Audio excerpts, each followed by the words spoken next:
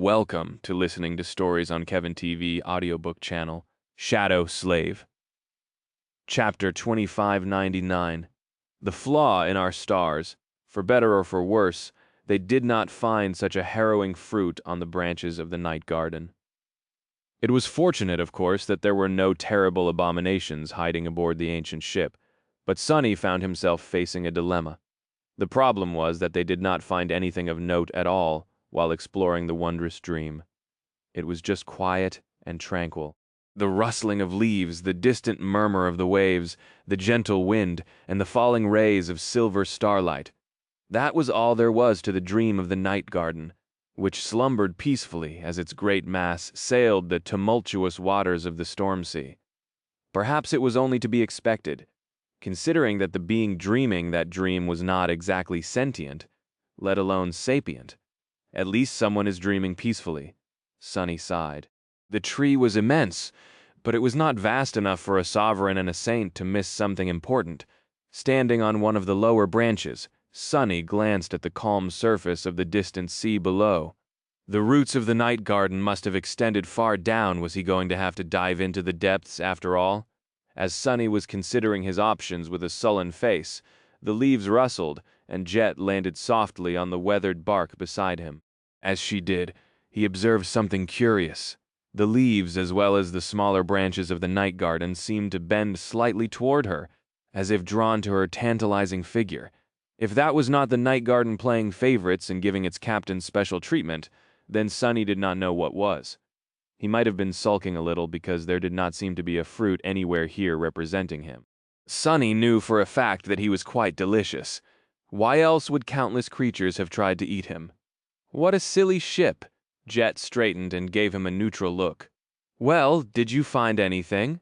Sonny coughed, embarrassed by his thoughts, and slowly shook his head. Not really. Ah, I'm starting to doubt my initial assumption. What about you? Have you discovered something? They had split up after the initial sweep. Sonny went to explore the lower branches of the night garden, while Jet climbed to the top. Nightmare followed her in the shadows, just in case something did happen and she needed help. But nothing had happened, in the end. Jet hesitated for a few moments. I'm not sure, maybe. Sonny raised an eyebrow. How do you mean? She considered something, then gestured up. Follow me. It will be easier to show you. He did with a shrug. Together, they climbed the great tree. Of course, the night garden was too tall, standing higher than the most towering mountain on earth, to be scaled like an ordinary tree, or even an ordinary mountain. But Sonny and Jet were not ordinary people either. They leapt from one branch to another, covering hundreds of meters of vertical distance with each leap and only pausing for a brief moment before taking the next one. The great branches streaked past them, and the leaves rustled from their passing, disturbed by the turbulent currents of wind. Although not the most practical, this way of ascending the immense height of the night garden was the simplest, and it was also a bit exhilarating. Look at me, having fun in a giant ship's dream. Sonny smiled slightly, thinking that he understood why Nightmare enjoyed galloping at terrible speeds so much. Some time later, they finally reached the top of the huge tree. Its vast trunk was thinner there, and the canopy was not as thick, revealing the clear picture of the gorgeous night sky. Anos. Sonny suddenly felt wary, looking around with a tense expression. He almost expected to see an enormous nest and find a murderous egg laying on the bed of spiderwebs inside. But luckily, the vile thieving bird did not seem to have visited the dreams of the night garden in the past. Sonny lingered for a few moments. What exactly am I looking at? Jet pointed up once again. The sky. He frowned, then followed her finger to the dark vista of the night sky. There was no light pollution in the dream of the night garden to make stars seem feeble and pale, and since Sonny and Jet were quite high, they looked huge.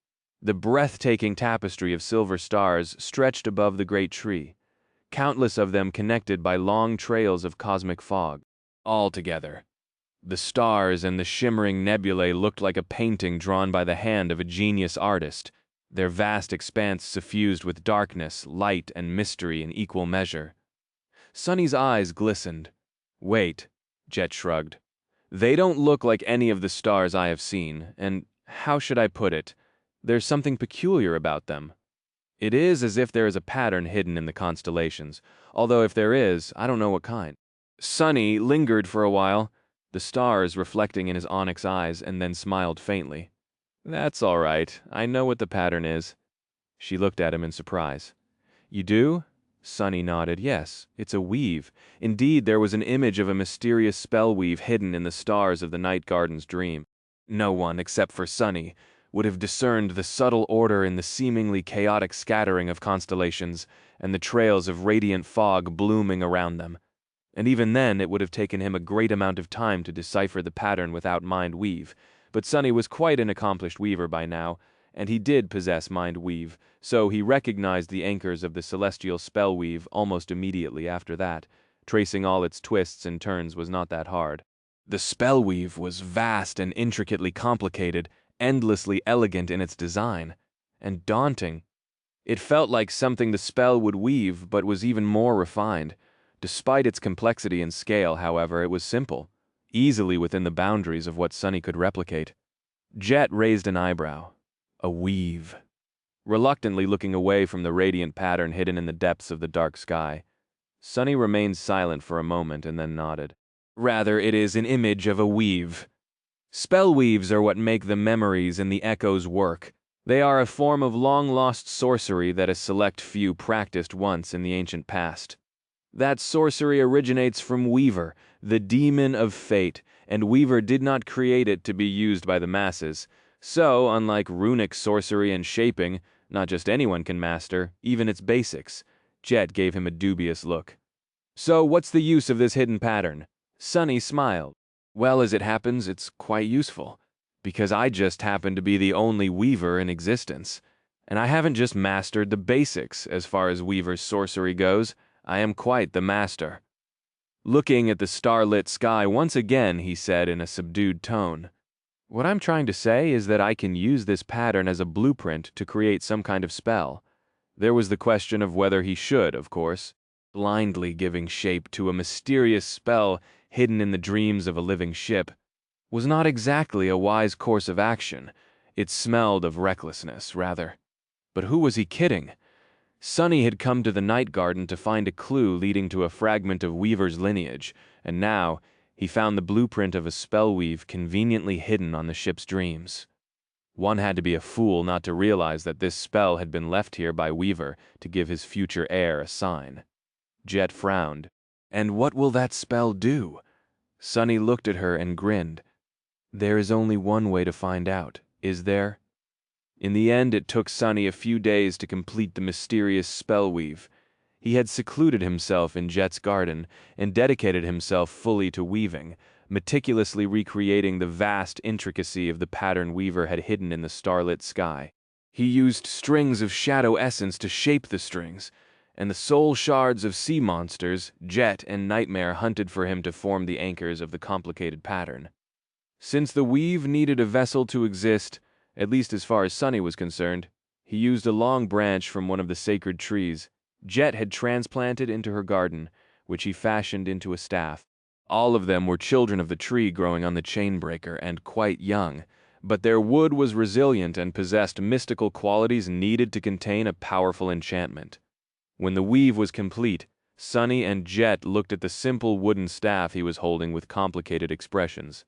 This thing is not going to blow up my ship, is it? Sunny hesitated for a moment. What? No, of course not. As Jet let out a relieved sigh, he added, At best, it will blow up a small part of your ship. Jet's icy blue eyes widened. But before she could say anything, Sunny poured his essence into the staff and activated its enchantment in the next moment. The night garden did not explode. Countless stars in the night sky exploded instead. Oops! Chapter 2600. Star Map. Dozens of constellations shimmering on the vast velvet expanse of the night sky exploded. Some stars were extinguished, while some bloomed with shining auroras, as if experiencing a glorious moment of radiant brilliance as they collapsed in a splendid display of self-destruction. Or at least they seemed to be. Wait, that does not make any sense. The enchantment Sunny had activated was consuming a vast amount of his essence.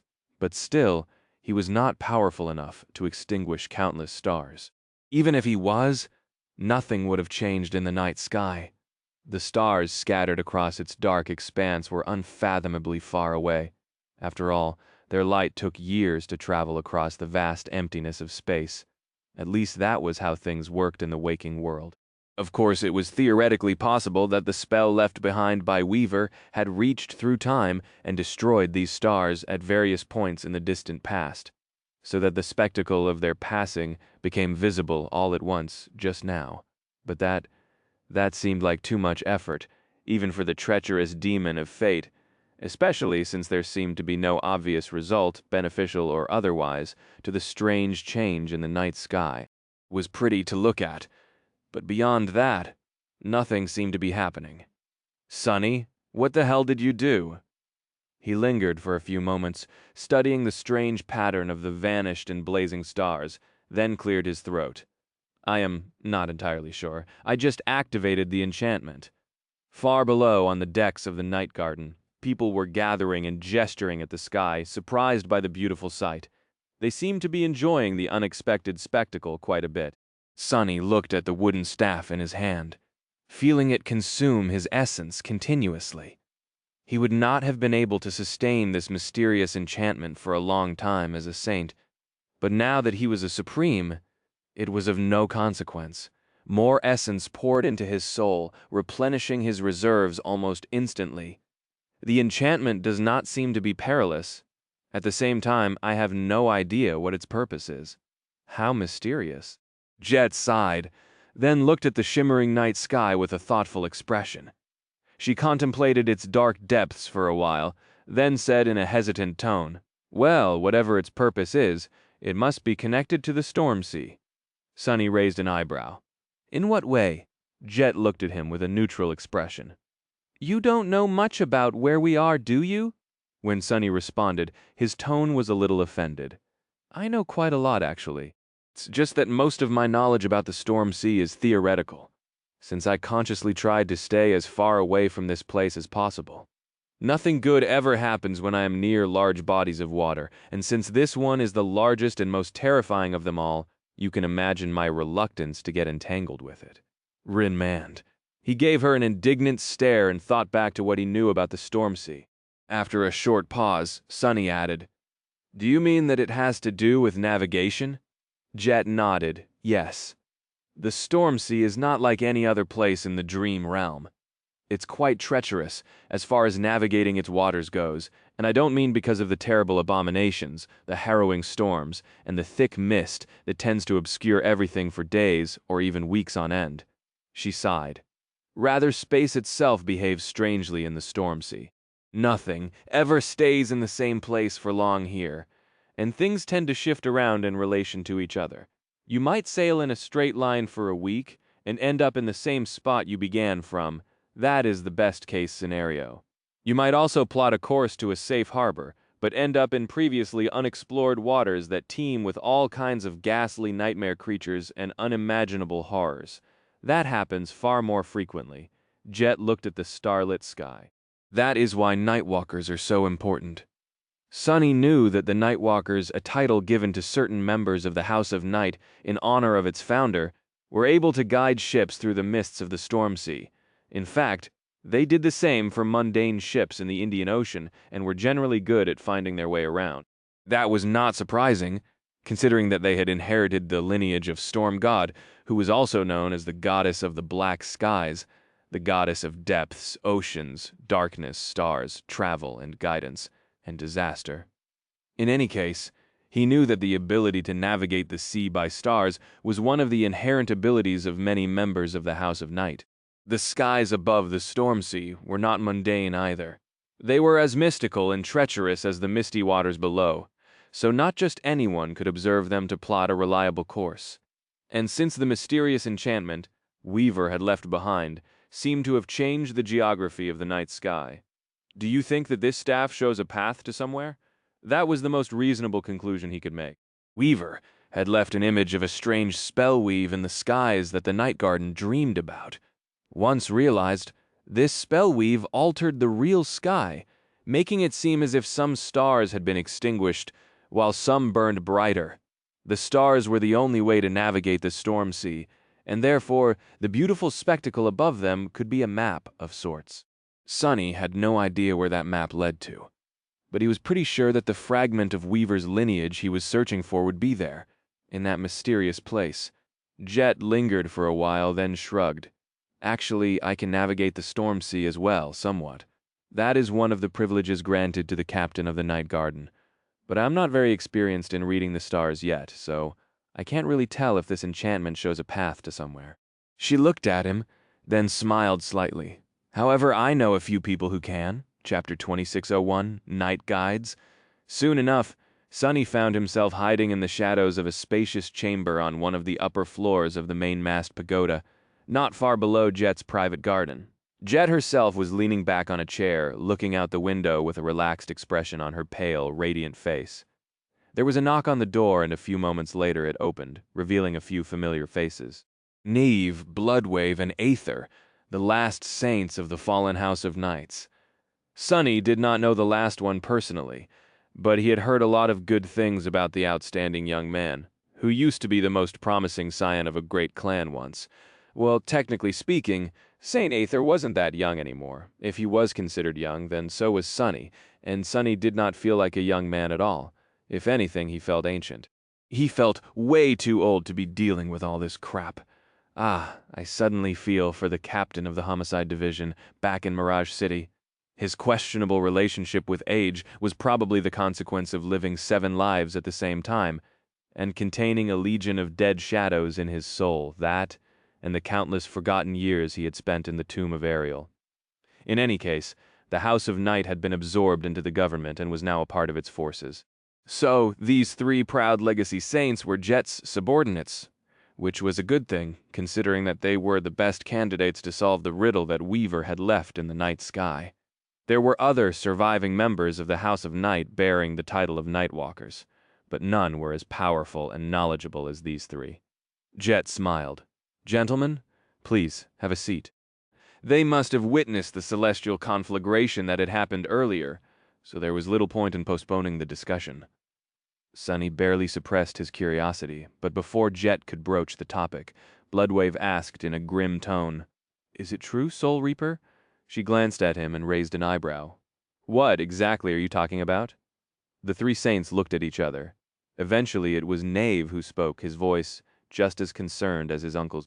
"That monster, Mordred of Nowhere. Are the rumors true? He is a supreme now, and Lady Nephis strike a deal with him?" "The rumors seem to have reached the Night Garden already. Hidden in the shadows," Sonny sighed. He himself was uncomfortable with the uneasy alliance between the human domain and Mordred. Few people trusted the King of Nothing, but no one had suffered from his wicked ways like the surviving members of the House of Night had. So it was only natural that they would be unhappy with the news of his ascension to the throne of supremacy, let alone of the deal between him and Changing Star. Jet studied the Saints of Night with a neutral expression, then shrugged. It's true, they were dismayed. Even Aether, who usually maintained nearly flawless decorum, allowed emotion to show on his face. How can this be? The air in the room had turned noticeably chilly and heavy with tension.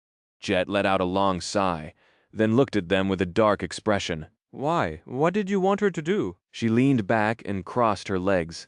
"Did you want her to start a new war, perhaps? It has not even been 2 years since the mess in Godgrave. But I guess another war between Supremes is just what we need." Heller Wiln, Knave, frowned. "That's a very callous way of looking at things, Jet. You know what that man has done to us, and to all of humanity as well. Lady Nephis cannot trust him. He must be eradicated." Jet smiled darkly. "I know, Knave. But I also know that he is immortal, supreme, wields a divine aspect, and inhabits millions of vessels.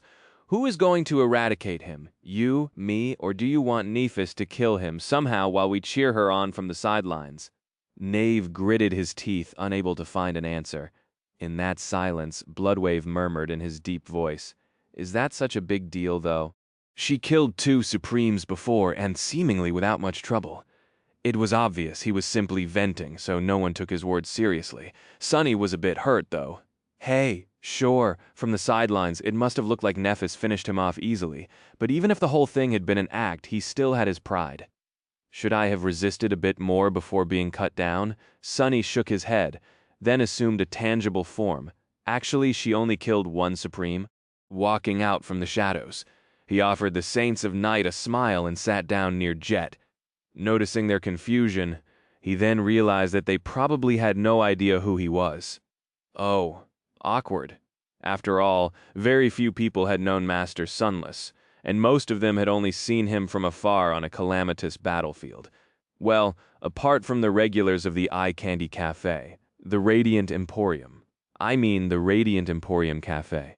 In any case, for most, the Lord of Shadows was associated with his fearsome mask. The Saints of Night had not participated in the Godgrave military campaign, so they would have met either of his incarnations. So, Sonny smiled and offered helpfully. Oh, I am the Lord of Shadows. You can call me Lord Shadow, or simply Shadow. I also respond to the Dark Lord, or Sonny. The three saints stared at him with wide eyes. Sonny's smile dimmed a little. He cleared his throat. As you can see, the news of my death was grossly exaggerated. Well, actually, I did die for a bit, but being dead grew old pretty quickly, so now I'm back. He remained silent for a few moments, and then added in a light tone. So, as far as killing Supremes goes, Nephis and I are tied for first place. For now, we are. Chapter 2602. Lost Among the Waves. Despite Sonny's friendly tone, the Saints of Night did not seem inclined to respond in kind. They stared at him with expressions of concerned apprehension, not saying anything. The silence was a little heavy. Eventually they turned to Jet Bloodwave, was the one to speak first, his tone wary. Soul Reaper, what is the meaning of this? She met his gaze, held it for a few moments, then chuckled. Oh, relax, he's on our side. It probably looked like she was conspiring against Nephis with an old enemy who had mysteriously risen from the grave. The two of them shared that last part in common, strangely enough. And if Jet was conspiring against the Immortal Flame clan, then it was safe to say that the government had secretly switched sides as well. She was its de facto leader, after all. Obviously, Saints of Night would feel a great amount of apprehension, considering that they, their families, and all the survivors of the fallen great clan were part of the government now. It seemed that they did not wish to become traitors to the human domain, which warmed Sonny's heart a little. He shrugged. For reasons that I am not too keen on explaining, the Lord of Shadows had to be considered dead, so Nephis and I pulled a little prank and convinced everyone that I died. In truth, however, we've been working side by side, very closely, I might add, ever since. One sovereign guides humanity in the sunlight, the other helps it from the shadows. Something like that, granted I am somewhat limited in what I can do. Looking at the grim faces of the three saints, he shook his head. Needless to say, you will need to keep my existence to yourself. I would not have revealed myself in front of you if I didn't believe that you could keep a secret. But still, it is worth saying aloud. Do not mention the fact that I am not entirely dead to anyone, please, including those you implicitly trust. Everyone will be safer that way. He lingered for a moment, studying their faces, then chuckled. No, but why do you look so glum? These are not at all the expressions of people who have just learned that humanity is actually twice as strong as they had believed. Knave shook his head slowly. I'm sorry, Lord Shadow. Sonny, it's just a lot to take in. Sonny smiled, hiding his bitterness at not being recognized by his old war buddy. He forced himself to think about something else. Now that's a reaction. The daughters of Ki Song had been so nonchalant about his stunning resurrection. Except for Deathsinger, who immediately proposed. I should probably be happy that none of these three is confessing, I guess. He sighed. Regarding that bastard Mordred, believe me, I'd love to see him gone as well. However, what we want and what reality dictates do not always coincide. I understand your desire to exact revenge, but at the moment, attempting to dispose of him would only invite disaster. You lost family members to his machinations. But you also have family members left to protect. Considering that the world is literally coming undone as we watch, I suggest you concentrate on that. An uneasy silence settled in the meeting chamber. Neve, Bloodwave, and Aether wore somber expressions, but his words seemed to have reminded them what was at stake. Eventually, Aether spoke up, his voice quiet and reserved. "Welcome back to the world of the living, Lord Shadow. To what do we owe the honor of hosting you aboard the Night Garden?" The youngest of the three saints, at least, seemed to be ready to face reality. Sunny knew that Knave would follow suit as well. He had his daughter to protect, after all, and if the two of them made peace with the current situation, Bloodwave would follow suit. "Hands," he smiled faintly. "Lamb, glad that you asked. In fact, I'm searching for something that I believe will help us weather the storms ahead better. I thought that it would be hidden on the Night Garden, but as it turned out, there was only a clue to where I must go. Or rather, a map. You've seen what happened to the sky, right?" Knave nodded slowly. "Of course, everyone saw. Is that why we were called?" He paused for a second and then smiled bitterly. "I guess it makes sense. Who else but us?" Jet looked at him with a hint of compassion and said in a neutral tone, "Indeed, we think that the stars are showing a path to somewhere. So, I need your help to read the constellations, to determine if it is indeed a map as well as where it leads to." The three saints looked at each other. Strangely enough, they kept silent for a long time. Sunny did not think that they had a reason to refuse to help, and on top of that, they seemed to be quite friendly with Jet, Knave's daughter, even treated her like an aunt. So, he was surprised at their hesitance. The reason why they had hesitated, however, surprised him even more. After a long while, Knave finally spoke, looking at Jet and Sunny with a complicated expression. "It is a star map without a doubt. As for where it leads to, there's no need to guess. We already know." Sunny and Jet looked at each other, surprise apparent on their faces. "You know?" Knave nodded slowly. "The House of Night used to possess a map just like this one. A long time ago, it was one of the most important relics of our clan. Sadly, it disappeared, along with our leader, Nightwalker." Bloodwave's face fell at the mention of the founder of the House of Night. Sunny scratched the tip of his nose. "So where do the stars point?" Knave inhaled deeply. "They point to the Eternal City, a mythical place lost among the waves. That was where the Night Garden was built. And that is where the lineage of Storm God is hidden, as well." Chapter 2603. Immortal abodes. Sunny remained silent for a long while, a little confused by Knave's words. There was something strange about them. Eventually he frowned. "Wait, did you say that it is hidden there? Not that it was hidden." Knave looked at Aether and Bloodwave, then nodded. "Yes, the lineage of Storm God is not like the rest. The rest of them, as far as we know, came from lineage memories that outstanding individuals, or possibly simply lucky ones, earned either in the first nightmare or while exploring the dream realm and conquering the first citadels of humanity. But the source of the lineage of Storm God is not a memory. It is a place." Sunny just stared at him in surprise. A faint smile appeared on Knave's face. "After all, the existence of the House of Night is a bit of a contradiction, isn't it? As you might know, initially, it was an alliance of lesser clans populating the Stormsea, created in large part to answer the rising influence of powerful factions like Valor or Immortal Flame. There was no blood relation between the various families forming the House of Night. So how did we all come to share the lineage of Storm God?" He coughed. "I know that there are a lot of salacious rumors about Nightwalker. But no, he did not conceive children with women from each of the founding families. Although there have been countless internal marriages between the various branches of the House of Night since then, he only had one child of his own." A shadow briefly ran across his face. Knave paused for a few moments, then sighed. However, he did share the lineage of Storm God with the other founding families of the House of Night. "To explain how it was possible, I will have to divulge the most guarded secrets of our clan. Would have asked you to keep it, but I guess it does not matter anymore, now that the House of Night is no more."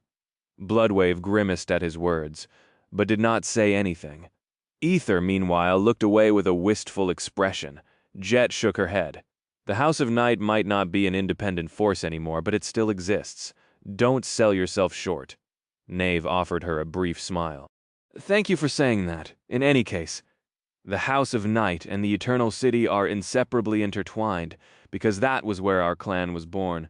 Back then, Nightwalker was sent to the Eternal City on his first winter solstice. Other sleepers were as well, but he was the only one who survived. And the only reason he survived was because he fled that terrifying place aboard the Night Garden, which had been drifting in the waters nearby. Sunny raised an eyebrow. How dangerous is this Eternal City exactly? Knave hesitated. Nobody knows for sure because Nightwalker rarely spoke about it. He was not a very social person in general. However, the greatest treasures of the House of Night all came from the Eternal City, the Night Garden, the lineage of Storm God, and the map charting the course back to its shores.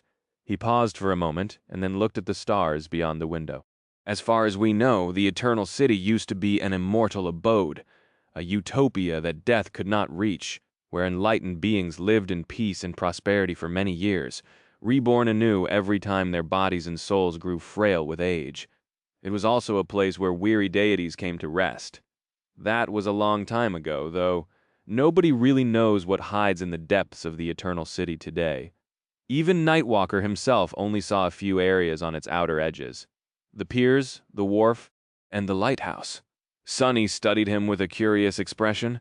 What about the lineage of Storm God, then? Where did he find out, and how did he share it with other people? Neve remained silent for a few moments, then looked at Bloodwave. I think my uncle will know better, since he was one of those who received the lineage directly. Bloodwave frowned, then let out a long sigh. Well, as that scoundrel, Nightwalker, told it, the lighthouse of the Eternal City is also a temple dedicated to Storm God. It does not shine with ordinary light. Instead, a star is trapped within it. That star is the source of the lineage. Anyone who finds their way to the Eternal City and enters the lighthouse will be bathed in its silver light. Then they would be reborn as descendants of Storm God. Ranobem. He paused for a moment and then added somberly, or die, many do. Knave nodded. Yes. Nightwalker entered the lighthouse and survived. He also received the lineage of Storm God, which eventually allowed him to escape the Eternal City. Before escaping, however, he collected a bit of that starlight into a special memory. In the end, the memory made it possible for the founding members of the House of Night to receive the lineage as well, even if a few of them perished in the process. Sunny inhaled deeply. Knave confirmed something that he suspected all along, that not just anyone was fit to receive the lineage of a god. Sunny had felt it himself, all those years ago, when absorbing blood weave. He had just barely survived the process, and that was despite possessing an innate affinity to fate, and therefore sharing some degree of kinship with Weaver, not to mention wielding a divine aspect. Warden of Valor, Immortal Flame, Nightwalker, Ravenheart, and the Unknown Awakened who had inherited the lineage of Heart God to later pass it on to Asterion. Each of them had been a special person. It was no coincidence that they had earned lineage memories, so it was no surprise that they survived using them. The founding members of the House of Night were different, though. Unlike those who received a lineage memory after being judged worthy of it by the spell, they, just like the daughters of Kisong, were exposed to a divine lineage arbitrarily. To some of them it had become a fatal gift, and those were already people sent to the Stormsea by the Nightmare spell, so they had to have possessed some degree of affinity to the various aspects of Storm God. What did that make Sunny, though? The drop of ichor gave me a lineage that eats other lineages. It seemed that, just like in all things, he had been both incredibly lucky and terribly unfortunate when receiving his lineage. Go figure. Chapter 2604, Mindset of a Sovereign. After remaining silent for a while, Sunny spoke in a contemplative tone. I am guessing that the starlight stolen by Nightwalker was not infinite, though. Neve nodded. Indeed, the light contained within the star lantern was merely a wisp, so it was exhausted eventually. Aether was the last person to have benefited from it directly. He paused for a moment, and then added in a complicated tone, not every child born in the House of Night inherits the lineage either, and with how often awakened die, our bloodline has always been at risk of vanishing. There are fewer of us now than ever before, and no one has been able to manifest the lineage as strongly as Nightwalker himself, yet. So, that was one of the reasons why he wanted to return to the Eternal City. He glanced around the spacious cabin they had gathered in, then gestured to its walls. The Night Garden is another. It is no secret to those who know it well that the Night Garden is in a state of disrepair. Some of its functions have deteriorated, while some have broken down entirely. It had been drifting in the Stormsea for thousands of years before being discovered by Nightwalker, after all. He believed that this great ship had been built at the wharf of the Eternal City, and therefore that it could be repaired there too. Sunny frowned faintly. He knew that the Night Garden had been built by the Demon of Repose. Did the Eternal City have a connection to her as well, then? It was quite possible that it did. A city where living things were reborn anew every time their bodies and souls grew decrepit with age, and were therefore unfamiliar with death, sounded very much like something that the daemon-wielding powers of restoration and rejuvenation could have created. Had the Demon of Repose not only sailed the seas on a luxurious ship, but also operated an exclusive resort? Sunny smelled a kindred spirit. Neve sighed. And lastly, Nightwalker only explored the outer fringes of the Eternal City before making his escape. The mystery of what was hidden in its depths, what treasures the immortals had left behind, had always drawn him back, so he always intended to return there one day. Sunny hesitated for a moment. So, why didn't he? He had the map. Bloodwave spoke instead of Nave, his deep voice betraying a hint of unease. Because he only escaped those waters by miracle, the first time around. People tend to think of the Stormsea as just another region of the dream realm. But actually, it is as vast as the rest of the explored area of this cursed world, encompassing waters that are as different from each other as Godgrave is different from the lawn in front of Bastion. He smiled darkly. We humans are able to exist in some parts of the Stormsea, but that does not mean that we can sail it freely and go wherever we want. In fact, those who are not careful to stay in relatively safe waters all die terrible deaths, and among those who do steer clear of the more perilous parts of the Stormsea, only some die. Nave nodded. The Eternal City is hidden in the very heart of the Stormsea, so even with a map, reaching it is a dangerous task. At least it was, in the times when Nightwalker lived. You must remember that the most powerful of his contemporaries were only masters back then. Still, never abandon the plan of returning to the Eternal City one day. Sunny and Jet looked at each other. Was that where he vanished? Did he leave on a voyage to the Eternal City and never come back? Neve remained silent for a while. Yes, some say that he died while exploring the Dream Realm. Some say that he perished while attempting to conquer the third nightmare. But the truth is that Nightwalker left on a voyage to return to where he had first entered the Dream Realm. No one has heard anything about him since. Anno Hernunti Sunny frowned. Neve believed that Nightwalker had vanished without a trace while attempting to reach the Eternal City, and that no one knew what had happened to him. But that was not entirely true. Mordred knew something, it seemed. Least, he let slip that Asterion had forcefully taken the lineage of Storm God from Nightwalker, which led Sunny to believe that the Dream Spawn had something to do with the disappearance of the founder of the House of Night, even if the details of their confrontation, as well as its timing, were murky. In any case, Nave had given him a lot to think about. After a long bout of silence, Sunny asked in a reserved tone, "So what you're saying is that there is a wondrous city, no doubt the most monstrous hell imaginable, by now lost somewhere in the Stormsea, full of mystical treasures and divine light. Not only does it hold the key to restoring the bloodline of Storm God, but there's also a wharf there where the Night Garden can be returned to its true glory. And the map to that city has just become visible to everyone in the Stormsea just now." Nave nodded cautiously. Sunny hesitated for a while, then looked at Jet. He stared at her for a moment. "So, we are going there, right?" She did not seem to share his enthusiasm, though. "Sunny, are you asking me if I'm willing to take my ship, complete with millions of people living aboard it, on an expedition to who knows where, knowing full well that there will definitely be untold horrors waiting for us along the way?" Sunny scratched the back of his head. "Yes." Jet shook her head slowly. "Why would we take that risk? Hearing that, Aether nodded. I agree. It is too perilous, even if the rewards promised by that expedition are great. Knave and Bloodwave remained silent, but they seemed to share his opinions at least to some degree. Sonny looked at them with dark amusement. Why? He shook his head with a wry smile. Well, it's easy, really. Actually, I'm quite surprised that I, a sovereign, have to spell it out for you. Leaning forward, he looked at Jet and the Saints of Night with no hint of humor in his eyes. It is because I am desperate. Nephis does not show it, but she is desperate too. You don't seem to be nearly desperate enough, though, despite being weaker than us while knowing that the world is ending. There is barely any time left before all kinds of cursed and unholy beings descend upon us and consume us all. But you want to pass on a chance to increase the collective strength of humanity, and by a large margin at that? He leaned back and took a deep breath. Allow me to dispel your illusion, then. Being cautious is great, but caution is a luxury we cannot afford. The time for caution is long gone. It had been squandered entirely before any of us was even born.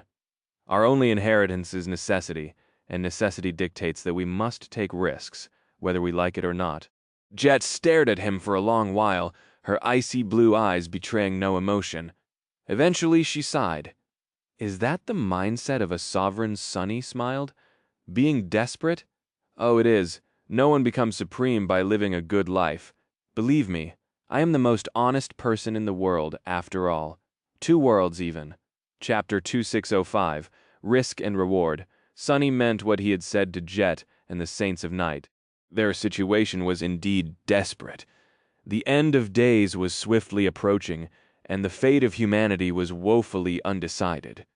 Perhaps the rest could ignore that ominous truth, but as one of the Supremes, Sonny was personally responsible for what would happen to the world in the end, so, unlike those who wielded less power, he could not allow himself the solace of willful ignorance.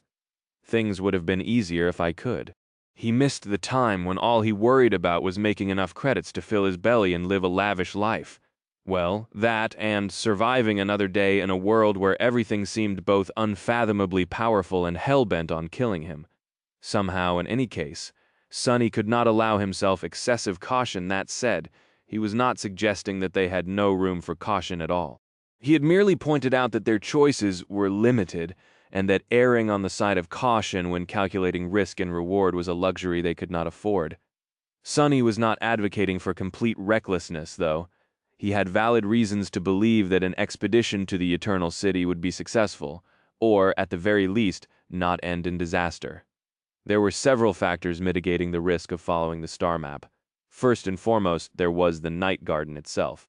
The living ship had spent thousands of years drifting in the Stormsea, and nothing had managed to sink it yet, so Sonny believed that it could weather any danger they would face on the voyage to the Eternal City. Even if they did stumble onto something too terrifying, though, there was one thing that the Night Garden was better at than almost any other citadel. It was escaping danger. Not only was the Titanic ship highly mobile in and of itself, but there was also the ability to open the Dream Gate between 2 points in the Dream Realm that it granted Nephis. Should the need arise, the Night Garden would be able to retreat to safer waters almost in an instant.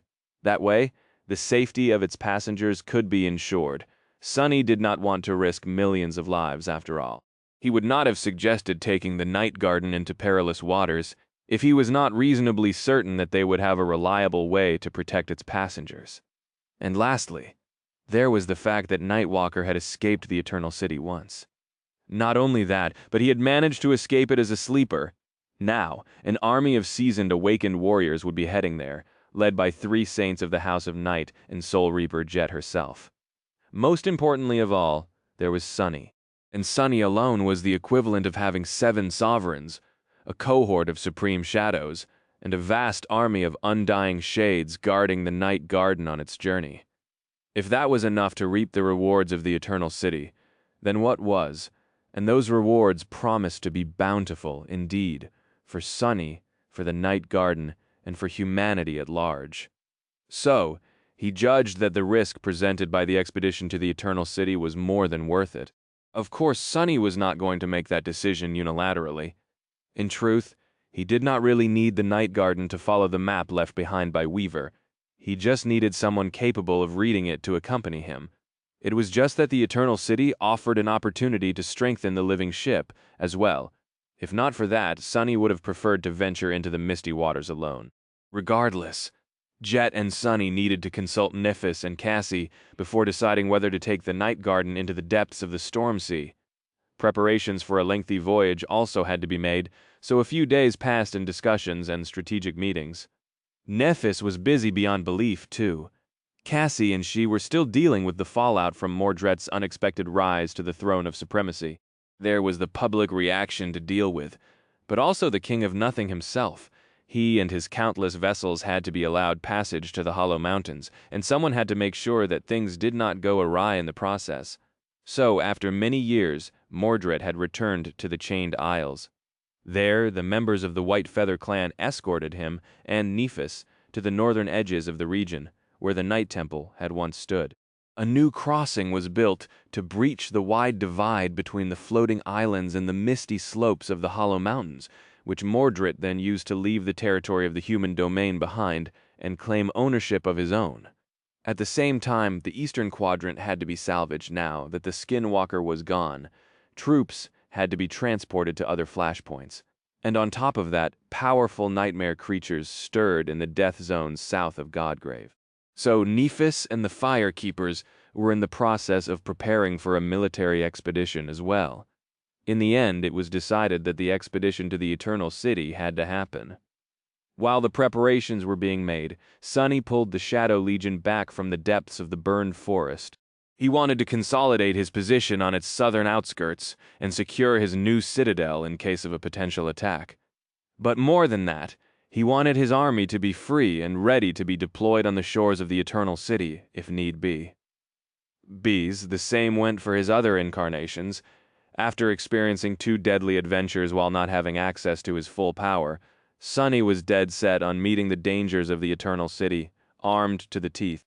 About a week after the initial meeting with the Saints of Night, the same people gathered in the private council cabin of the mainmast pagoda once again.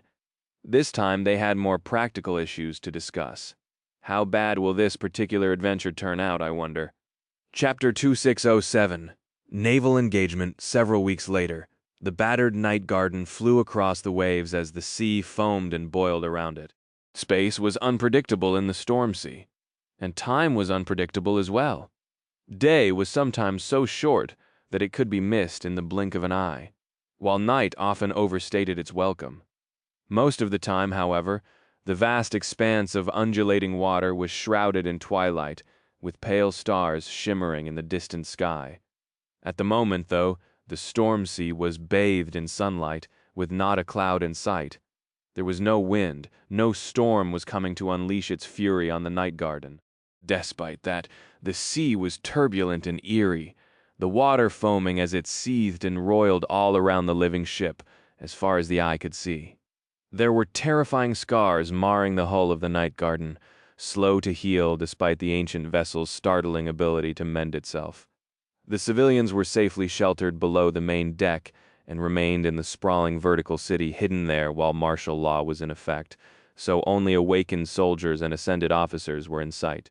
That had become the norm over the last few weeks, as the night garden had engaged in countless battles and clashes with the nightmare creatures rushing to reach the Eternal City. All of Stormsea seemed to have gone mad once the celestial map was revealed, but now that they were getting closer to the goal, only the most dreadful contenders remained in the race. "Captain, it's surfacing!" In the runic hall of the main pagoda, Jet gave one of her subordinates an amused look. "Captain, huh? If memory serves, I was a lieutenant general last time somebody bothered to formally promote me. Shouldn't you fools call me an admiral, at least?" The man blushed, embarrassed by her calm tone. "Sorry, ma'am, but that thing, He did not get to finish the sentence, though, because at that moment the foaming sea seemed to move. At first it seemed as if 2 towering waves swelled on both sides of the ship. Then, however, the water continued to rise, as if the sea was pregnant with 2 towering mountains. A few heartbeats later, The surface tension broke, and two gargantuan tentacles burst from the depths into the vast expanse of the sky. Each was at least half a dozen kilometers long, and that was only what was visible of them above the surface. Who knew how deep they stretched into the abyssal depths of the bottomless sea? And who would want to know what was hidden there in the depths? The colossal tentacles rose from the sea like two black cliffs, casting their shadows on the night garden. Port and starboard, fire. Jet did not raise her voice, but somehow it could be clearly heard despite the roaring of water and the howling of the wind. A signal was given, and a few seconds later, the cannons stationed along the sides of the Titanic ship thundered. There were 24 of these cannons in total, 12 per side, and each of them was a colossal beast. The cannons were 12 meters in length and more than 2 meters in diameter, firing iron balls that were almost as tall as a person and weighed so much that only Ascended could load them into the barrels. The cannons were not cast from metal, but rather carved from seemingly indestructible black stone, their surface engraved with intricate carvings. When Jet asked where that material came from, Sunny simply said that he borrowed some obsidian from the Shadow Realm. She was still not sure whether he was joking or not. Moesh! And when she asked what function the engravings served, he gave her a peculiar look and told her that they were there to make the cannons look pretty. That he seemed to have been deadly serious about that man. In any case, the cannons were enchanted with simple but ingenious magic. They were able to absorb soul essence and then convert it into kinetic energy to propel the cannonballs with devastating force. The projectiles themselves were charged with essence. As well that way, they were able to wound even nightmare creatures of high ranks, of course, while only the quantity of essence mattered when charging the cannons, which meant that they could be operated by crews of awakened. It was the quality of essence that mattered when infusing the cannonballs. So if the night garden faced abominations of the corrupted rank or higher, a master had to be in charge of the artillery crew to make the shots count. Or better yet, a saint. Sadly, the transcendent defenders of the night garden had better things to do than run around fueling cannons with their essence, and the nightmare creatures they faced on this particular expedition were often of the great rank instead. However, the Lord of Shadows had thought of a solution for that as well. To solve the problem, he designed the cannons in a way that allowed them to consume essence, not only from awakened, but also from soul shards, and luckily enough, he seemed to possess literal thousands of transcendent soul shards at the moment, the spoils from the conquest of the burdened forest. No doubt, these soul shards had been distributed among the government soldiers aboard the Night Garden, resulting in a significant increase in their overall power. These days, there was hardly any awakened or ascended here without a fully saturated core. The remaining shards were assigned to the cannon crews, and were being used to feed powerful essence into the cannonballs. As the cannons thundered, colossal orbs of shining metal streaked through the air and tore into the colossal tentacles. Enormous chunks of flesh and torrents of oily black liquid filled the air, and one of the tentacles folded under its own weight, falling back into the waves. The aim of the starboard cannoneers fell short of the mark, though, and the second tentacle continued to rise above the night garden when its colossal shadow fell upon the living ship. Jet glanced up with a concerned expression. Brace. As the enormous tentacle fell, wrapping itself around the night garden, 4 more rose from the foaming sea. Chapter 2608, 3 Serpents and a Whale. The night garden shook as the colossal tentacle fell from the sky, wrapping itself around it. The invisible shield protecting the deck of the living ship from the fury of storms prevented it from wreaking havoc across the superstructures, and it avoided skewering itself on the tall masts as well, however. The vessel still ended up captured in a dreadful embrace, the hull groaning as unimaginable pressure descended upon it. The tentacle constricted, trying to crush the night garden into splinters and pull it under the waves. Jet did not seem too concerned, however, looking at the southern horizon, where a strange haze was gathering above the sea. She frowned slightly. Reload the cannons. Divination team, I need a weather forecast as soon as possible. The chain of nightmares had been a disaster to awakened wielding powers of divination, who became far less capable in its wake. However, they still had their uses, and some seemed to have been affected less than others. Nightfall is imminent. Jet's frown deepened a little. How imminent? Her question was met with silence. But even those who were affected less were far from precise. The sea boiled as 4 gargantuan tentacles rose from it, and the hull of the night garden groaned as the 5th one constricted around it. Jet pursed her lips. Ah, I think I'm starting to hate water, too. At that moment, 2 human figures plummeted from the great height of the living ship's main deck, flying toward the water. The fall would have undoubtedly killed anyone below the transcendent rank on impact, but these 2 simply dove into the waves. A heartbeat later, 2 massive shadows moved under the water, rushing toward the gargantuan tentacles. They were Knave and Bloodwave, the saints of the fallen House of Night, who had assumed their transcendent forms. Jet looked at her shadow. She was sure that a subtle presence was hiding in it before, but now the shadow felt empty.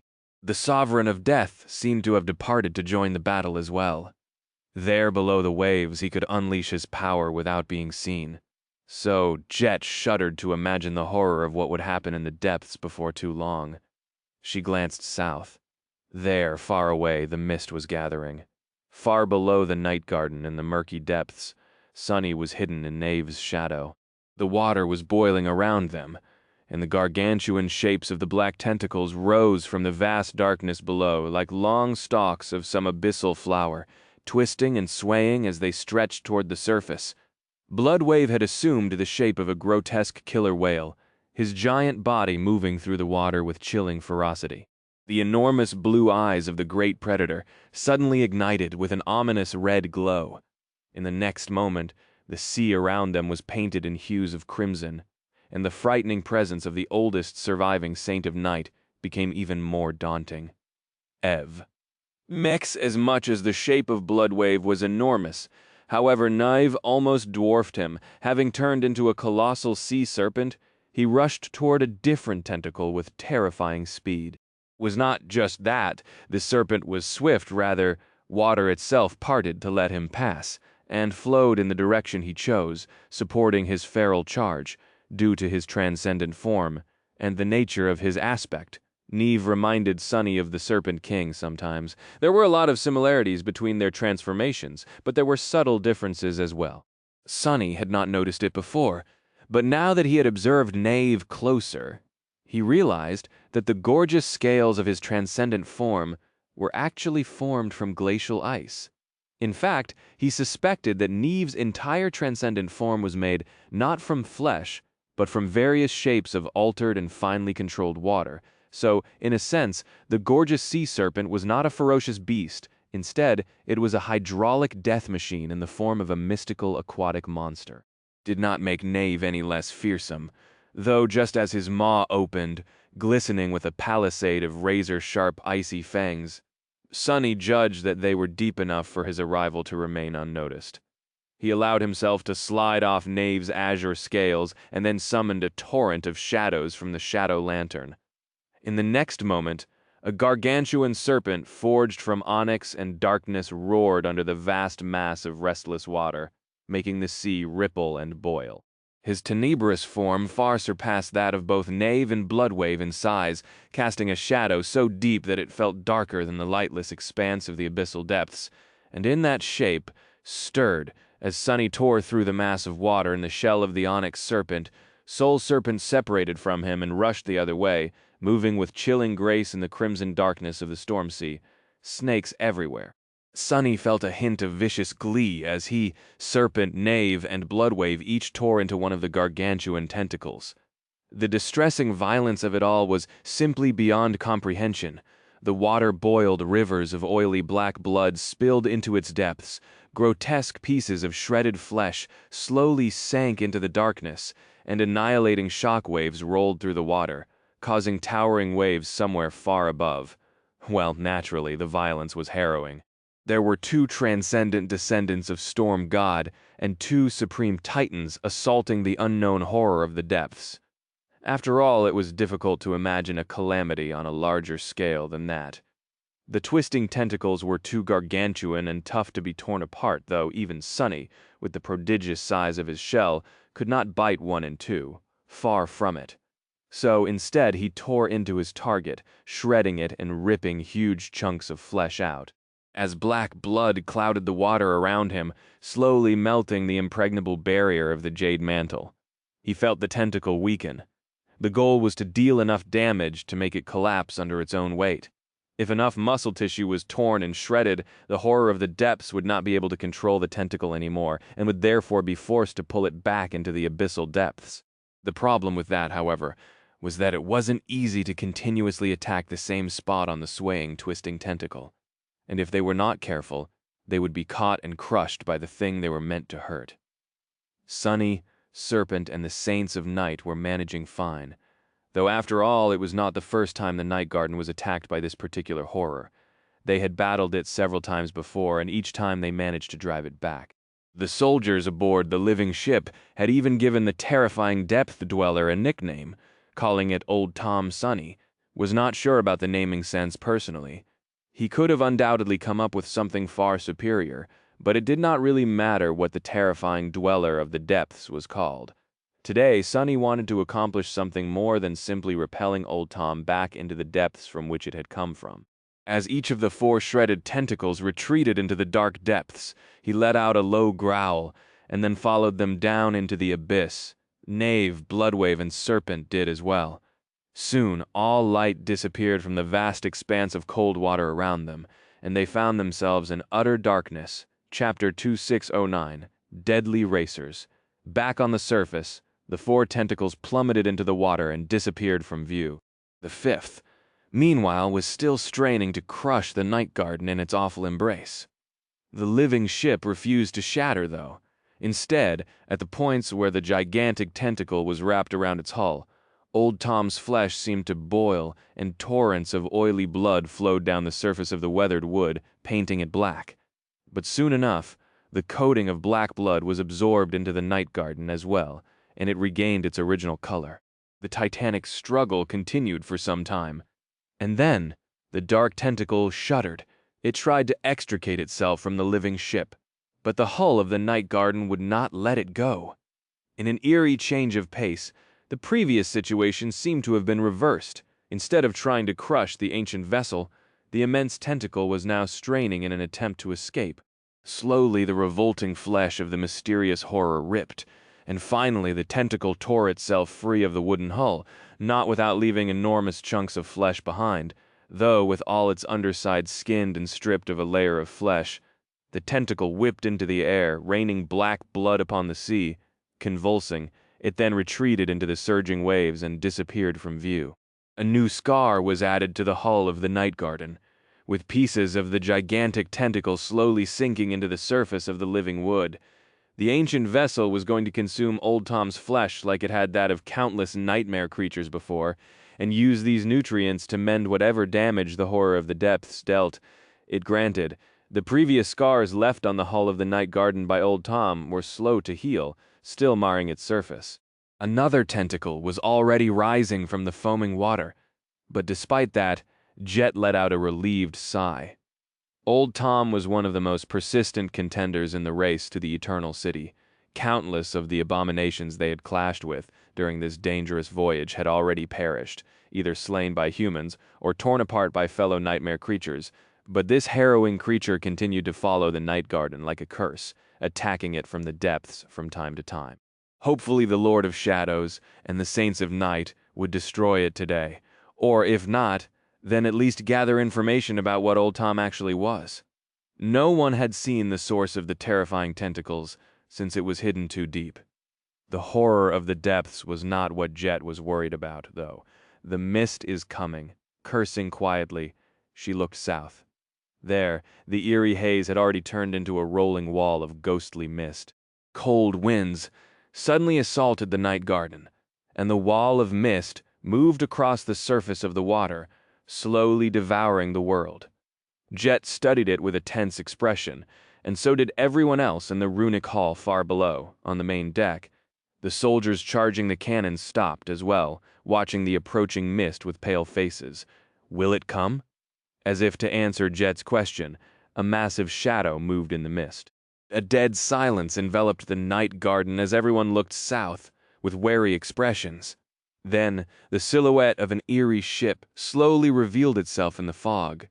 Although not quite as titanic as the Night Garden, it was still enormous, towering above the sea, like a fortress built of rotten wood.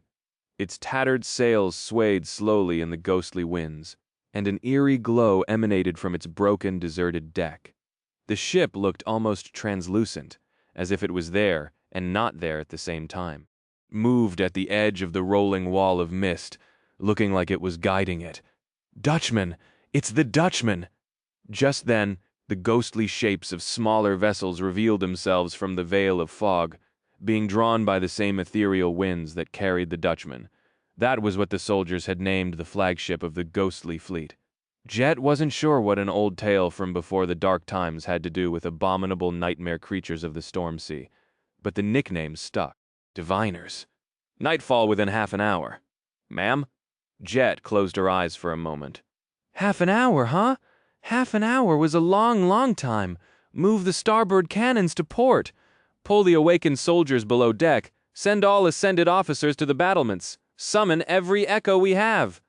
"Aether, the bridge is yours. You know what to do?" Rod. Inner. Aether gave her a guardedly worried look, then bowed slightly. "Yes, Lady Jet." Jet blinked a few times. "Right, I'm a lady now." Smiling crookedly, she raised her arms above her head and stretched like a cat, then let out a long sigh and summoned the mist blade, commanding it into the shape of a war scythe. Jet then took a step forward and turned into a torrent of mist herself. Descending from the height of the mainmast pagoda, she rushed across the great span of the Night Garden's main deck and reached its edge. There, the awakened soldiers were already retreating hastily, while the ascended cursed as they pushed the heavy cannons into place. Flowing upward, Jet returned to her corporeal form on top of one of the great cannons, standing at the very edge of its long obsidian barrel. The water foamed and surged far below her. Placing the scythe on her shoulder, Jet looked south at the eerie shape of the Dutchman. A few moments later, she felt a chill run down her spine. She knew that someone, or something, was looking back at her. She raised a hand with a faint smile and beckoned the captain of the Dutchman with her finger, inviting him to come. In the next moment, the sails of the ghostly flotilla swelled, and dozens of rotting ships tore free of the wall of mist, flying across the waves toward the Night Garden. "Come, come, you're bastards." I was hungry anyway. Chapter 2610, Wraith Armada. Jet could have sensed the advance of the ghostly armada even with her eyes closed. That was because the moment the captain of the Dutchman commanded his spectral fleet to sail forth, the winds vanished, plunging the world into a dead calm. All around the Night Garden, the water was restless because of the harrowing battle happening in the depths, but further away, it turned still and glass-like, reflecting the boundless sky like a vast mirror. There was no wind, and yet the wall of mist continued to roll forward from the south, slowly devouring the world. The sails of the ghostly ships were swelling, and the ethereal vessels flew forward across the still surface of the motionless sea. The tentacles of the old Tom rose from the water on one side of the Night Garden, while from the other the Wraith Armada swiftly shortened the distance, ghostly fires igniting on the dimly glowing decks. Jet grimaced. They just had to attack at the same time, damn it. But then again, maybe they did. The race to the Eternal City was coming to an end.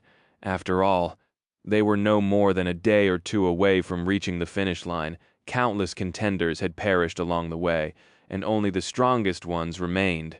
Old Tom, the Dutchman, and the Night Garden were among those. Today was their last chance to dispose of the competition, so it was no wonder that the horror of the depths and the nebulous wraith commanding the Dutchman chose to attack. Honestly, if Jet had a reliable way of tracking either of these foes, she would have been tempted to hunt them down herself.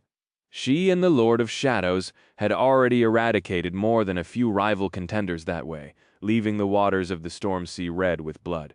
"Fire!" Aether's command was relayed to the cannon crews, and the Ascended activated the enchantments of the great siege weapons. Jet took a step back and braced herself as the obsidian barrel beneath her shuddered and roared, sending an enormous ball of luminous iron flying forward with harrowing speed. The force unleashed by the sorcery of the Lord of Shadows was so terrible that the enormous cannon, weighing hundreds of tons, rolled a few meters back. It would have rolled further, too, if not for black chains that kept it in place. Jet easily maintained her balance on top of it, watching the radiant cannonball streak across the sky. The thunderous roar of 24 of these cannons firing in quick succession was both deafening and violent, but she endured the palpable sonic shock of it as well. It was like music to her ears. A powerful gale of wind sent her raven-black hair dancing, and her icy eyes glowed with chilling blue light through the chaos of the devastating salvo. A few moments later, the cannonballs struck the ethereal ships. Some missed their marks, plunging into the sea and sending towering plumes of foaming water into the air. But the rest had been aimed true. A dark smile illuminated Jet's pale face. At least a dozen of the ghostly vessels were severely damaged, a few of them even dissolving into halos of ghastly, ephemeral light, as if dispelled by the violent force of the sorcerous bombardment. Sadly, the Wraith Armada was an insidious enemy. Both the ships and the bloodthirsty ghosts populating them were spectral in nature, so only those attacks that targeted the intangible could harm them. The annihilating physical force carried by the radiant cannonballs was wasted on the ghastly fleet of restless souls. However, the soul essence that the cannonballs had been charged with could still wreak havoc among the spectral ships, even if the damage was not as destructive as it could have been. Several ships were dispelled, and several more slowed down, damaged by the bombardment. Reload the cannons. Jet evaluated the speed of the Wraith Armada and the remaining distance between the fastest ship and the Night Garden. The cannons were powerful, but it took time to saturate them with essence, not to mention the laborious process of loading new cannonballs into the enormous barrels. There was no time for the second salvo. The eerie form of the Dutchman loomed in the mist behind the Armada, towering above the advancing ships like a lumbering beast. Drawing closer, Anne's jet did not even know if the vessels the bombardment dispelled were truly gone, or simply returned to their source, and would be summoned again later. The Night Garden had seen the Wraith Armada from a distance a few times, and clashed with it once, but back then, the Dutchman had not seemed inclined to commit its forces to a full-scale battle. Perhaps its owner had been wary of the dead captain of the Night Garden and the ghostly monarch she was hosting aboard her ship, seeing a perverse kinship between them. Or maybe he simply saw no reason to bother, but now the Wraith Armada was descending upon the living ship in full force. "Want to board my ship, huh?" Jet exhaled slowly, then changed the grip on her war scythe. A moment later, she leaned forward and sent it flying with a throw as powerful as what the great cannon beneath her was capable of. At the same time, she turned into a torrent of mist and wrapped herself around the ice-cold blade, riding it across the sky toward the advancing Armada. Her aim was true. The war scythe bit into the spectral deck of the leading vessel, causing the glow of the entire ship to dim. Jet assumed her human form and stepped onto the rotten wood, placing her hand on the trembling shaft of the mist blade. "How about I board yours instead?" All around her, ethereal figures rose from the ephemeral glow, the ghastly shapes of dead sailors still bound to their sunken ship, knowing no peace or solace. Looking at them with a chilling hunger, Jet grinned. The Dutchman commanded a fleet of restless souls, and now he had delivered them to Soul Reaper. Chapter 2611, More Dreadful Wraith. The ghostly crewmates of the spectral ship all wielded power similar to that of corrupted abominations. Most were akin to beasts, while the captain was akin to a monster. At least that had been the case during the brief skirmish between the vanguard of the Wraith Armada and the Night Garden in the past. Jet could feel that this particular crew was more powerful than the scouts who had attempted to board the living ship before, and had no doubt that there were far more harrowing, terrifying beings among the ghosts. The Dutchman commanded demons, devils, and even nightmare creatures of the great rank, but it did not matter. The ghastly Armada was vast, and there seemed to be an endless number of lost souls populating the ethereal, rotting ships. They were wraiths, which meant that most awakened would be in great peril in a battle against the Dutchman's otherworldly army. But for that very reason, Jet was their natural adversary. Her aspect allowed her to directly destroy the souls of her enemies, after all. Not only that, but she grew stronger with each enemy she killed. Her essence was replenished, and the cold shattered star of her soul core grew both in size and volume, one dark jagged shard at a time. After 2 relentless decades of chaos and slaughter, her jigsaw soul core had become vast and expansive, looming above her soul sea like a broken sun, and that, in turn, allowed her to augment her undying body with essence far past the limits of what any other awakened was capable of, both granting her fierce power and allowing her to sustain that ferocity for a longer time, almost indefinitely, as long as there were living beings for her to kill, or undead beings. It mattered not to Jet. As the crew of the spectral ship rose from ghostly light and rushed at her, she saw them clearly. Their ancient armor was shredded and torn, their phantasmal bodies underneath were covered in terrible wounds, and their cold, empty eyes burned with ethereal green flames. There was no frenzied hunger or demented fury in their gazes, though, like in those of most nightmare creatures, just torment. Lunging forward to meet the flood of murderous wraiths, Jet spun her war scythe and easily sliced the nearest of specters in half. A mundane blade, or even an enchanted one, would have simply passed through his ephemeral body as if it were passing through mist, but her scythe severed the soul of the spectral abomination just as easily as it would have severed flesh. The silhouette of the ancient wraith rippled and dissolved into a dying flash of pale light, disappearing forever. Those who had managed to slay these peculiar beings before reported that the nightmare spell did not announce their deaths, and there were no soul shards left behind them either. But Jet could clearly feel the end of the ghostly sailor's existence. A stream of essence entered her soul, and a new shard was added to the jagged orb of her broken soul core, making it a fraction bigger.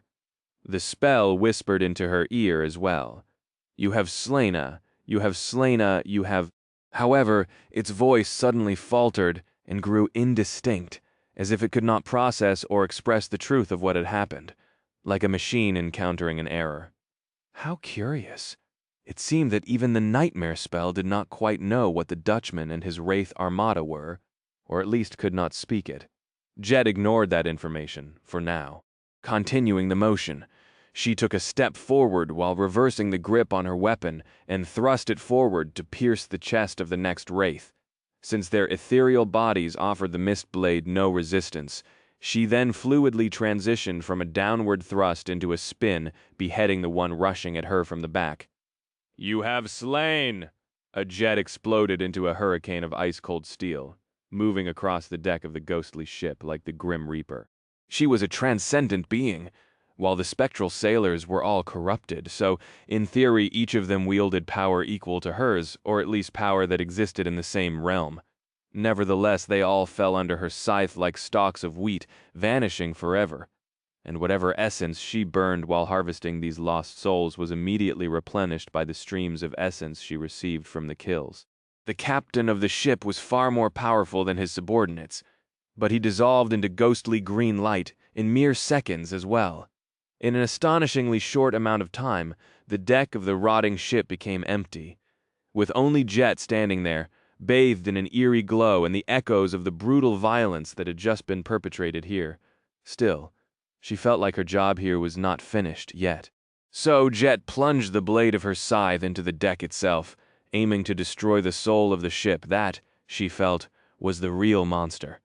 It took several blows, and just as she suspected, a torrent of essence, more potent than all the previous ones, flowed into her soul as the shape of the ship dimmed, slowly disappearing into the bright daylight. At the same time, an explosion of radiance escaped from somewhere deep within its hold, accompanied by a litany of otherworldly groans, as if a swarm of tortured souls was suddenly set free. Jet smiled darkly, thinking that she was starting to unravel the secret nature of the sinister Wraith Armada, or at least the nature of its lesser ships. Just before the spectral ship disappeared completely, she pushed herself off its broken deck and soared high into the air, flying across the sky. Breaching hundreds of meters with that single jump, Jet landed on the next ship in a maelstrom of cold steel, wreaking havoc among its crew and harvesting their souls to empower her own. Then Obey behind her. The night garden towered like a fortress of weathered wood, and her soldiers were feverishly rushing to reload its mighty cannons. Chapter 26:12. Horror of the abyss. While Jet butchered the specters aboard the leading ships of the Wraith Armada and the towering walls of mist slowly approached the Night Garden, another immense tentacle descended on the living ship, aiming to swipe the ascended cannoneers off its deck and destroy the mighty armaments. The invisible aegis protecting them held, but it seemed to be straining in the crushing grasp of Old Tom. Just then, a black arrow fell from the secluded garden on the roof of the mainmast pagoda, followed by an enormous javelin that seemed to be forged from pure darkness. The violence of their impact was so horrific that the immense tentacle was torn open and maimed, releasing its hold on the Night Garden in a flood of oily blood. That was Slayer and Saint entering the battle from the privacy of Soul Reaper's garden. Sunny had not left the great citadel unguarded before diving into the dark depths, of course, and there, in those dark depths, Sunny, Serpent, Knave, and Bloodwave continued to descend into the crushing cold abyss as they pursued the wounded tentacles of the ancient horror. No light penetrated the mass of water far enough to illuminate their surroundings, so they found themselves in utter, absolute darkness. Of course, Sunny could sense the movement of shadows and pierce the veil of darkness with his gaze. The Saints of Night, meanwhile, navigated the lightless abyss with their own powers. If anything, they were more at home in the depths than he was. Still, Sunny was certain that even the descendants of the House of Night didn't dive that deep often. The wounded tentacles retreated downward with spectacular speed, leaving billowing trails of oily blood in their wake. As he pursued them, the water grew colder and colder. Much more palpable, however, was the mounting pressure of its great mass. They had long passed the point where mundane humans, or even machines they created, would have been crushed by the pressure of the dark abyss. Then, they passed the point where awakened would have been killed, as well. By the time they reached the point where Ascended could have survived, even Sunny could feel the terrible pressure constricting his movements. The intricately shaped plates of the jade mantle groaned as they scraped against each other, and the onyx serpent shell was sustaining minor but continuous damage, forcing him to mend it as they continued the descent. The water had turned eerie here, acting in odd ways, and yet the tentacles continued to flee into the darkness, and Sunny still could not sense their source. Just how deep does that horror dwell? The irreverent nickname made one forget what Old Tom truly was at times, as well as the fact that nobody truly knew the shape and nature of that eldritch horror. All they had ever seen of it were the immense tentacles that reached toward the surface from far below. And now, Sunny finally sensed something. It was not the body of Old Tom, though. Instead of it, a swarm of immense tentacles suddenly shot from the dark abyss, rising toward them like a terrifying forest of slithering, gigantic vines. Sunny was taken aback for a short moment. During the previous attacks, the terrifying dweller of the depths had never attacked the Night Garden, with more than 7 of its long limbs. Now, however, there were dozens of them reaching toward Sunny and his companions, each comparable in size to the immense tentacles that could wrap themselves around the titanic vastness of the Night Garden. It was as if the abyss itself had come alive to destroy them. Now, where the hell has good old Tom been hiding all these? Sunny shook off his bewilderment and pushed his enormous body forward to meet the dark forest of colossal tentacles. It seemed that they had underestimated Old Tom a tad. There was no time to regret this failure of imagination, though, because soon the tentacles were upon them. Sunny was the vanguard of their group, and the most powerful among them as well, so it was his duty to break the momentum of the harrowing tide of dark flesh. Robies, just before the tentacles reached him, he gritted his teeth and released the defensive barrier of the onyx serpent shell, allowing it to dissolve into the darkness. He released the constraints, giving his own shadow a shape as well, and let it spread to its true, unfathomable vastness. In the next moment, Sunny turned into a vast cloud of formless darkness, and from that darkness, dozens of long tendrils stretched forward, clashing with those of Old Tom. Of course, Sunny was not quite as immense as the horror of the depths, but his will was infused with the essence of death, so his touch was far more lethal.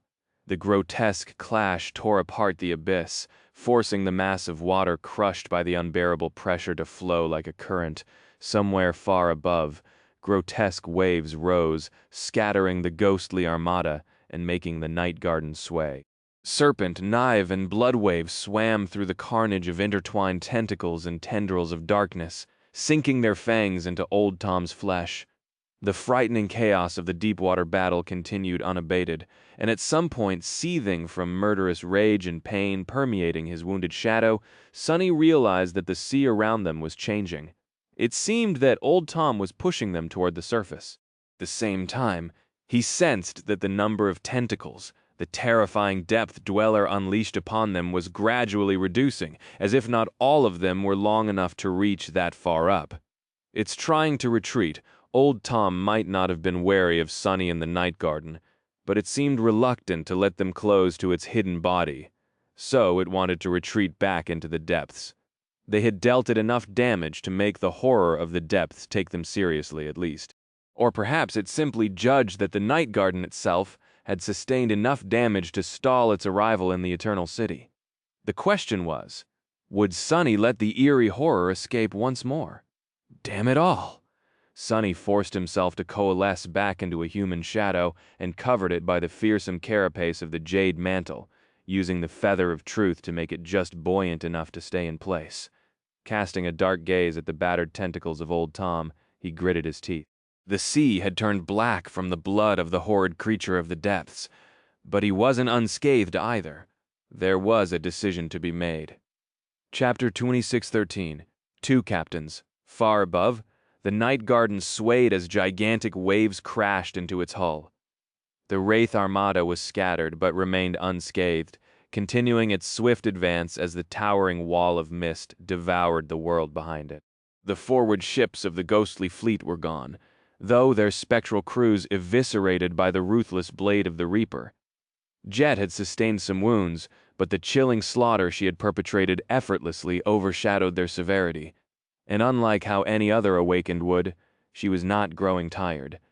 If anything, the more enemies she slayed, the more alive she looked, as if the dark splendor of the unending slaughter filled her with vitality. There were two problems, though. The first one was that the deeper into the Wraith Armada she went, the more powerful her enemies became. The last captain she had killed was definitely strong enough to have been a great nightmare abomination, and the ship itself refused to be destroyed in just a few strikes. In the end, she had nearly taken it apart with her scythe before the spectral vessel finally succumbed. The closer a spectral vessel was to the Dutchman in the formation of the ghostly fleet, the more sinister it seemed to be. On top of that, deeper into the Armada, the ships had not been damaged by the initial bombardment of the Night Garden's mighty cannons, so their crews were entirely unscathed when she attacked them. The bigger problem, however, was that Jet was just one woman. No matter how powerful she was, there were too many ships in the Wraith Armada for her to take on alone. Already, countless vessels were overtaking the area where she rampaged, sailing toward the Night Garden outside her reach, and the Dutchman itself was drawing closer and closer, severing the mast of a ghostly ship and shattering its deck with a devastating strike of the flat side of the scythe. Jet paused for a moment and looked back. How much longer? She seemed to have bought her soldiers enough time. With Jet destroying the forward ships and the tall waves slowing down the advance of the Eerie fleet, they managed to reload the cannons in time. Looking up, she saw the dark chasms of 24 enormous barrels staring at her from the living ship's deck. It was only then that Jet realized how unpleasant it was to be on the receiving end of these dark, terrifying siege weapons. Damnation! In the next moment, the cannons thundered, sending 24 radiant orbs of essence-infused metal flying at the ghostly fleet with terrible speed. It was really like a swarm of meteors was plummeting from the sky. The impact was not that different from a celestial calamity, either. The spectral ships that had overtaken Jet's area of control were erased from existence, exploding into pale flashes of eerie light. The Night Garden had received a bit more breathing room, but it was still not enough. Jet knew that there would be no third salvo. The ghost ships would reach her citadel, and the ancient wraiths would board it soon. With her most powerful warriors lured away by Old Tom, the defenders of the Night Garden would inevitably sustain casualties while trying to repel the attack. And then, the mist would swallow the world, heralding the arrival of the Dutchman. What would happen next, Jet did not know. Pursing her lips, she delivered the finishing attack to the mangled ghost ship and leaped to the next one. Landing on its deck, she slaughtered her way to its stern and climbed the steps there, gazing at the vast wraith armada over the vanishing phantom of the slain captain. By then there were already wisps of mist floating over the restless water around her. She could see the Dutchman far better than ever before, too. Its tall sides, the countless scars marring the battered expanse of its hull, the gaping wounds where it had been breached by untold attacks, its tattered sails, its skeletal masts, the eerie desolation of its vast deck, and the ethereal figure standing at its bridge, shrouded in a torn cloak. Jet looked at the captain of the Dutchman and felt him looking back. From that distance, she couldn't discern much about him. The man, if it was indeed a man, was tall, with broad shoulders and an imposing posture. His figure was elusive and ghostly, as if he were there and not at the same time.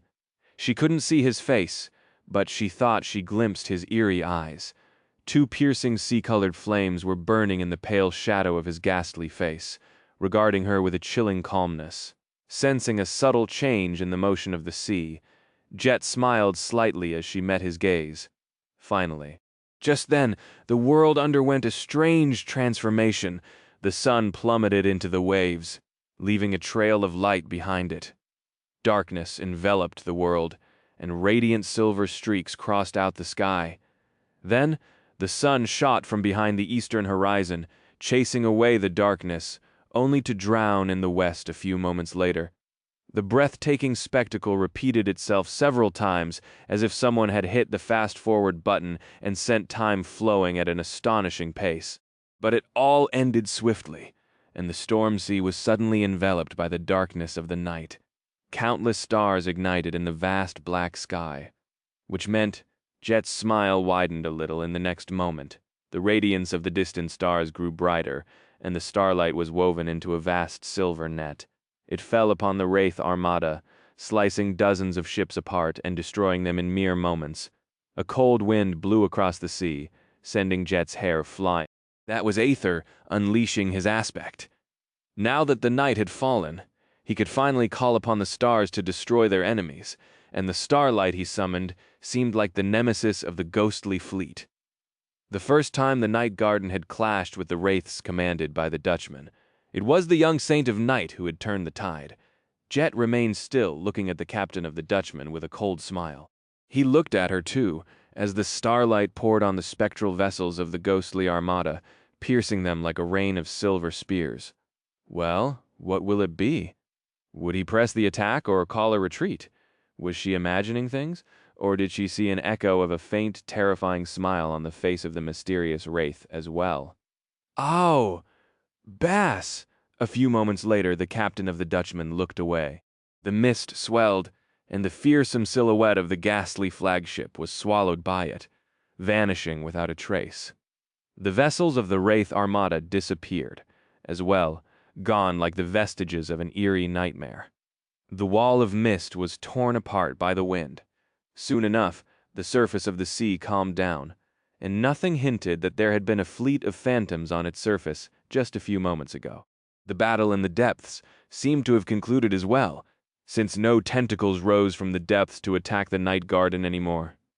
Jet lingered for a few moments, then let out a relieved sigh. It seemed that they had survived another day. Chapter 26:14. Late to the party.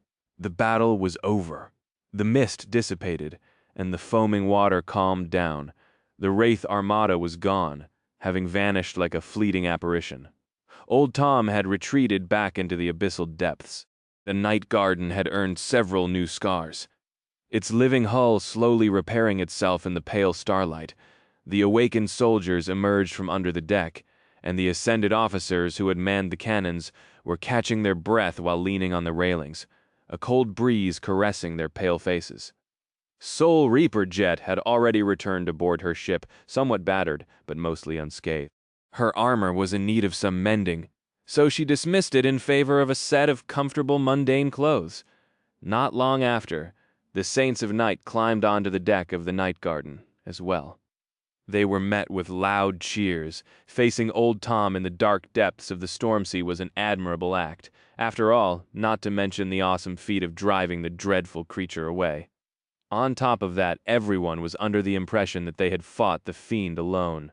While Knave and Bloodwave were being celebrated by the awakened soldiers, Sonny crawled out of the shadows in the quiet seclusion of Jet's private garden and sprawled on the grass with a groan. He felt absolutely miserable. All that for nothing. In the end, he had let old Tom go. It was unclear whether he could have defeated it otherwise, out there in the abyssal depths, but Sonny still felt disappointed that he had not even received a chance to try. He would have probably pursued the eerie horror if he had been alone, but at the moment he also had to consider the night garden and its passengers. So Sonny had chosen the less unhinged strategy and swallowed his desire to tear old Tom limb from limb, returning to the surface instead. Now he was enduring the torment of his wounds with nothing to show for it. The end there. He had been forced to face the horror of the depths without the defensive barrier of a shell in his true form, that of a vast formless shadow that had helped him salvage the battle, but also left him vulnerable to receiving soul damage. That was fine, though, because Soul Weave was already mending his tattered soul, and somewhere in the depths old Tom was suffering as well, having been poisoned by his death will. Thinking about that last part made Sonny feel much better, filling him with vindictive joy. Saint stood silently to his left. Guarding his sprawled form Slayer, meanwhile, was leaning against a tree some distance away, almost indistinguishable from the deep shadows around her. Soon enough, Jet joined him in the garden as well. Sitting down nearby, she let out a long sigh and said in a wistful tone, "It's strange, isn't it? We did not lose the battle, and yet it doesn't feel like we've won it either." Sonny spared her a brief look and shrugged. "Doesn't seem odd at all." He lingered for a few moments and then asked, "That creepy feeling I got while fighting old Tom, the Dutchman made an appearance, didn't it?" Jet nodded. "Yes, just as expected. It vanished once the night fell, though." Sonny raised an eyebrow. "Did Aether chase it away?" Jet remained silent for a while, then sighed again. "It was not so much that it was scared away by Aether, as that it chose to leave once the stars and the map hidden in them revealed themselves once again. We, old Tom and the Dutchman, are not the only candidates left in the race, after all, so I think it simply decided not to waste time, especially considering that the Night Garden had already sustained some damage by then." She paused. "In truth, I managed to vanquish a few ships, but the ones destroyed by Aether and your cannons are not really gone. They were simply dispelled, so they'll return after a while. So, the damage we dealt to the Ghost Fleet was negligible." Jet gave him a dark look. "If I am correct, then the ghost sailors are merely emanations of the ship, lost souls bound to their sinister vessels and imprisoned by them forever.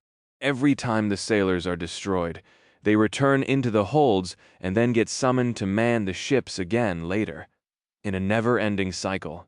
She exhaled slowly. "Well, unless someone like me ends it, the ships themselves are merely emanations of the Dutchman, though. When they are destroyed, the wells of souls contained within them are drawn back into its great hold, in turn, so the ghost armada can never really be vanquished unless the Dutchman itself is destroyed. It's like one big cursed nesting doll. That is what I concluded after sinking a few of those creepy ships, at least." Jet sighed and looked at the stars. "The only thing I'm not clear on is the captain of the Dutchman. Is he just another prisoner of that cursed ship, or are the ship and its curse manifestations of his power? I do not know." Sonny smiled faintly. "I have no idea either." Jet remained silent for a while. "The Dutchman and its ghost fleet remind me of something, though. I've met a similar being before, I think." Sonny chuckled. "Well, of course you have. I'm right here." Indeed, what Jet described was eerily similar to Sonny's own Shadow Legion. His shadows shared a kind of kinship with wraiths, and they too could never truly be destroyed, only vanquished for a while, banished back to the dark expanse of his soul, where they were mended and repaired by its tenebrous flames. Unless someone like Jet got involved, that was. She shook her head slowly. "No, I don't mean you," after considering something for a second or two, she added. "A while back I killed a great devil, the Heart of Kanakti, It commanded a swarm of imprisoned souls as well. Sonny blinked a few times, thinking about the implications. Eventually, he shrugged. Well, we will inevitably learn more about the Dutchman soon, whether we want to or not. The night garden was resting now, drifting among the waves, but it would continue the journey to the Eternal City soon. Whatever dangers they had faced along the way would most likely pale in comparison to what was waiting for them there. He hesitated for a few moments, then asked, "So what are we going to do? Chase after Old Tom and the Dutchman in hopes of getting to the Eternal City first?" Jet shook her head slowly. "The night garden is damaged, and you don't look too good either. It is better to wait a couple of days and arrive at the party in top form. There's no telling what will meet us at the end of the road after all, but there's definitely going to be a slaughterhouse just shy of it. So, we should give the other contenders a chance to properly greet each other before joining the fun." Sonny smiled lazily. "Fun, you say? Aren't you afraid that they will get to the prize before us?" Jet chuckled and shook her head. "Not at all." He gave her a surprised look. "What? Why?" Standing up, she looked at him with pity and shook her head. "I mean, the road to the Eternal City is already that bad. Whatever is hidden there is bound to be 10 times worse, though. And that's not something even the likes of Old Tom or the Dutchman can deal with in a day or two." Laughing quietly, Jet nodded at Saint and walked away. Left alone, Sonny turned to the stars and spent some time enjoying the quiet rustle of the leaves in peace. After a while, he murmured, "That makes me wonder. Maybe I need to get myself a garden too." Chapter 206:15. No regrets. Several days later, the night garden had largely repaired itself. There were still marks left on the weathered surface of its hull, but they did not affect its overall durability. Sonny was feeling better as well, and the soldiers had received a much-needed reprieve from the draining intensity of the perilous voyage. Guided by the stars, the living ship resumed its journey. Sonny and Jet had both turned somber and taciturn, knowing that the Eternal City and the unknown dangers waiting for them there were drawing close now. Jet had entrusted the helm of the night garden to Ether and walked to the bow of the Titanic ship, looking at the distant horizon with a contemplative expression. Starlight infused the darkness with a pale silver radiance, and the cold breeze was blowing from the west, ruffling her raven black hair. Her icy blue eyes seemed to glow with a chilling shine in the dark expanse of the quiet night. After a while, a black crow landed on her shoulder, waited for a few moments, and then pecked her on the cheek, as if to see if she was alive. Jet pushed the echo off with an irritated scowl. "This again? In your dreams, idiot?" Pushed off her shoulder, Crow scrambled to take flight and flew up to land on a piece of the ship's rigging a few meters away. There, it opened its wings and stared at her with righteous indignation. "Corpse! Corpse!" It jumped up and down a couple of times, as if wanting to express a complaint. "Food! Food!" Jet gave it an unamused glance. "Not this corpse!" Then, looking at it darkly, she added in a husky voice, "Bird soup!" Crow stared at her silently for a few moments, then folded its wings and took a few hurried hops away, just to be safe. A pale smile appeared on Jet's lips. Not long after that, Sonny emerged from her shadow and leaned on the railing, giving Crow a curious glance. "I've always meant to ask. That echo of yours? It's unusually animated, isn't it?" Jet remained silent for a bit, then turned to him and shrugged. "I guess." She called Crow over and ruffled its feathers. "It was a gift from the old man. So Crow is a bit special." Sonny raised an eyebrow. "The old man? Wake of ruin?" Jet nodded absent-mindedly, then glanced at him with a wry smile. "Why, is that so surprising?" Sonny scratched the back of his head, not sure how to answer. Wake of Ruin was a cantankerous old man, and his personality left a lot to be desired. It was hard to imagine him giving gifts to his subordinates, even if there seemed to be a complicated relationship between him and Jet. "No, it's just, he doesn't strike me as a generous man," Jet grinned. "You're an astute judge of character, Sonny." Sonny remained silent for a while, remembering the bits and pieces of what he knew about Jet's past. The kind of advice she gave him in his youth spoke volumes about what her own experiences had been, but Jet never mentioned the details directly. Eventually, he asked with a hint of caution in her voice, Your work for the government? It has not always been entirely voluntary, has it? Jet lingered for a few moments, then offered him a non-committal shrug. Well, as far as relationships go, that one used to be a bit toxic at times. She sighed and glanced at the dark expanse of undulating water in front of them. But you are wrong if you think that it was not voluntary.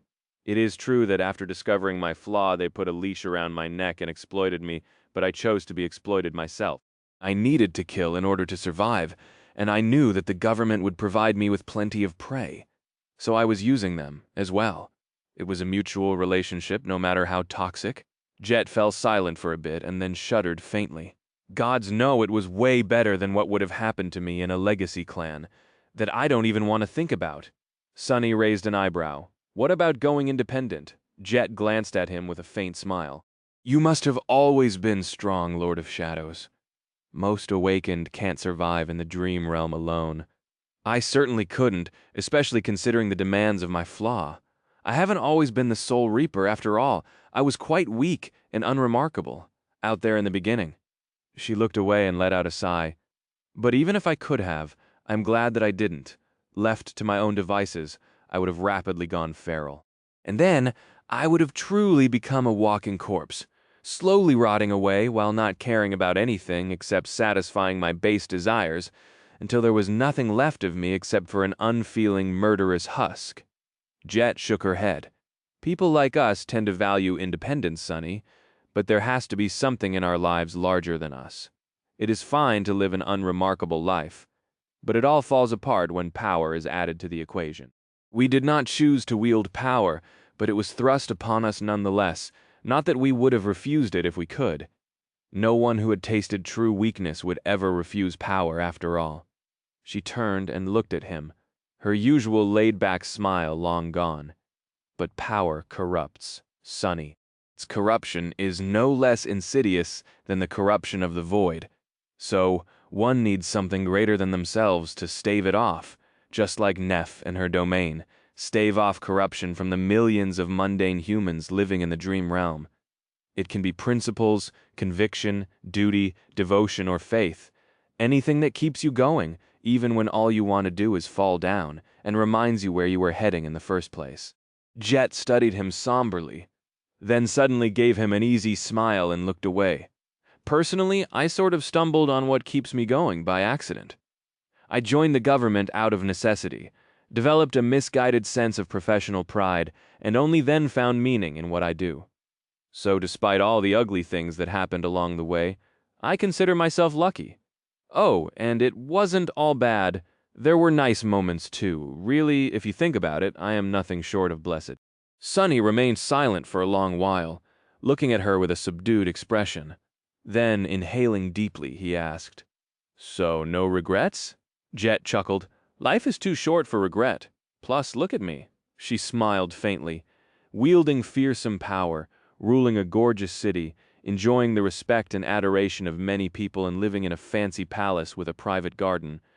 Who would have thought that a dull, timid girl from the outskirts whom no one cared about would end up that way? For a dead woman, I did pretty well for myself, don't you think? Sonny smiled. Yes, pretty well, I'd say. He lingered for a bit, the smile slowly draining from his face. So let me ask you a question. Jet gave him a curious look. Sure, go ahead. Sonny considered his words for a while. He wanted to ask Jet the same thing he had asked Effie and Kai, whether she would discard personal freedom in pursuit of something that demanded complete submission. Whether she would surrender herself completely to something that left her no choice but utter devotion. But now, he realized that there was no point in answering, because Jet had already answered her answer. Remained the same as it had been all those years ago, remaining as firm as her quiet, unassuming determination. Sonny sighed. Well, that place where you're heading to. What does it look like? Jet laughed. Oh, that old thing. She paused for a few moments. Why? It's a world where people can live in peace and prosperity. A world where everyone is afforded the dignity they deserve and doesn't have to suffer bloodshed and strife. A gentle world, a place where kindness trumps cruelty. Saying that, Jet looked away and smiled wistfully. Funnily enough, it is also a place where someone like me can never exist. Isn't that ironic? There is no space for me in the world I'm building, so in a way that makes me the architect of my own destruction." Sunny remained silent, not knowing how to answer. Perhaps there was no need to answer, to begin with. They stayed quiet side by side as the night garden sailed across the waves, drawing closer and closer to the mysterious places, the path to which was written in the stars. Where untold horrors and terrifying creatures were waiting for them, ready to tear them apart, the stars shone softly, illuminating their thorny path. Chapter 26:16. Finish Line. Carried by invisible winds, the night garden could reach truly astonishing speed. Still, it took the living ship 2 more days to reach the area pointed out by the stars, a measure of time largely meaningless in the Stormsea, where the movement of celestial bodies was strange and unpredictable, but was still used by humans both out of habit and out of necessity.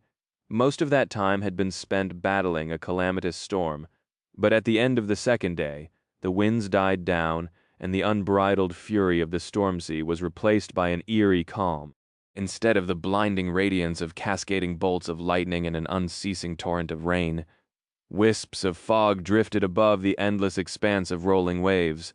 The stars revealed themselves from behind the cloud just long enough to give the saints of night an opportunity to confirm that the night garden had reached its destination, and were then swiftly swallowed by a veil of mist. The world brightened, leaving the cold embrace of darkness in favor of the pale ambivalence of twilight. Not needing the star map anymore, Sunny deactivated the enchantment that had revealed it to the world. The night garden might not have been the first to reach the destination, but that way it would be the last. The living ship slowed down, drifting cautiously through the mist. Nobody knew what to expect from this place, so both the soldiers and their commanders were tense, staring into the gray vastness of the misty sea with apprehension. Sounds traveled far in the fog, so the measured murmur of waves splashing against the hull of the night garden could be heard even from the great height of its deck. Well, this has gone better than I expected. Jet and Sunny were at the observation deck at the bow of the Titanic ship. No different from the soldiers. They stared into the mist, trying to determine what was awaiting them ahead. The Eternal City was supposed to be here, somewhere. But the map was not exactly rich with detail about what it looked like, and what obstacles approaching it posed. Of course, they were not merely looking. Sunny had cast his shadow sense far and wide, enveloping a vast swath of the Stormsea in a net of his perception. Jet, meanwhile, had sent Crow to scout ahead and report its findings to her. Feeling a little disturbed by what he sensed, Sunny raised an eyebrow. "Better than expected? How do you mean?" She shrugged with an easy smile. "I mean that we reached the destination without suffering catastrophic damage or grievous casualties. The worst that has happened is being beset by a dozen or so of chillingly powerful abominations and an unimaginable horror, or 2 smooth sailing, really." Sunny gave her a dubious look, then said in a slightly offended tone, "You had really low expectations for the feasibility of this expedition, it seems?" Jet grinned. "Having low expectations is the secret of living life, free of disappointment, after all." She lingered for a few moments, then inhaled deeply and furrowed her brow. What is that smell? The water was far below them, but underestimating the senses of a saint was never a good idea. Sunny still gave Jet a surprised look. "You can smell it?" He looked down somberly. "It's blood." Jet could not see it because of the mist, but actually this entire area of the Stormsea had turned a vivid shade of red, having been contaminated by an unimaginable amount of blood. Sunny could not discern its color either, but he could sense other things. The night garden drifted forward, sailing on a sea of blood. It wasn't simply moving through the red waves, though. The hull of the living ship was absorbing the blood, subtly clearing the water around it. From time to time, a mangled chunk of flesh would brush against its bow and be consumed as well. It was quite an eerie scene, to say the least. Sunny sighed. This whole area is drowned in blood and littered with torn corpses. Pieces of torn corpses, at least. I think your decision to arrive late was wise. It seems like a terrible battle concluded here just recently. The nightmare creatures who were still in the race must have clashed for the chance to reach the Eternal City. Boevs. There was Old Tom and the Dutchman. But there must have been countless more abominations whom the night garden had never encountered. The Stormsea was vast, after all, and not every contender had been following the stars from its eastern reaches. The weaker of the terrifying fiends would have perished on the way, but the strongest and truly terrifying ones would have all made it here. And then they would have eradicated each other, with the most terrible one emerging as victor. Sunny hummed. Maybe we should find mysterious star maps more often. Then the nightmare creatures would do us a favor and all kill each other. It wasn't half bad to have some of the greatest threats in the Stormsea reduce their own population so thoroughly. That said, the being who had slaughtered all these ancient horrors and came out on top was still out here, somewhere, already approaching the Eternal City. Sunny would have to face it there, so his satisfaction was overshadowed by dark anticipation. As if to illustrate his description, a dark form suddenly revealed itself from the mist. It was as wide as a small island, protruding a few hundred meters above the waves, so it seemed small and insignificant in front of the towering wall of the night garden's hull. It was a chunk of flesh, torn from the body of some enormous monstrosity. As the living ship drew closer, it dwarfed the grotesque island of mangled flesh even more, then effortlessly pushed it aside. Sunny sighed. All this meat going to waste. Jet gave him a strange look, then rolled her eyes. Nothing is stopping you from diving down to salvage it, you know? Sunny shivered. No thanks, why would I? I don't even need to eat, actually. She looked away with a faint smile. For a while there was nothing but silence between them. Tendrils of mist moved slowly across the deck of the night garden, and myriad lanterns illuminating it shone like islands of warm light in the cold expanse of twilight vastness. Sometime later, Sunny frowned. Noticing his somber expression, Jet raised her scythe a little. What is it? He lingered for a few moments, then grimaced. Nothing. That's the thing.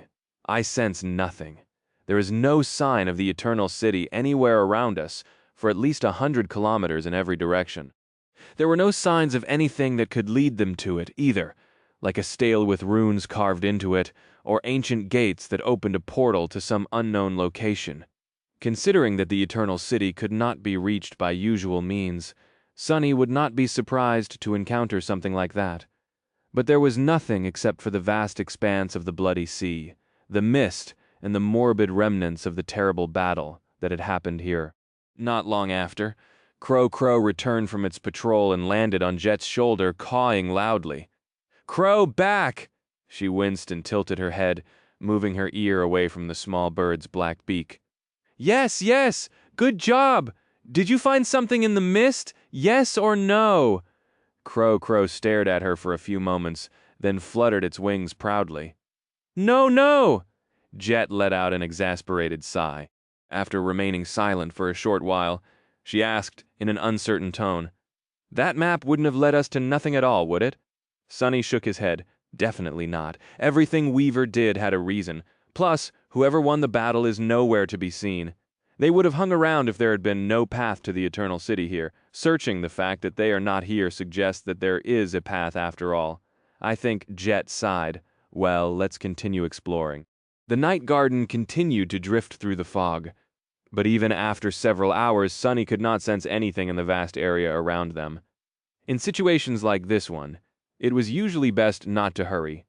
They could slowly explore this region of the Stormsea in search of clues, spending days or even weeks to accomplish the task.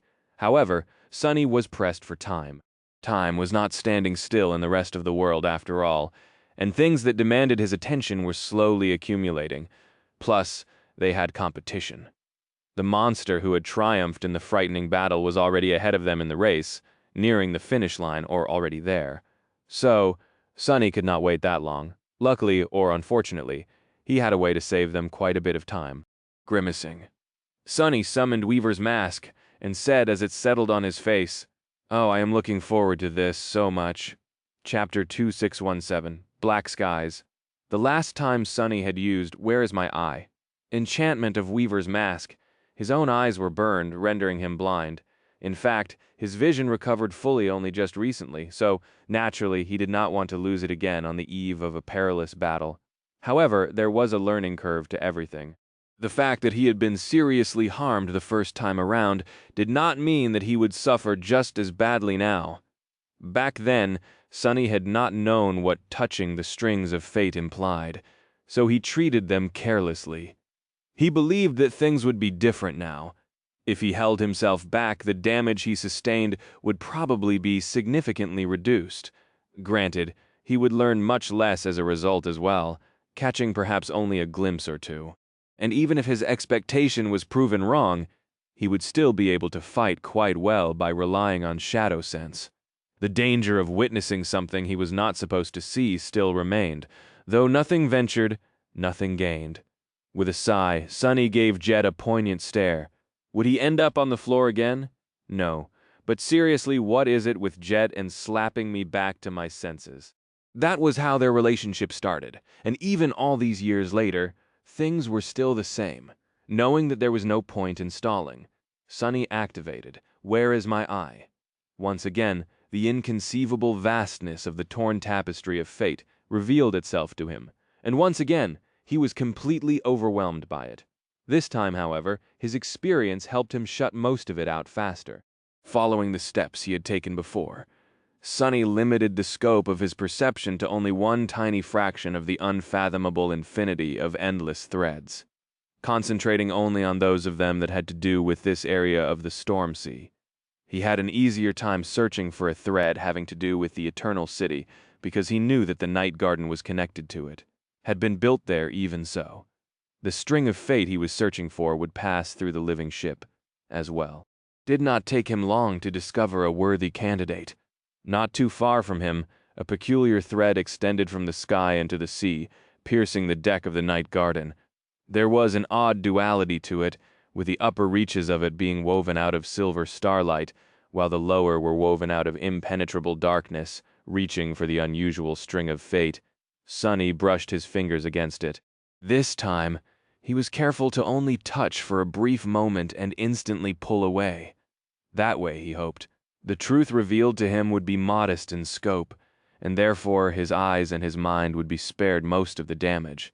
His hope turned out not to be unfounded. But before Sonny confirmed it, he was assaulted by an astonishing vision. What the hell is this? He was horrified for a moment, because what met him was a boundless dark void. However, thankfully enough, it was not the void.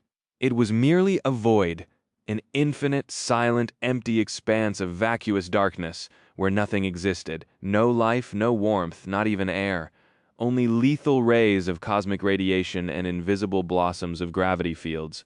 Oh. And in that darkness, innumerable stars burned with radiant silver light. Sonny was stunned. Holy hell, I'm in space. Indeed, this was the great vacuum of space. But at that moment, he realized something else as well. That this was also the black skies, the true realm of the goddess of night. And there, among the stars, a radiant city with tall silver spires bathed in the starlight. Sonny pulled his hand away, and the vision of the eternal city vanished from his straining mind. What the? So it's in space. Sonny remained motionless for what felt like an eternity, but only lasted a brief moment. No, that did not make sense, much as everything never made sense in the dream realm. Nightwalker had managed to board the Night Garden and sail away from the Eternal City, and at the moment, the Night Garden could not fly, let alone travel between stars. Sonny hesitated for a while, then tentatively touched the string of fate once more. He saw the Eternal City once again. Only this time, it was in a state of chaos. It was under attack. A vast presence moved in the darkness beyond the city. Its shape were impossible to discern, since it was indistinguishable from the darkness of space. Perhaps it was the darkness itself, and the only way to perceive its existence was by watching the vast swathes of stars be obscured by its passing. The presence was horrifying, unfathomable, and full of cold, indifferent, obliterating intent. Wherever her pale gaze fell, the immortal denizens of the Eternal City were unmade.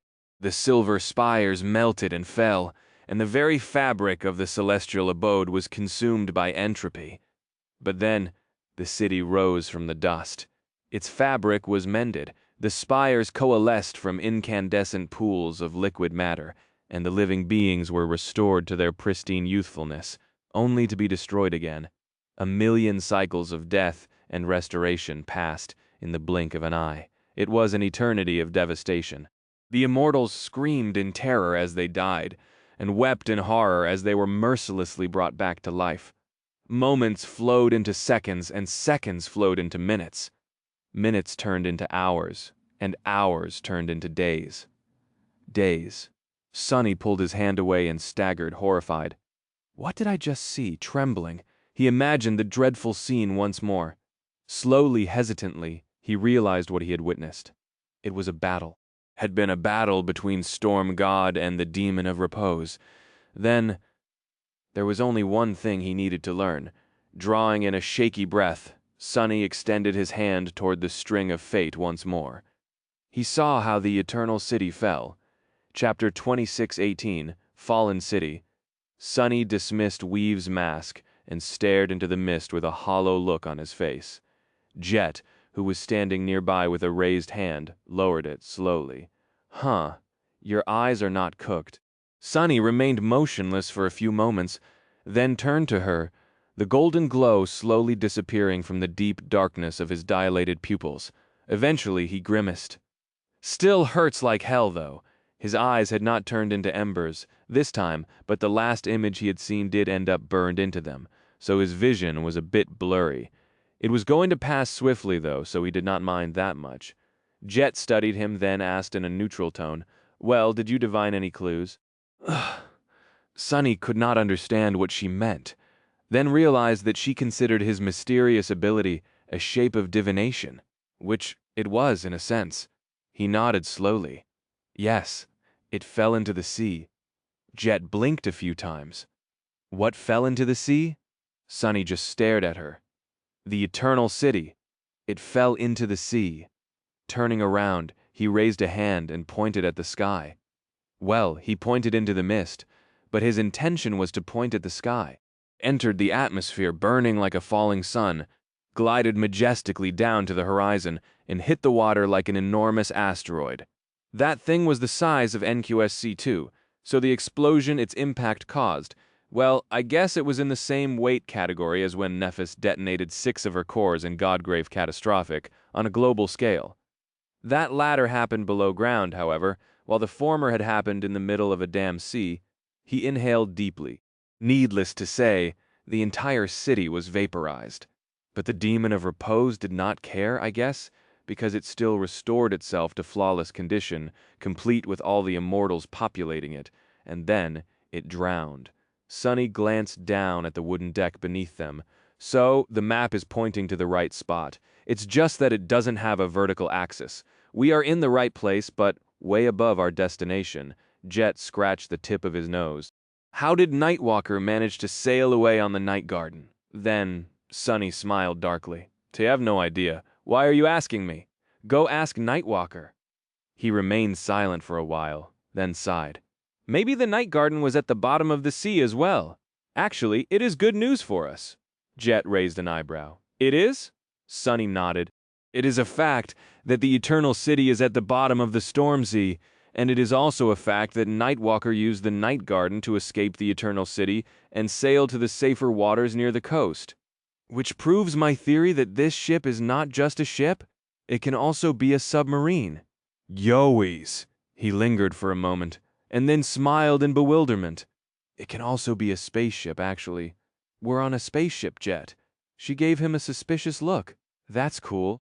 However, don't think I don't know why you're saying that. Sonny glanced at her with an oblivious look. Huh? Whatever do you mean? She smiled dangerously. You said it to distract me from the fact that you want to sink my ship, didn't you? You want to try submerging the Night Garden and diving to the bottom of the sea. Sonny let out a chuckle, as if amazed by the preposterous nature of that remark, then he added in a small tone. Yes. Jet let out a long sigh. I'll give you that. We can probably submerge the Night Garden by flooding the freshwater reservoir.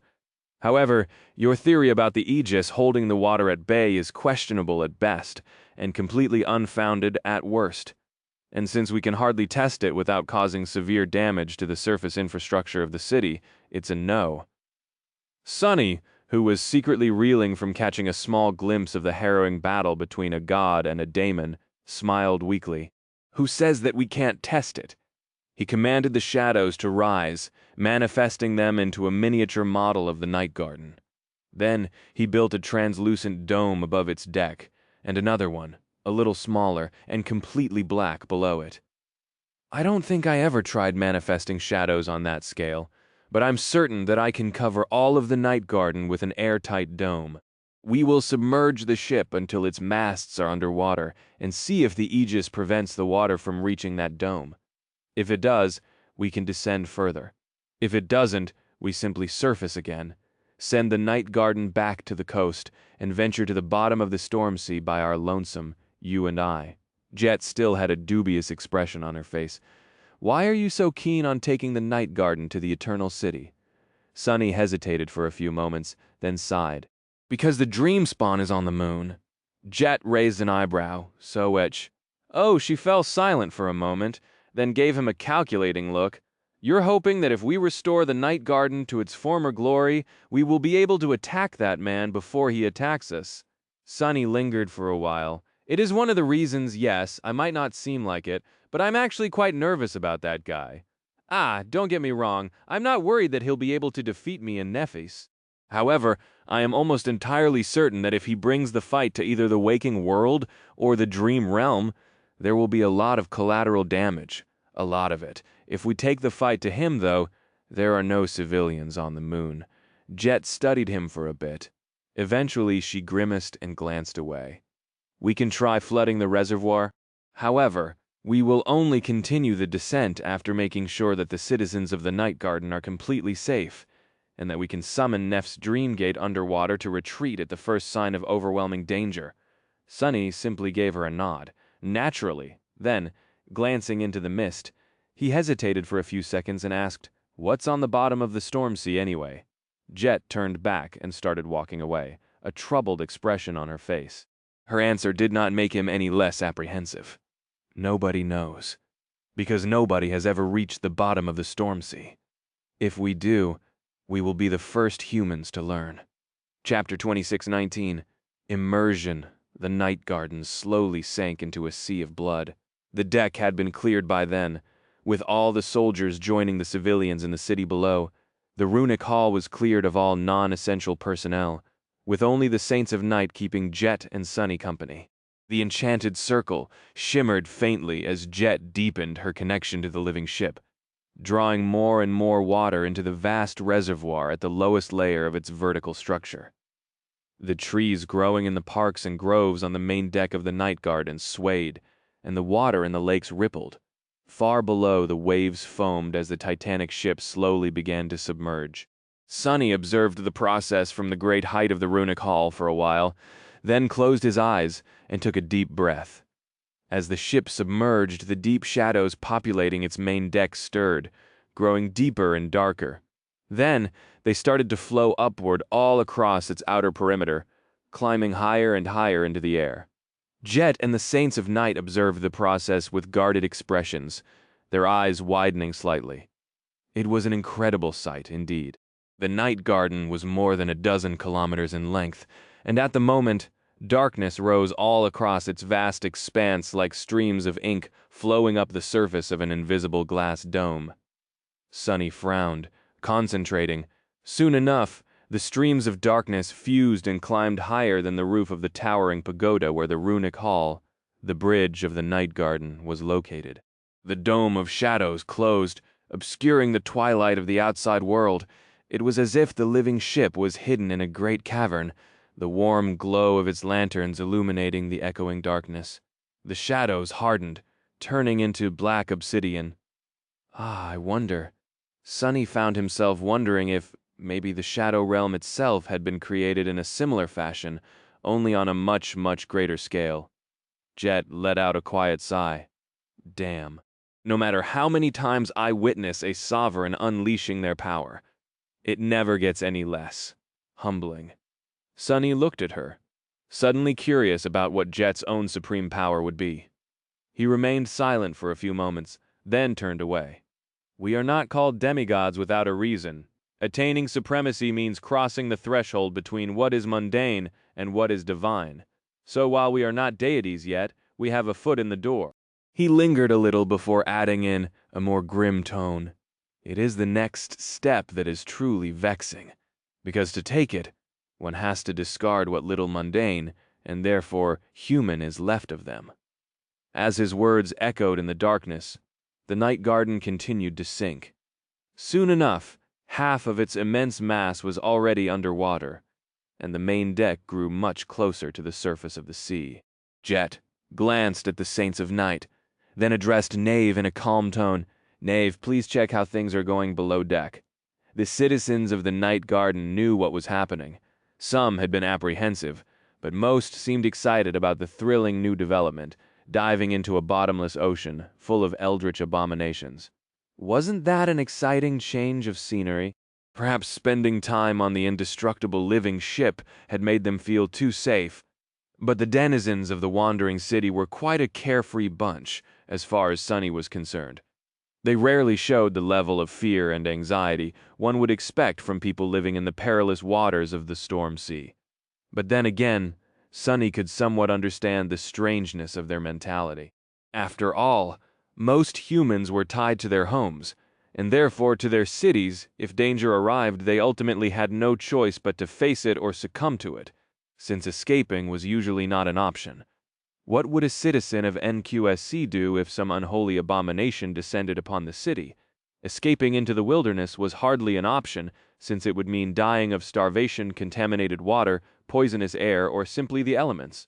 Similarly, nothing but death awaited those who would want to flee Bastion or Ravenheart. But what if their city itself could come around and flee from danger, taking them with it? That, Sunny thought, was a fundamentally less stressful way of life. So he mentally patted himself on the shoulder for procuring himself a wonderful moving castle. Good job. Come to think of it, once Sunny became sacred, Mimic would probably be able to tum into something of a similar size to Night Garden. And while it did not possess many of the wondrous abilities that the living ship did, it had its own marvelous qualities. I should feed it well. In any case, many of the passengers of the Night Garden gathered in the sorceress observation halls below the deck to watch the ship submerge. Instead of hiding in their homes and praying to the dead gods, they could not see what was happening on the main deck, and the mist obscured most of the world. But still, once the surface of the sea drew close, they saw red waves breaking against the weathered hull of the living ship. And then they were below the water. Moment of truth. The Night Garden finally submerged enough for the waves to wash over its main deck.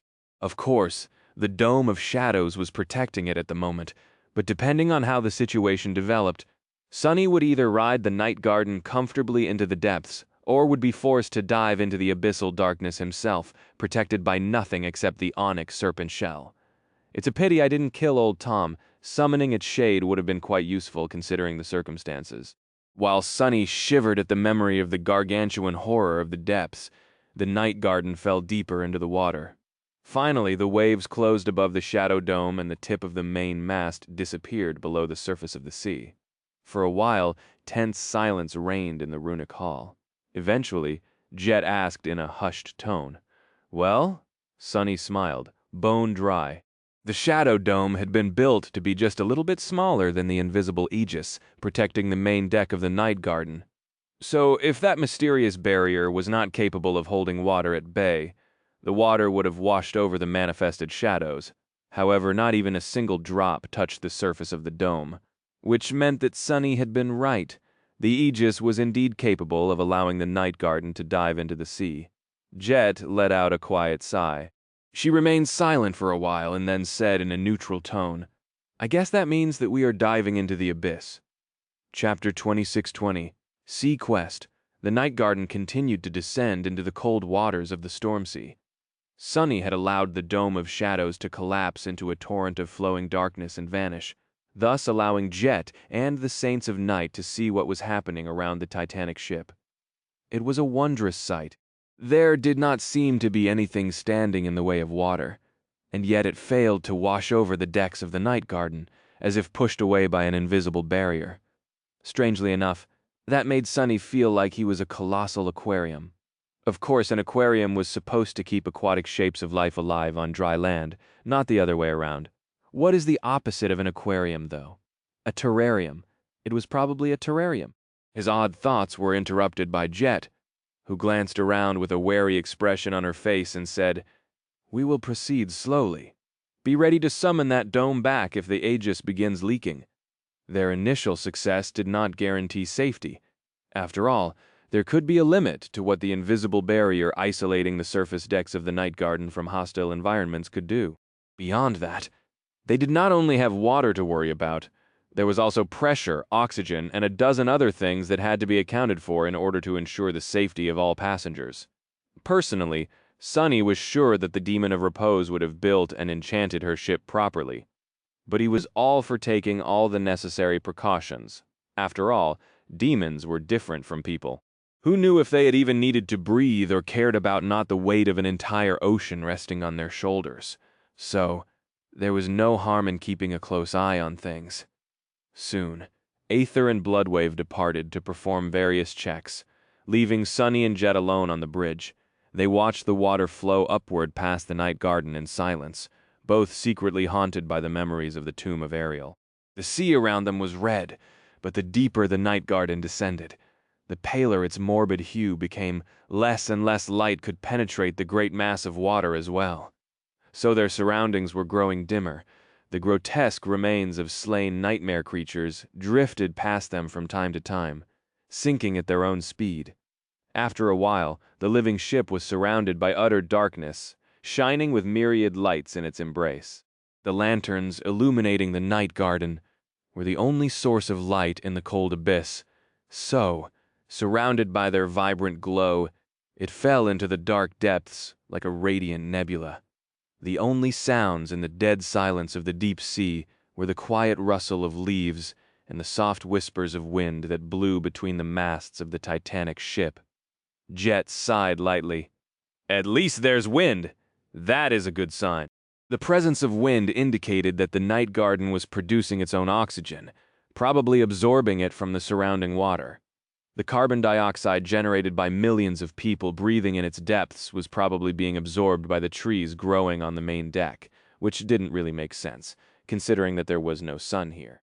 However, the living ship was known to have a mystical effect on all flora growing aboard it, so Sunny would not be surprised to learn that the groves on the surface decks of the Night Garden could thrive even in these conditions. He himself had a tree that thrived in the darkness of the forgotten shore, after all, out there in the courtyard of the nameless temple. In any case, checking to see if the air was not growing stale was one of the tasks Aether and Bloodwave were going to perform.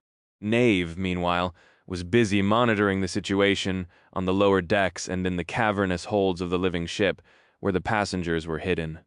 Everything seemed to be going fine, at least for now, so Sunny allowed himself to relax.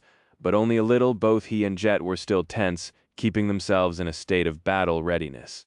After all, they did not know what problems the Night Garden could experience while descending into the dark depths of the Stormsea, after decades of only sailing on its surface. On top of that, there were external threats they could encounter as well, and the nature of their environment dictated an entirely different approach to battle, one that was inherently disadvantageous for land predators like them. Even if the descent proceeded without any accidents, though what awaited them in the abyssal depths was the Eternal City, all the horrors populating it, and the unknown calamity that had slaughtered all the other nightmare creatures in the waters above them. How exciting! Time passed slowly. But even after a long while, nothing seemed to happen. The darkness of the surrounding waters had grown even more absolute. Then it grew eerie and frightening. Jet glanced around with a total lack of amusement on her pale face and leaned on her scythe, seemingly seeking comfort in the cold steel of its ghostly blade. "Ah, I don't like this at all." Sunny, however, was not inclined to agree. "I'm quite happy, though." She looked at him and raised an eyebrow.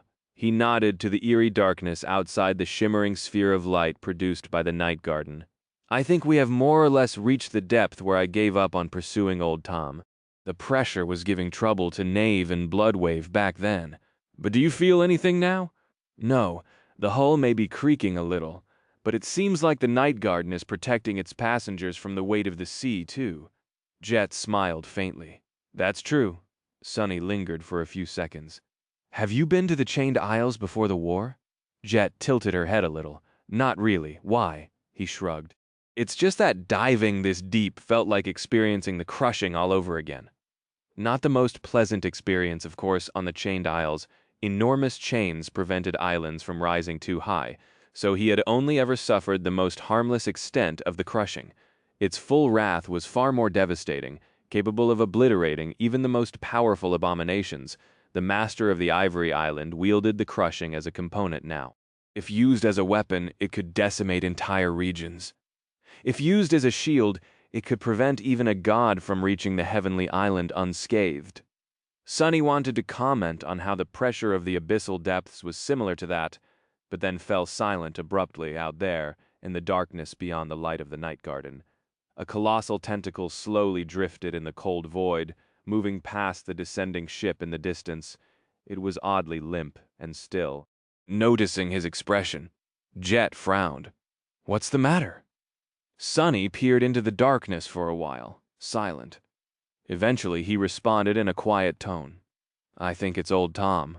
It seems to be dead." Chapter 26-21. Good old dead Tom. Out there in the vast, cold abyss beyond the fleeting radiance of the night garden, a grotesque form drifted slowly on the powerful underwater currents. Its eerie shape was so vast and inconceivable that Sunny failed to fathom what he was looking at for the longest time. Move forward slowly. The night garden was not pushed by the wind or by oars, relying on unknown magic to sail instead. So it did not matter whether it was gliding across the waves or moving beneath them. Jet could control its speed and direction all the same. She did as Sunny told, changing the angle of their descent. Before, the night garden had been simply plummeting down through the dark abyss. But now, it pushed forward through the crushing mass of water. Jet drew a deep breath as her gaze grew distant. Sunny raised an eyebrow. "What?" She remained silent for a moment, then shook her head. "No, nothing. It just feels different when we move underwater. The night garden has to push through its mass, after all. So, there's a different relation between the effort I need to exert and the speed it can reach. There's a learning curve." Jet sighed. "It feels nice and liberating to glide across the sea, but here it's a bit of a chore, like running with weights tied to your ankles." Sunny gave her an odd look. Did you often run with weights tied to your ankles? Jet stared back. "You didn't." Sunny scratched the back of his head. "When I ran, it was usually from something trying to eat me. Why would I go around weighing myself down?" A corner of her mouth curved upward. "You make a good point." They fell silent as the night garden slowly drew closer to old Tom's remains. Sunny had to admit that he had misjudged the distance between them and the grotesque corpse. There was no curvature to the depths of the Stormsea, so there was no horizon, and there were no landscape features to serve as reference points either. Only the boundless darkness. Old Tom turned out to be much, much larger than Sunny had thought after beholding it for the first time. What does that thing look like by then? Jet could see one of the tentacles trailing behind the sinking corpse, but the main body of the horror of the depths was still hidden in the darkness. Sunny did not hurry with the answer, though trying to understand what old Tom had been, rather himself. Took him until the pain of his flaw became almost unbearable to finally make sense of the horrid visage. "It's an oyster, I guess." Sunny said that, but he was not sure that he was correct. There was indeed a hard shell akin to that of a bivalve mollusk, somewhere in the terrible mess of formless flesh and tentacles that spilled from its open frame. The shell itself was the size of an island, covered by a forest of eerie black growths. Beneath them, however, it glistened with dull gold, as if cast entirely from precious metal.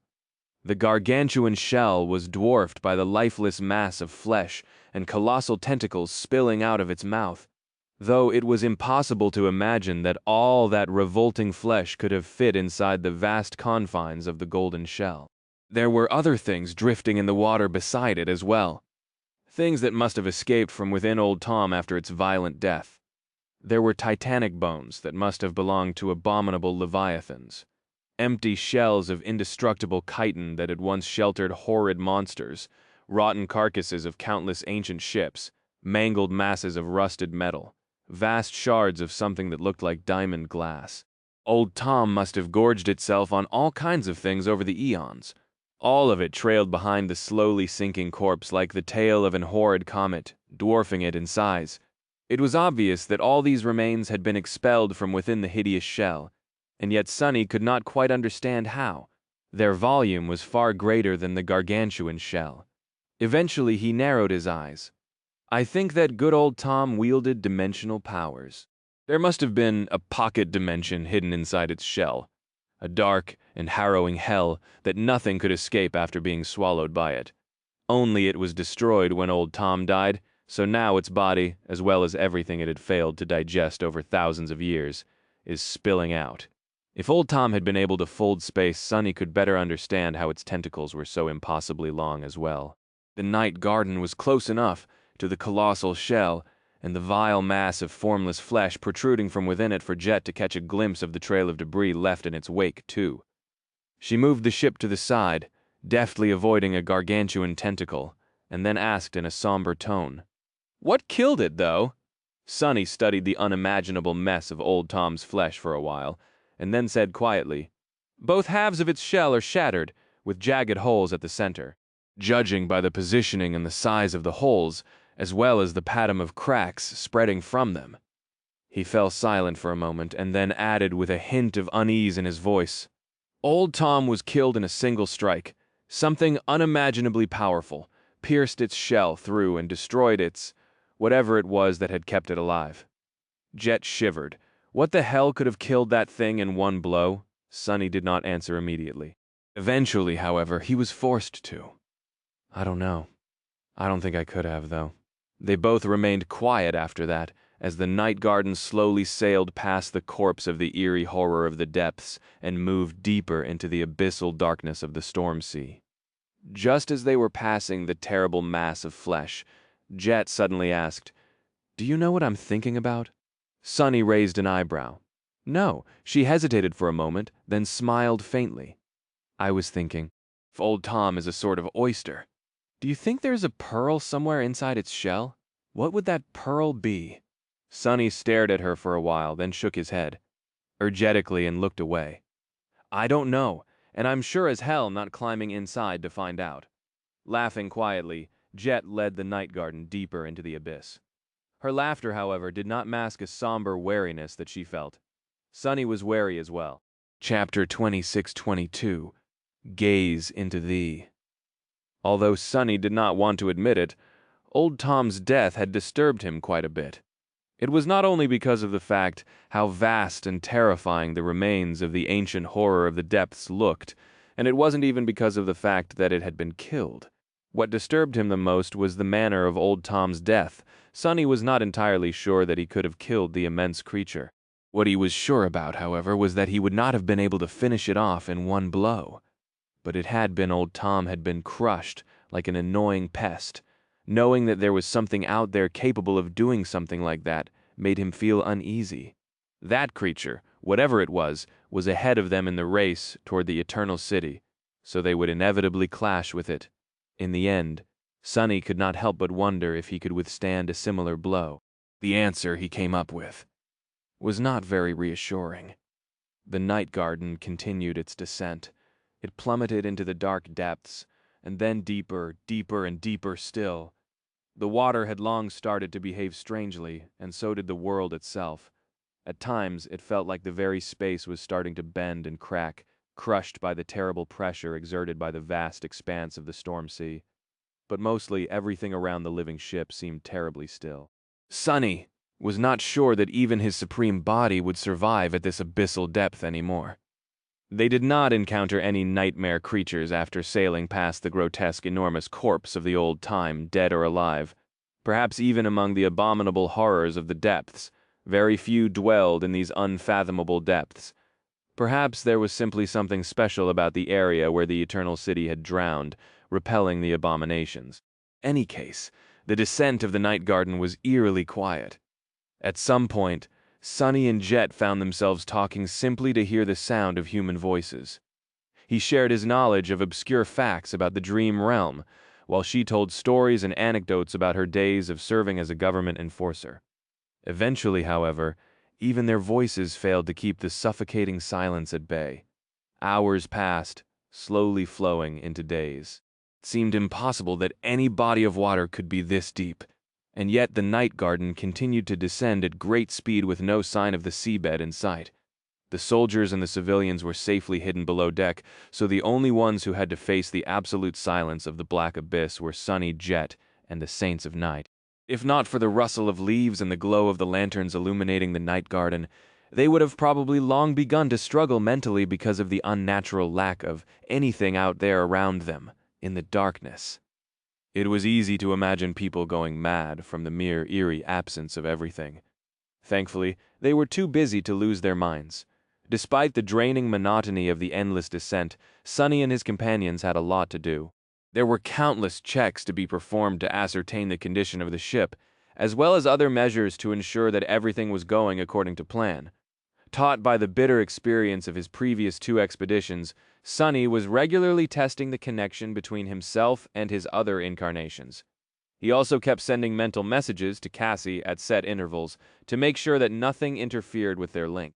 As the night garden descended into the unfathomable depths, Cassie's voice slowly began to sound distant in his mind. However, it never disappeared altogether. One of the most complicated tasks they had to perform was to make sure that Nephis could still open her dream gate near the night garden, despite the great mass of water separating her from it. Everything seemed to be fine in that regard, too, even if coordinating the tests was growing progressively more difficult, because Nephis herself was in the middle of a dangerous expedition. The most persistent threat to Sunny so far was boredom. Leaning on one of the arches of the runic hall, he exhaled slowly and asked in a thoughtful tone, "What do you think will happen if Nephis opens a dream gate between the Stormsea and somewhere like the Nightmare Desert, then pools water in?" Ether was controlling the living ship at the moment, while Jet was sitting on the floor and leaning her back against a pillar. She gave him an amused look. "Wow, that's a great idea, actually. That can be used as a weapon of mass destruction. Well, mass irrigation, at least." She fell silent for a few moments, then shrugged. I guess she would quickly run out of essence despite being supreme, considering the great volume of water that would be passing through her gate. A new sea might still appear in the areas she decides to flood, though Sunny whistled, already imagining where he would put a new sea jet. Meanwhile, sighed. It has little practical use, however, because it would all be seawater. Otherwise, we might have been able to boost agriculture in several desolate regions of the Dream Realm by now. Aether, who had been silent until then, suddenly spoke. Or she could pour it into a volcano. Both Jet and Sunny looked at him in surprise. "What?" Why Ether coughed in embarrassment. "Oh, it's just, the explosion would be quite spectacular. I read that that was how the Minoan civilization had disappeared." Sunny blinked a few times. He did not know what the Minoan civilization was, and why its supreme had decided to pour a sea into a volcano. But more importantly, you really think that Nephis needs new ways of producing spectacular explosions? Ether blushed. "Ah, I did not think about that." He wanted to say something else, but at that moment, Sunny's expression changed. "Stop the ship! Slow it down! Quickly!" Jet tensed, while Ether looked at him in surprise. Then, the runic circle shimmered slightly, and the rate of the night garden's descent slowly started to decline. Torrents of water were expelled from the reservoir, and for a few brief moments, the living ship was surrounded by small fleeting flashes of light.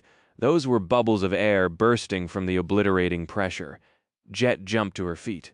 "Did you sense something?" Sunny remained silent for a while, then nodded. "Yes, I think. I sensed the bottom of the sea." Indeed, his shadow sense had perceived something solid far below the night garden. A vast, never-ending plain of solid ground, in fact. It seemed that the Stormsea did have a bottom, after all, and they were about to reach it. Soon enough, the night garden came to a stop, hovering just a few hundred meters above the ground. Knave and Bloodwave had joined them at the bridge by then, and all of them stared down with stunned expressions. Eventually, it was Knave who spoke first. It's flat." Sunny nodded slowly, confirming that it indeed was. Below them, A perfectly flat surface stretched in all directions, with nothing at all rising above it, even by a centimeter. There was no seaweed or coral, no dirt, no anything, just an endless expanse of flawlessly smooth, glistening glass, or at least of something that looked like glass. It was as if they were somehow pulled into a video game where a level failed to render, or maybe had fallen through the map. The bottom of the Stormsea looked like a placeholder excuse of proper geometry, a glaring error in the usual messiness of the natural world. Sunny looked closer and realized that the floor of the vast sea was not actually black. Instead, it was simply perfectly transparent, but this odd glass-like material stretched so far down that there was nothing beneath it except the lack of light. "What is this?" His voice was full of bewilderment. After a long stretch of silence, Aether answered in a calm tone, "It's water." They all looked at him, failing to understand what he meant. Aether hesitated for a moment, then explained, "Under extreme pressure, water changes from a liquid to a solid state, and the solid state of water is ice. Only it can't become ordinary ice here, since it can't expand to form its molecular structure due to the pressure. So it can only become a solid with a denser crystal lattice, a kind of crystal comparable to diamond in hardness. That is what we're looking at." He smiled faintly. "So the Stormsea doesn't really have a bottom. It's just that its waters turn solid under their own weight here." Sunny stared at Aether for a few moments, then looked back at the flawlessly flat plane of glass-like surface below them. Eventually, he shook his head. "That's creepy. I can't help but feel like something is going to stare at us from below this endlessly vast, infinitely thick, perfectly transparent crystal seal." At that moment, Jet's hand firmly blocked his mouth. Looking at him with desperation, she whispered loudly, "Sunny, please, please stop saying these things aloud." He stared at her for a moment, then nodded slowly. When Jet removed his hand, he smiled. "Why, if the abyss gazes at us for too long, I might just gaze back." Then Sunny shrugged. "Don't worry, though. I am completely sure that there's nothing there." Instead of answering, Jet simply groaned. Chapter 2623. Light in the Abyss. The night garden glided above the vast expanse of dark glass, pushing through the cold, crushing abyss of unfathomable depths. The light of its lanterns glistened in the smooth black surface, and a faint reflection of the living ship traveled below it, as if the night garden was being pursued by its ghost. After the first hour or so, the novelty of the flawlessly flat plane of smooth glass had grown old from time to time. Eerie shapes appeared from the darkness and slowly drifted past the living ship. Those were the remains of beings and things that had sunk to the bottom of the Stormsea throughout the eons, and were too durable to be destroyed even by its impossible pressure. There were gargantuan bones, broken frames of ancient ships, and unrecognizable ruins. At some point, the hands of a gargantuan statue revealed themselves from the lightless void, outstretched toward the distant surface. They were followed by an immense face, its features long erased by the passage of time and the broken lines of a shattered crown. Sunny and his companions observed the titanic statue in silence. Eventually, he sighed and shook his head. What was it with the people of the dream realm and enormous statues? It's almost impossible to go anywhere here without stumbling on at least one or two, or seven. Knave, who had returned to the bridge, shrugged. Maybe it's because many of those people were giants themselves. Jet, who had been resting by a pillar, opened her eyes and gave them a quiet look. It is simply because they could afford to spend time and resources on creating majestic statues, so they did. They did not need a reason other than that, because they had not been born in a dying world being consumed by an apocalyptic war like we were. Her calm words ushered in a somber silence, and soon the gargantuan statue disappeared into the darkness behind them. The night garden moved aimlessly.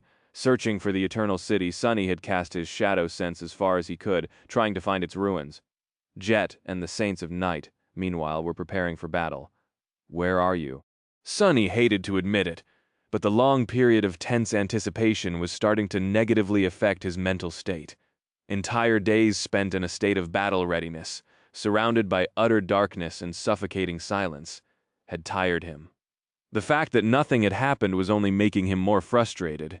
And if he felt that way, then Jet and the Saints of Night were probably worse off. Well, maybe not Jet. After all, she had always seemed relaxed and comfortable in any environment, no matter the circumstances. Now, too, it looked like she was taking a nap without a care in the world.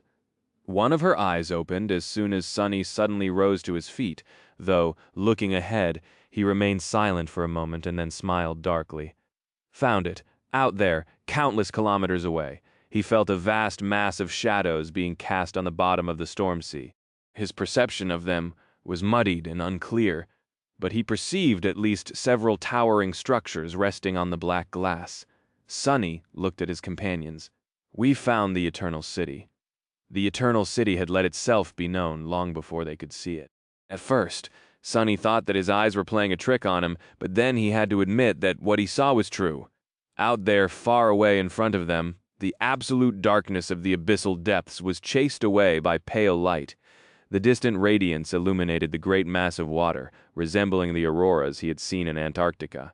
That was the great lighthouse of the Eternal City, shining from the bottom of a boundless sea, still intact even thousands of years after the demon of repose, its supposed creator, had perished.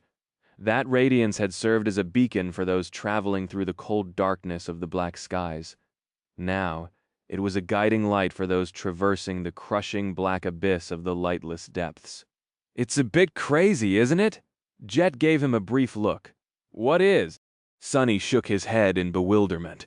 That place, the Eternal City, it survived the wrath of Storm God, fell from space, crashed into the ocean, and spent thousands of years enduring the crushing pressure on the bottom of the sea, and yet it still seems to be intact.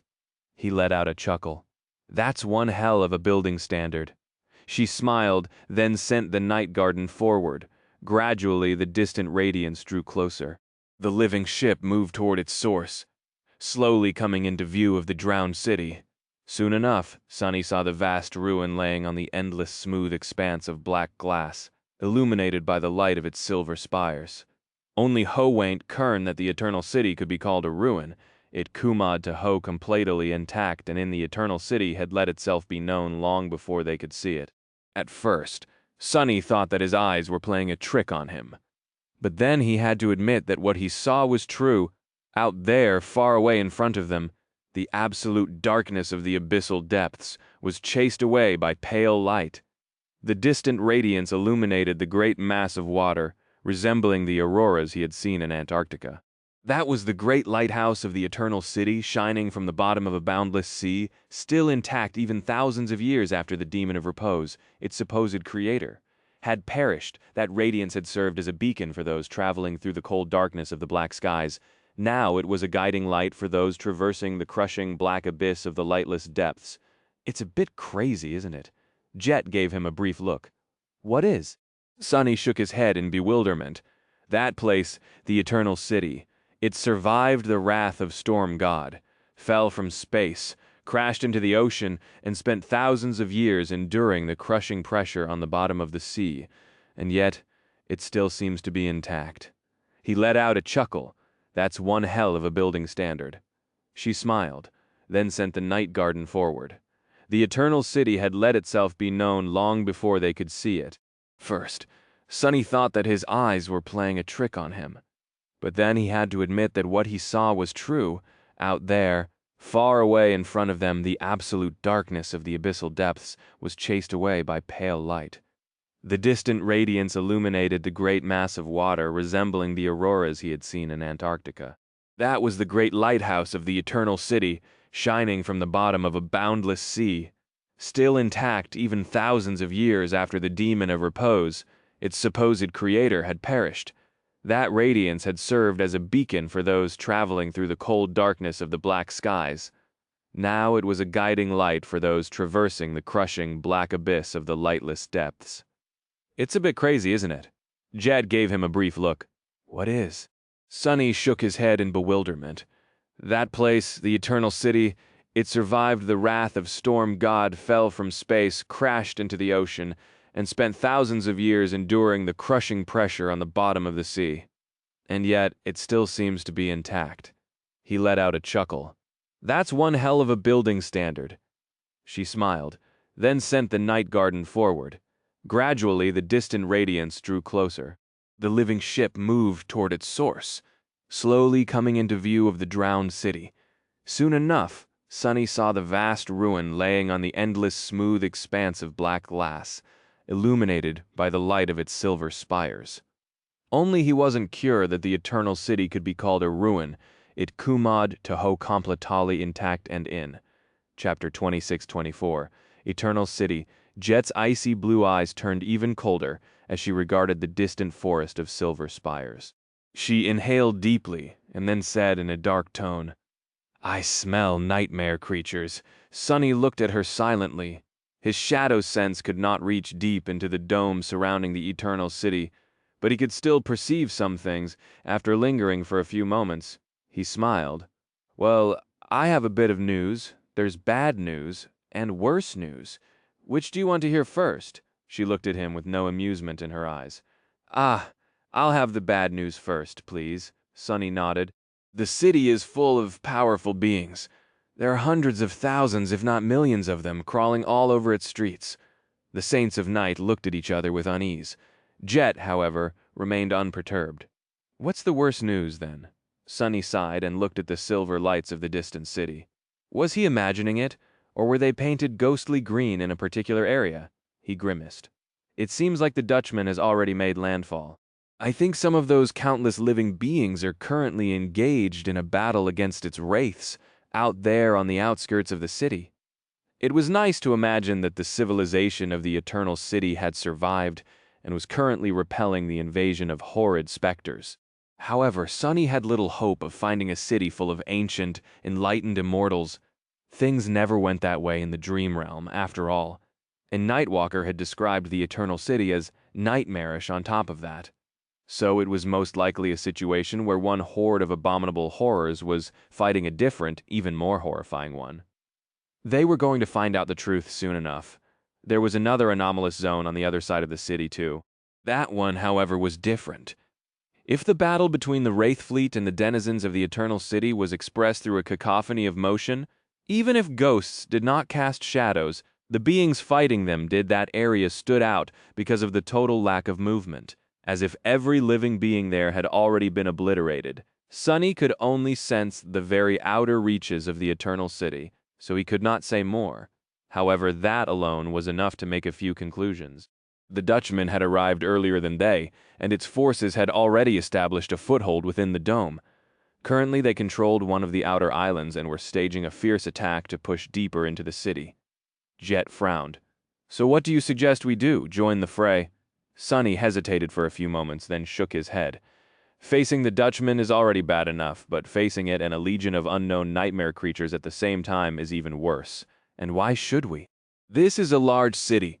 We can just as easily land on the other side of it and see who can conquer it faster. Then, we will have far more information and a chance to earn a territorial advantage before clashing with the Dutchman's forces. Ideally, the Wraith Legion would have been wiped out by then, and they would only have to deal with the other eerie horde of horrifying abominations.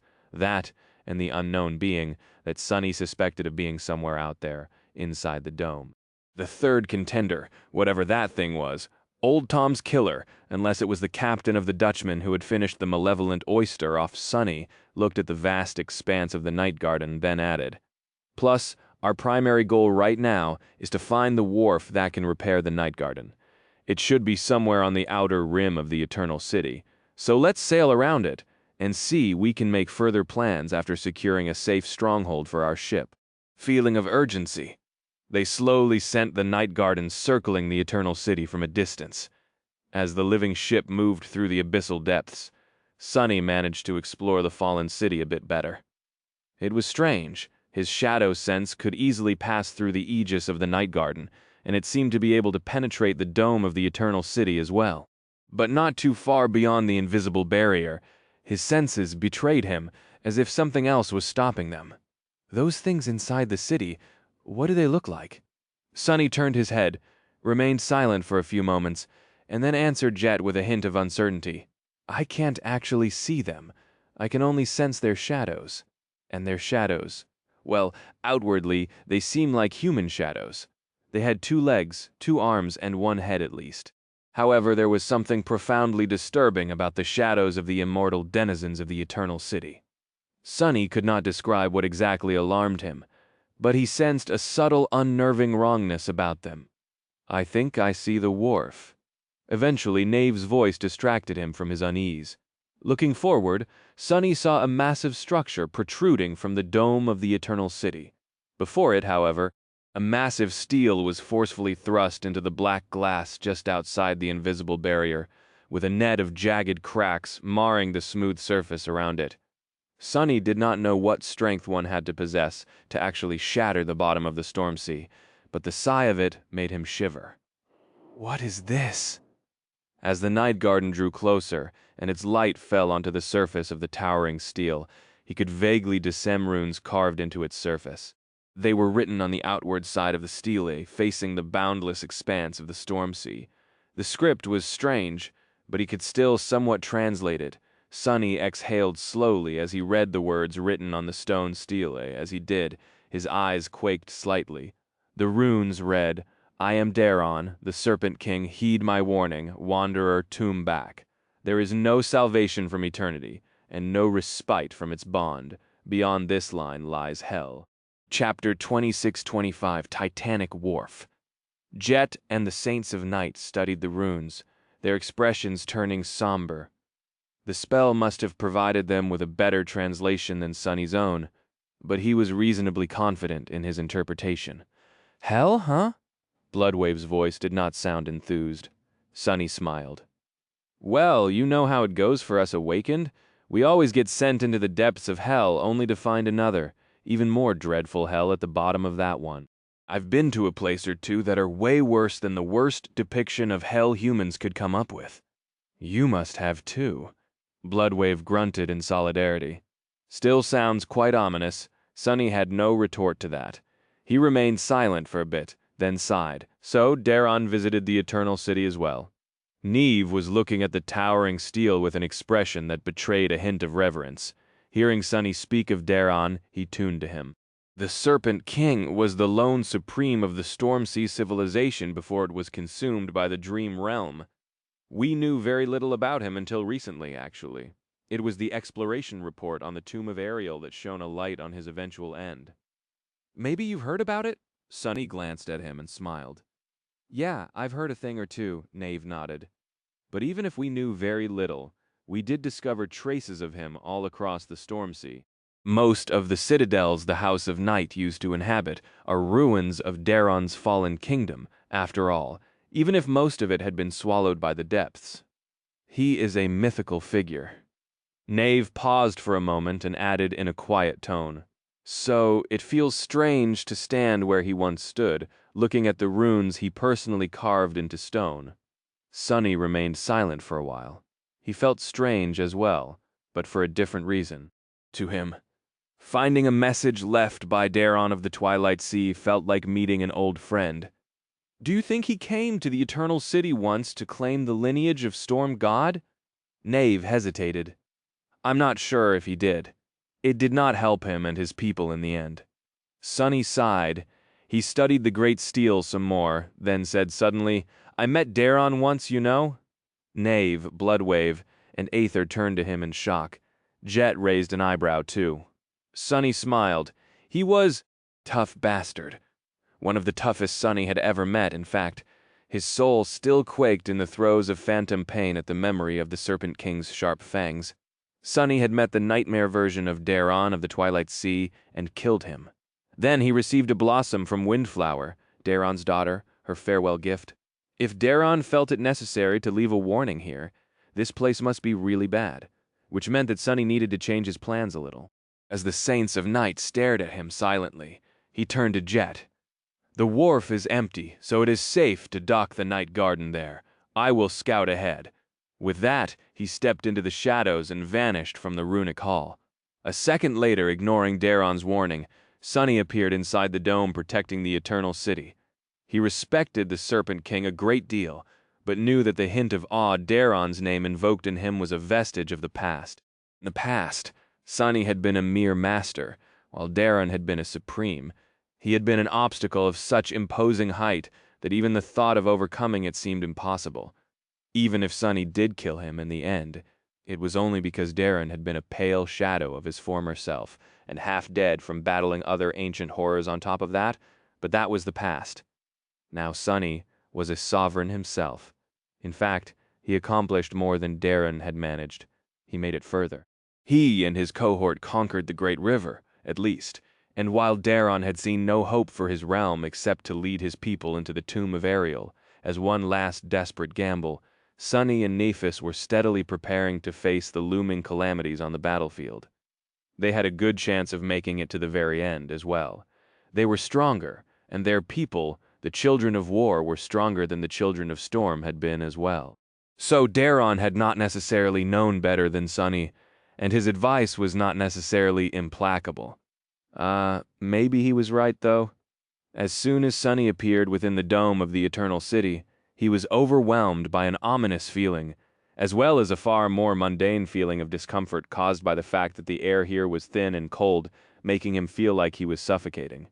Grimacing, Sonny glanced around. Something is telling me that dying in the Eternal City is a very, very bad idea. There had to be a reason why Darren had warned those trying to enter the drowned city to fear eternity.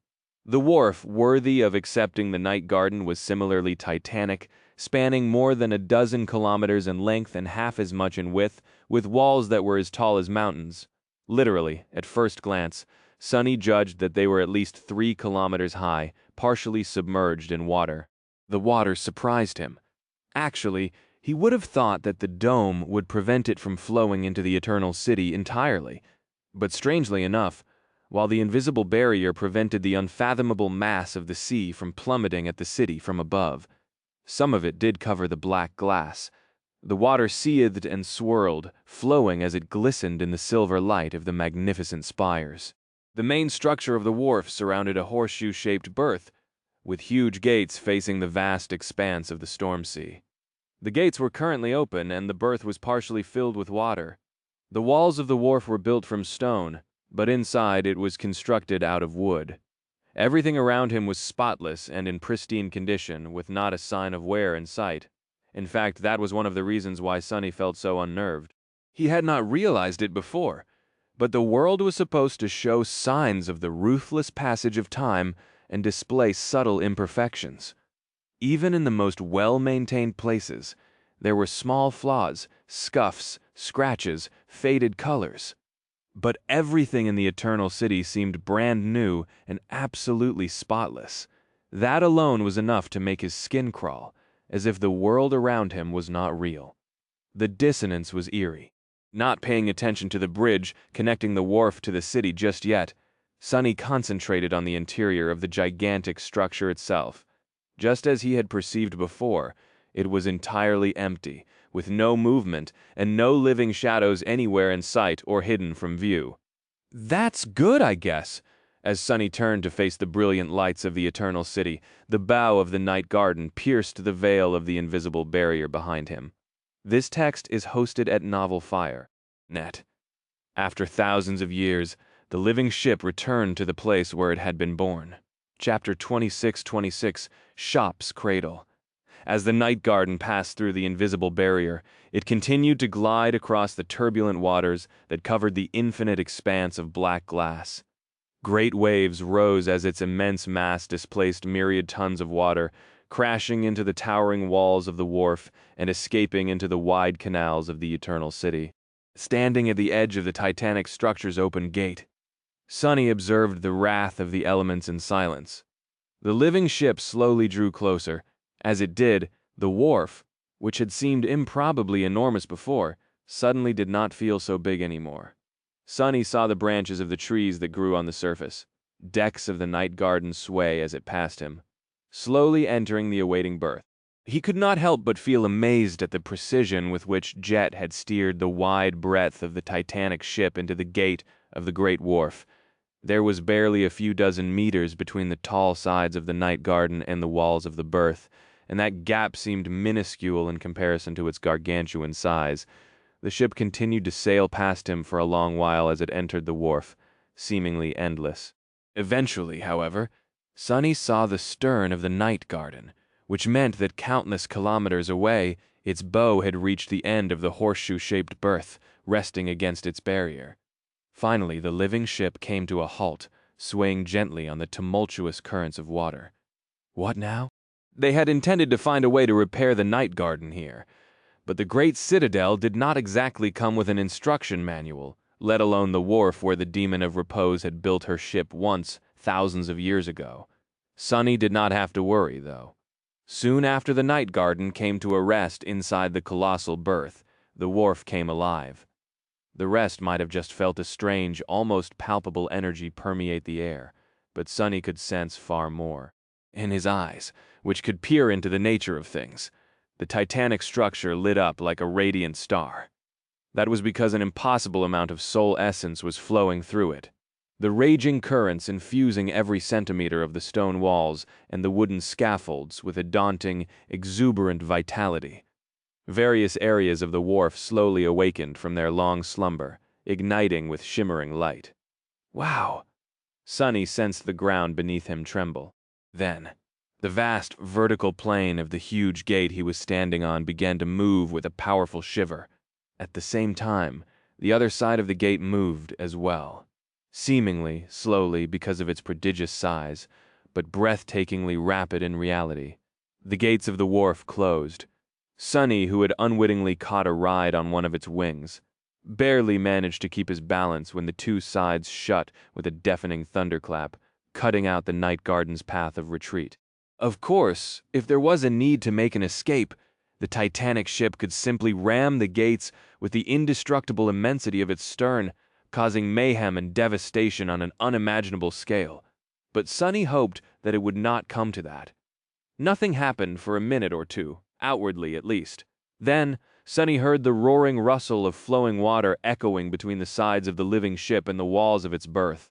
That was the turbulent water inside the wharf draining away through invisible channels. Its level slowly dropped, and the night garden lowered with it. Sonny had expected some mechanism to catch and secure it in place, and there was indeed a mechanism of sorts. As he watched in wonder, the wooden interior of the colossal wharf blossomed with myriad flowers and leaves. Then, enormous branches stretched outward, gently catching the night garden and fusing with its hull. Soon enough, the water was entirely gone, revealing the floor of the berth. The night garden was resting on it, supported by the colossal branches that prevented it from tilting to the side, like a tree that returned to the forest. The branches, however, were not there simply for support. As Sonny watched, his eyes widening a little, the powerful currents of soul essence he had observed before flowed through them into the living ship, nourishing it. There seemed to be some kind of sorcery at work, guiding them in fleeting patterns and dictating what effect they had on the weathered expanse of the night garden.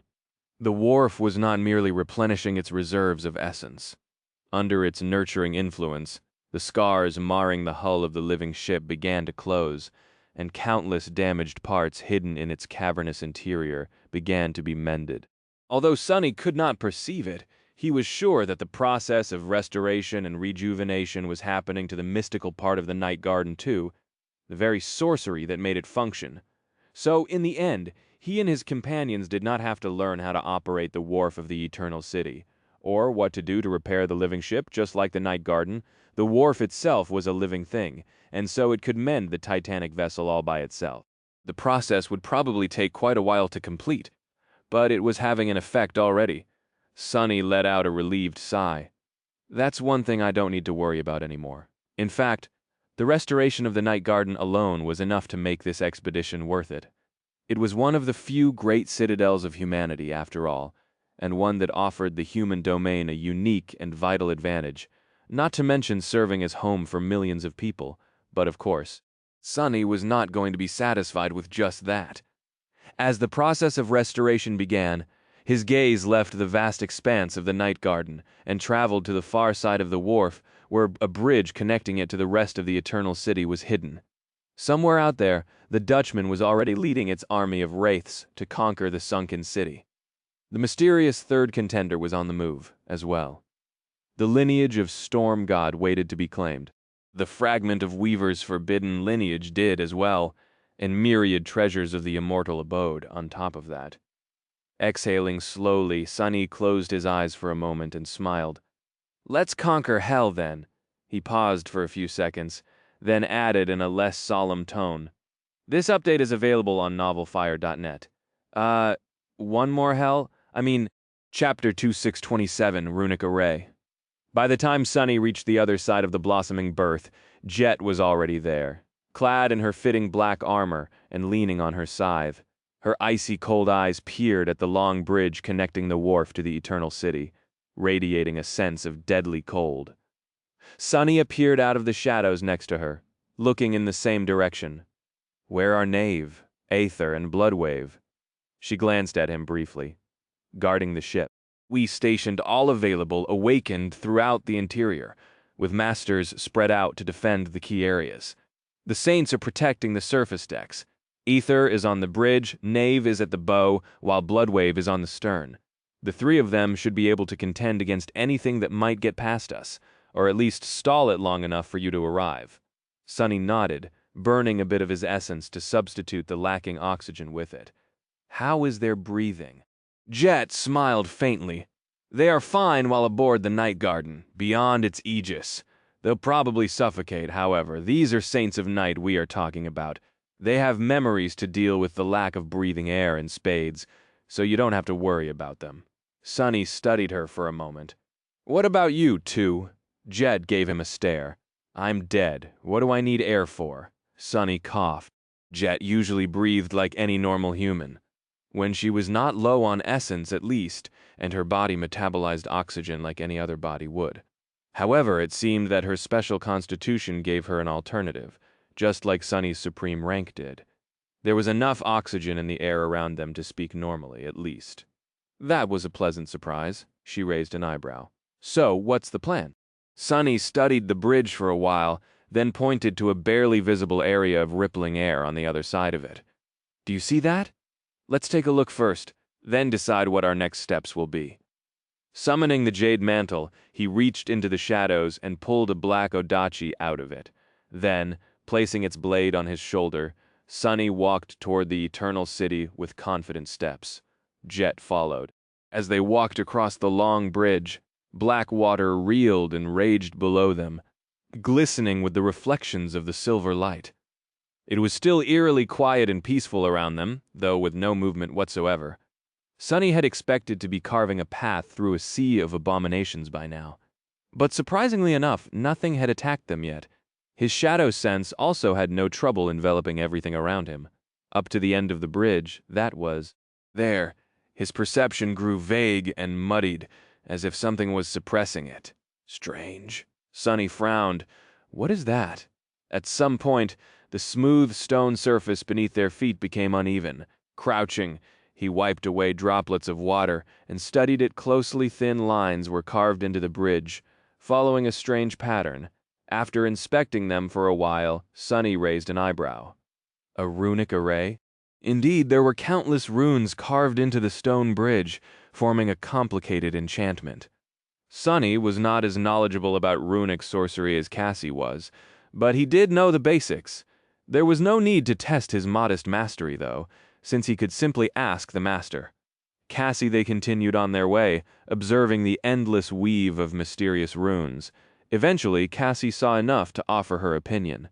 "This is an auxiliary enchantment, way beyond what I could accomplish, but still only a small part of a larger array." Sunny tilted his head a little. "What does it do?" There was a long pause, and then Cassie's voice resounded in his mind. It was quiet and distorted, as if reaching him from a great distance, but still discernible. "It maintains the existence of these runes, as well as of the main enchantment that is situated somewhere else.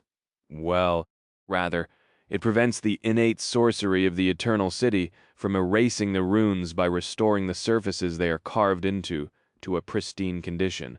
Sunny narrowed his eyes. "What does the main enchantment do, then?"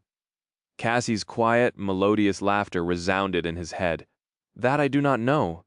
I would have to read it first, wouldn't I?" Sunny sighed by then. They had almost reached the end of the bridge. Stopping, he remained motionless for a bit, and then raised his head to study the anomaly they had noticed from the walls of the wharf. Jet let out a whistle. "I'll be damned," Sonny tended to agree. There, in front of them, a subtle rippling of the air betrayed the existence of an invisible barrier. There was another dome inside the Aegis protecting the Eternal City, covering most of the city. Was very much like the shadow dome he had created to see if the night garden could submerge into the water, almost as vast as the primary one, but not quite, acting as a second layer of protection. Here, the foundation of the Eternal City was exposed, towering above the restless waters as dark cliffs. And on those cliffs, enormous runes were carved into the stone, extending in both directions as far as the eye could see, almost as if they encircled the entire city. There was something quite familiar about how those runes were carved into the base of the Eternal City as well. The way they looked was almost exactly the same as Daron's message, on the Great Stale looked only on a much larger scale. "This is the main enchantment.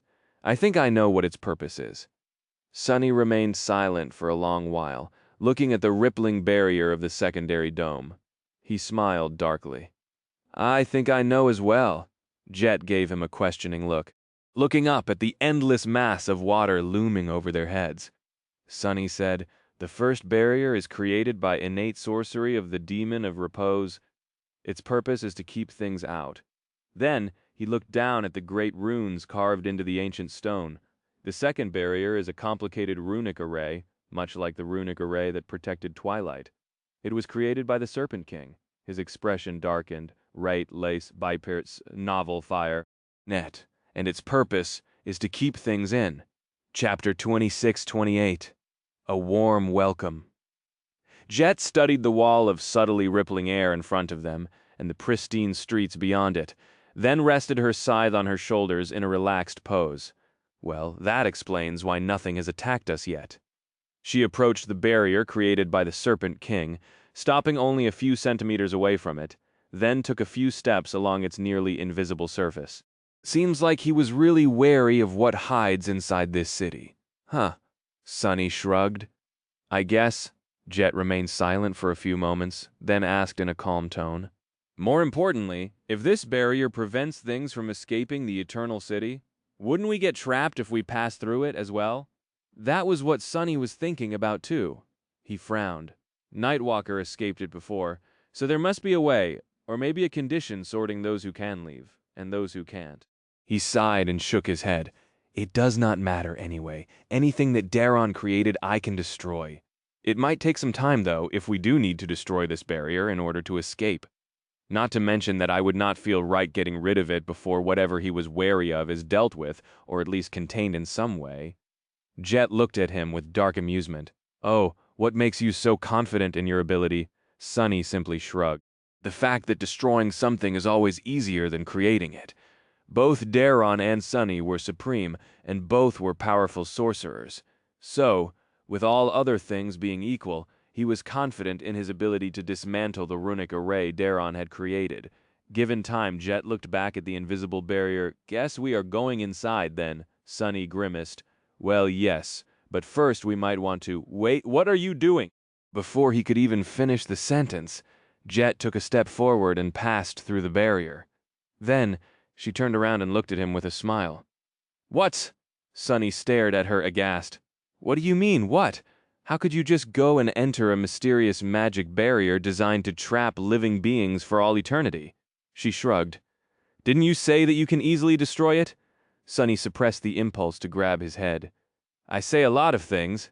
She laughed. "That you do?" She fell silent, studied the surrounding buildings for a few moments, then sighed and took a step back. Sonny tensed, but Jet seemed to pass through the barrier and return to the bridge with no issue. Still resting her arms on the shaft of the scythe, she rolled her shoulders and shook her head. My guess would be that the Serpent King was unwilling to let the immortals who had populated the Eternal City escape into the Twilight Sea. After all, there is no worse combination than immortality and corruption. So this barrier probably prevents anything that died and was restored by the city from leaving its boundary. Sonny took a few deep breaths. What if your theory turned out to be wrong?" Jet shrugged. Then I would have asked you to get me out. Better yet, I'd ask Knave to aim those scary cannons you so graciously crafted for me at the runes carved into the foundation of this place, and blast a few dozen of them off the face of the earth. I'm pretty sure that would have dealt with this runic array too. Sonny sighed. I guess that works. With that, he walked past Jet and entered the barrier too. As he passed it, an unpleasant feeling momentarily overwhelmed his senses. It was as if something cold and unfeeling was inspecting the depths of his being, searching for an unknown sign. Then, it brushed against Weaver's lineage and recoiled, retreating in fright. Sonny found himself standing near the mouth of a wide street. On both sides of him, ornate buildings rose into the darkness, with black water glistening with reflections of silver light as it rolled above him where the sky was supposed to be. The street was clean and empty, with beautiful sculptures lining the facades of the nearest buildings. Jet crossed the barrier for the second time and looked around. It doesn't seem so bad, actually. Sonny took a few steps forward, then frowned and looked at the entrance of one of the buildings. His shadow sense was still somewhat suppressed, but he could feel a presence there. Come out. There were a few seconds of silence, and then he heard the sound of light steps. A young man walked out of the buildings, walking toward them unhurriedly. At first glance, he was just barely past the age when one would become a sleeper, wearing a free tunic woven out of flowing, luxurious fabric. His features were soft and harmonious, beautiful enough to mistake him for a saint, and his glistening hair was held in place by an exquisitely decorated band of silver. He did not seem armed, and a faint smile was playing on his lips. Walking to the middle of the street, the beautiful youth stopped and turned, looking at them with a strange, curious expression. Jet quietly removed her scythe from her shoulders, grasping it tightly. Oh, hell! Sonny almost took a step back, because when he peered into the soul of the striking young man, what met him was a vast ocean of vile, boundless darkness. The youth opened his mouth, as if wishing to welcome them to the eternal city. What escaped his mouth, however, were no words. Instead, it was an avalanche of grotesque, pulsating, hungry flesh. A dozen long tendrils ending with sharp spikes shot towards Sonny with such speed that he barely had time to react. Still, he managed to put his odachi in the path, only to feel it shatter from the impact, not offering the fleshy tendrils any resistance. A split second later, the spikes were about to pierce his head. Sonny dissolved into shadows, leaving them whipping furiously through the air. The stone plates of the wide street exploded into a hurricane of sharp shards, and the nearest facade collapsed into a cloud of dust when one of the tendrils brushed against it in passing. Jet's scythe flashed, severing another. She moved with graceful ease, dodging the lethal attack by a hair's breadth. In the next moment, Sonny stepped from the shadows behind the monstrous youth, and calmly beheaded him with the reformed blade of his odachi. Red blood spluttered on the stone rubble, and the corpse of the young man fell to his knees while his head rolled a few steps, dragging the limp tentacles behind it. Curses. Sonny watched as the headless corpse slowly toppled to the ground. Jet did not relax, glancing at him briefly. What's with that expression? He hesitated for a moment. It's because there was no new shade in his soul sea. I don't think that thing is dead. Just as he said those words, the headless body stirred and floated into an upright position, the grotesque tendrils protruding from the mouth of the severed head, meanwhile twitched and moved, raising it a dozen meters above the ground like long, horrid legs. Follow current novels on Novel Fire Net. The youth's eyes peered at Sonny with the same innocent, mild curiosity. He shivered. Damnation. Chapter 2629, Corrupted Immortal. There were deadly beings out there, in the dreadful reaches of the ruthless and broken world. And then there was the Lord of Shadows, Sunless, the Sovereign of Death. Among those who were just one step behind him, Soul Reaper Jet was perhaps the most lethal. She was definitely the most feared, and for a good reason. Few could survive her insidious aspect and deathly resolve. So it was no exaggeration to say that when the two of them decided to fight side by side, there was hardly a more deadly duo than the Lord of Shadows and Soul Reaper. And yet they failed to kill the eerie abomination that had welcomed them to the Eternal City. New, Va Vjafers riled the grotesque abomination that wore the exquisite face of a human youth. The ancient buildings toppled, and the stone canvas of the roads exploded into an avalanche of jagged shards. The silence of the empty streets was vanquished by the roaring clamor of a terrifying battle, and the beautiful landscape of the ancient city was replaced by a scene of total devastation. Curse it! Sonny dashed back, barely evading another fleshy tentacle. The breathtaking statue he had hidden behind was split in two, severed by the spike at the end of the tendril so cleanly that the cut seemed like no more than a thin crack for a few moments. This is a bit tough. Jet had spun her ghostly scythe, slicing several tendrils, then allowed the mist blade to assume the form of a graceful lucerne and used its long spike to pin the nearest severed tentacle to the cobblestones. It was just in time. Despite being separated from the main body of the abomination, the fleshy tentacles continued to move, trying to slither across the rubble toward her. "What the hell do we do?" Sonny cursed again. The eldritch horror was strong, about as strong as a great beast would be, making it a walking calamity. Even a supreme like him had to stay alert in a battle with this thing, so it was understandable that Jet was struggling. However, that was no reason for them to be having so much trouble dealing with the grotesque abomination. Sonny could slay a great beast in a heartbeat, and Jet was more than formidable enough to bridge the gap between the ranks. By all accounts, the eerie creature should have been dead by now, and in fact, they had already killed it many times. It was just that the grotesque abomination refused to stay dead. Sonny and Jet had cut, pierced, and crushed its body. They dealt fatal damage to its soul and poisoned it with the death will. The creature was burned to death and shattered after being frozen solid, but no matter what they did, the beautiful youth was restored to his original appearance before too long. Its crushed, severed, burned, shattered body returned to a flawless state, and then turned hideous and horrid once again as it swelled with malformed flesh and burst into a slithering forest of deadly tendrils. It did not take a wise man to realize what was happening. Damn that damn demon! The fiend they were fighting was powerful, but in and of itself, it was not too terrifying. As evidence, Sonny and Jet were still unscathed, despite battling it for several minutes already. The problem, however, was that it was immortal, or rather that the Eternal City made it immortal.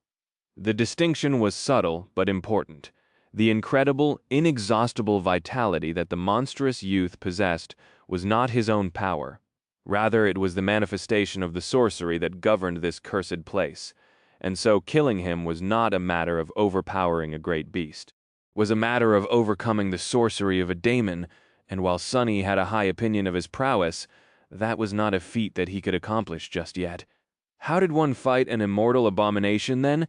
Dodging another explosion of hungry flesh, Sonny could not help but smile darkly. No, but it's quite ironic, isn't it? Two dead warriors were trying to kill an undying monster.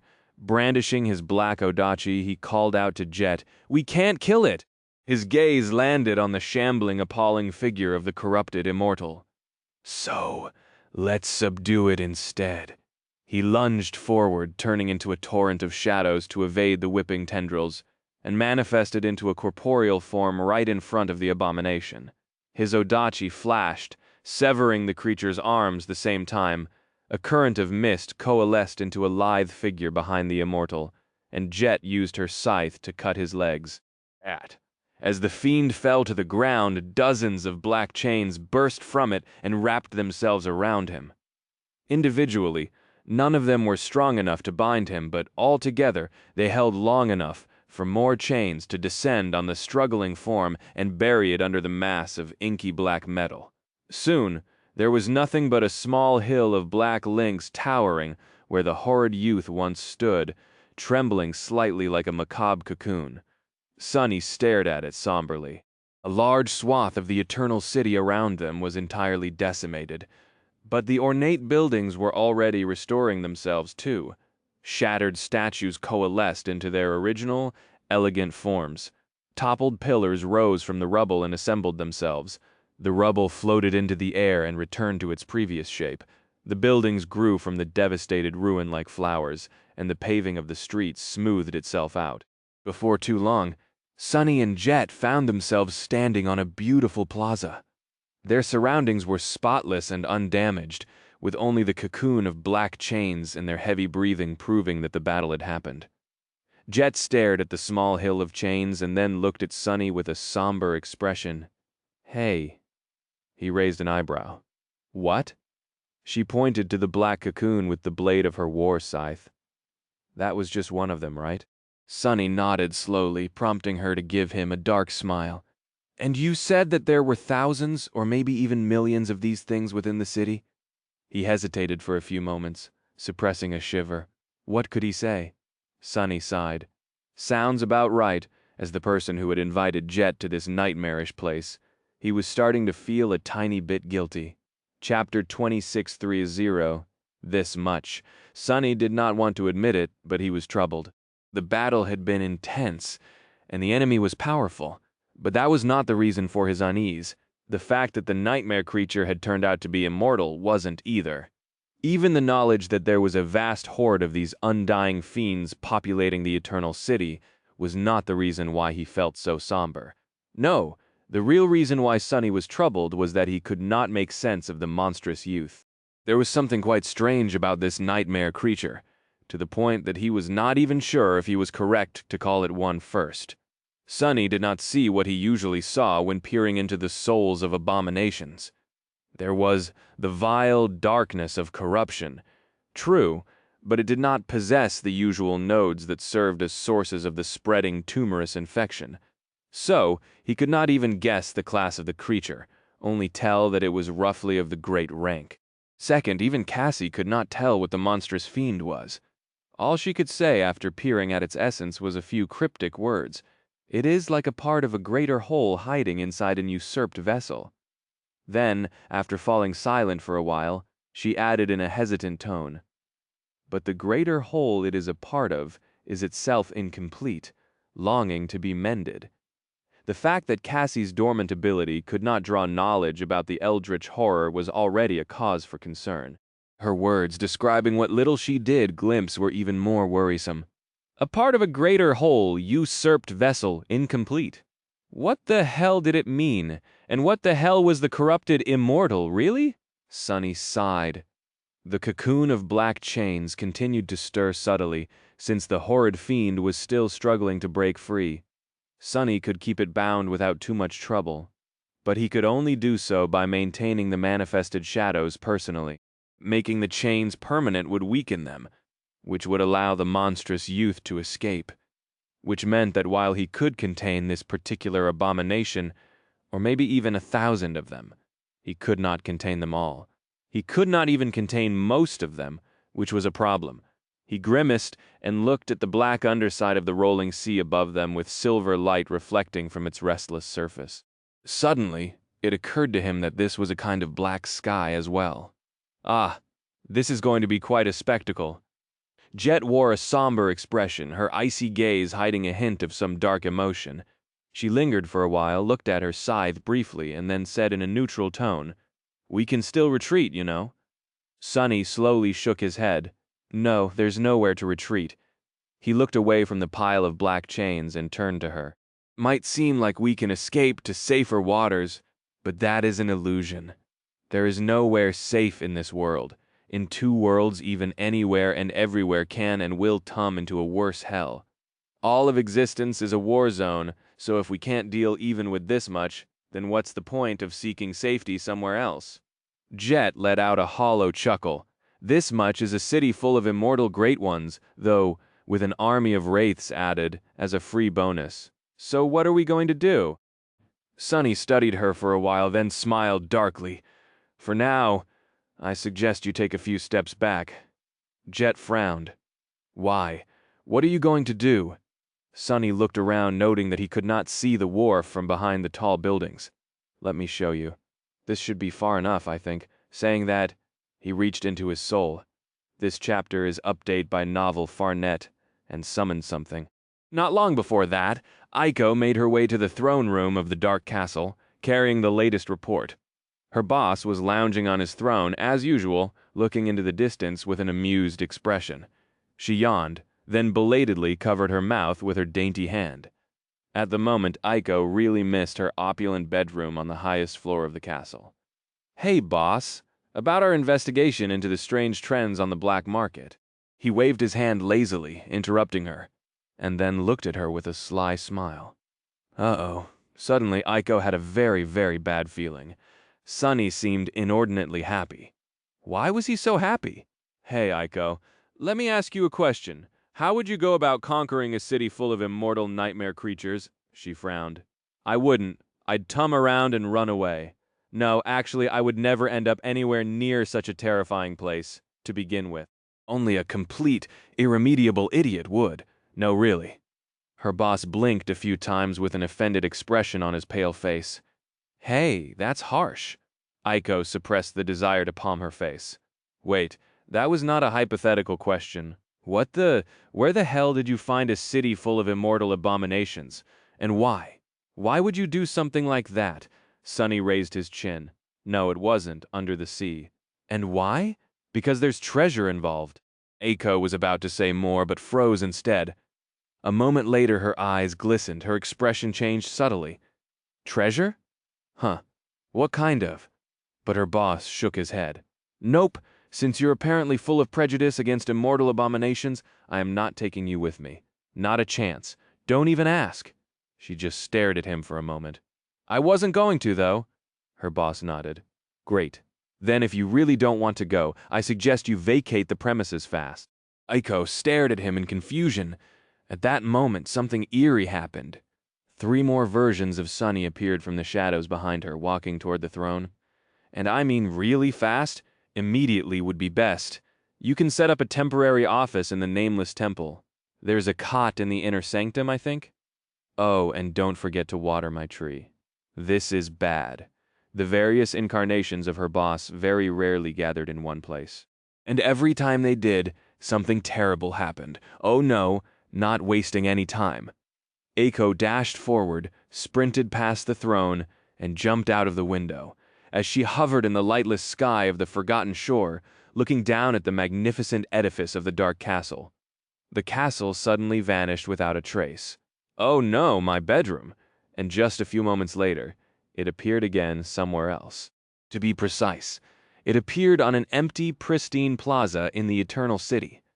Jet had barely managed to take a few steps back before the black spires of the dark castle suddenly rose from the shadows enveloping the square.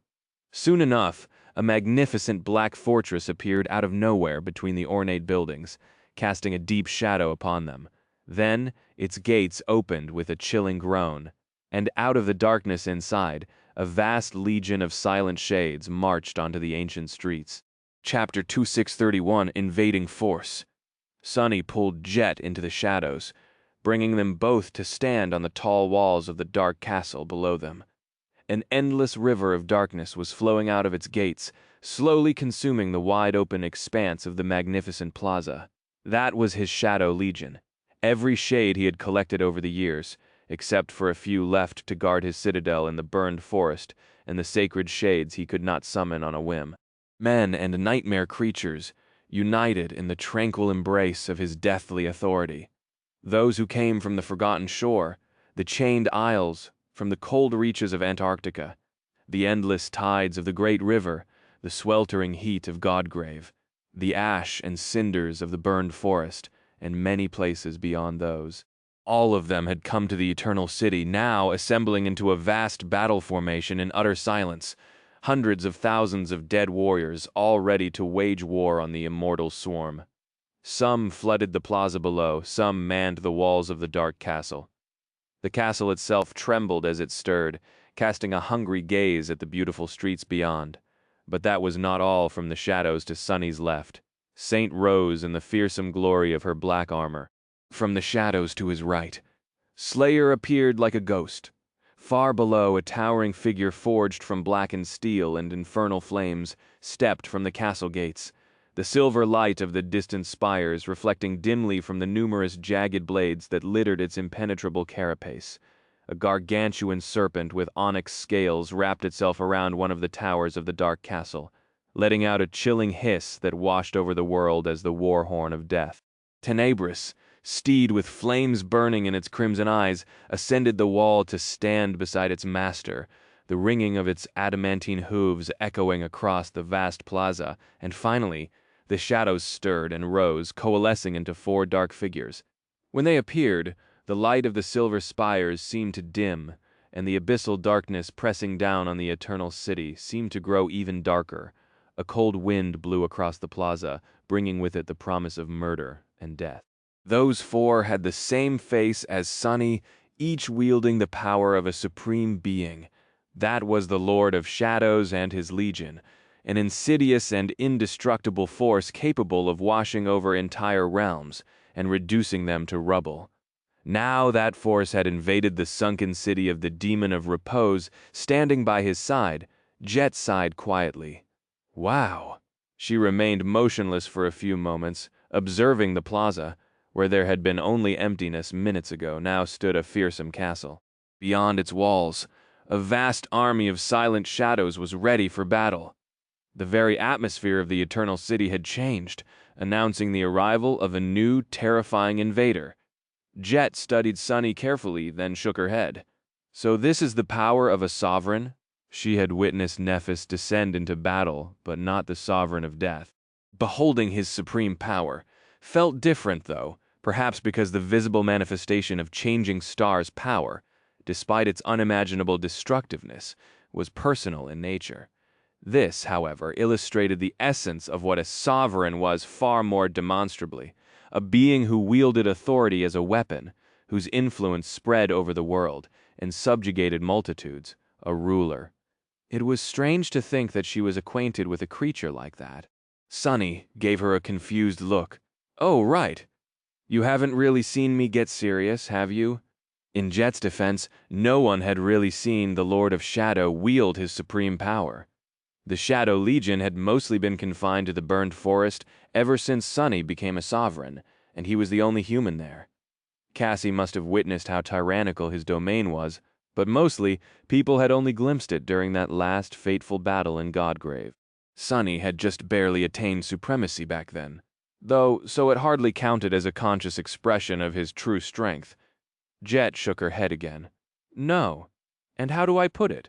Strangely enough, you don't give an impression of someone who wields this kind of terrifying power. To be honest, it is hard to remember that you are a sovereign when you're around. Sunny grinned. Really? Why, thank you. That is by design. Jet raised an eyebrow, prompting him to shrug. Nobody said that a sovereign has to emanate a solemn and unapproachable aura of suffocating dominance, you know? All that zeal and worship Nephis is subjected to, I find it weird. No thank you, there's a more practical reason why I prefer to act as a fun and easygoing demigod as well. It was because he could not allow anyone to worship him, since doing so would bring the forgotten god closer to awakening. Sunny sighed. Oh, and by the way, there is a reason why I summoned my castle and my army now, and it's not just to make an awesome entrance. Jet smiled faintly. Let me guess. It's because thousands of these corrupted immortals are already rushing at us. Sunny was surprised. How did you know? She looked at the Shadow Legion. Because that is a defensive formation, and the shadows on the walls of the castle are all taking positions, as if expecting a siege. Sunny remained silent for a few moments, then grimaced. You're right, I can't sense our surroundings very well, but I do feel them approaching. More or less every abomination that has been dwelling on this particular island of the Eternal City. The first ones will arrive in under a minute, I'd say. He glanced down at the cocoon of black chains, which was contained in the courtyard of the dark castle now.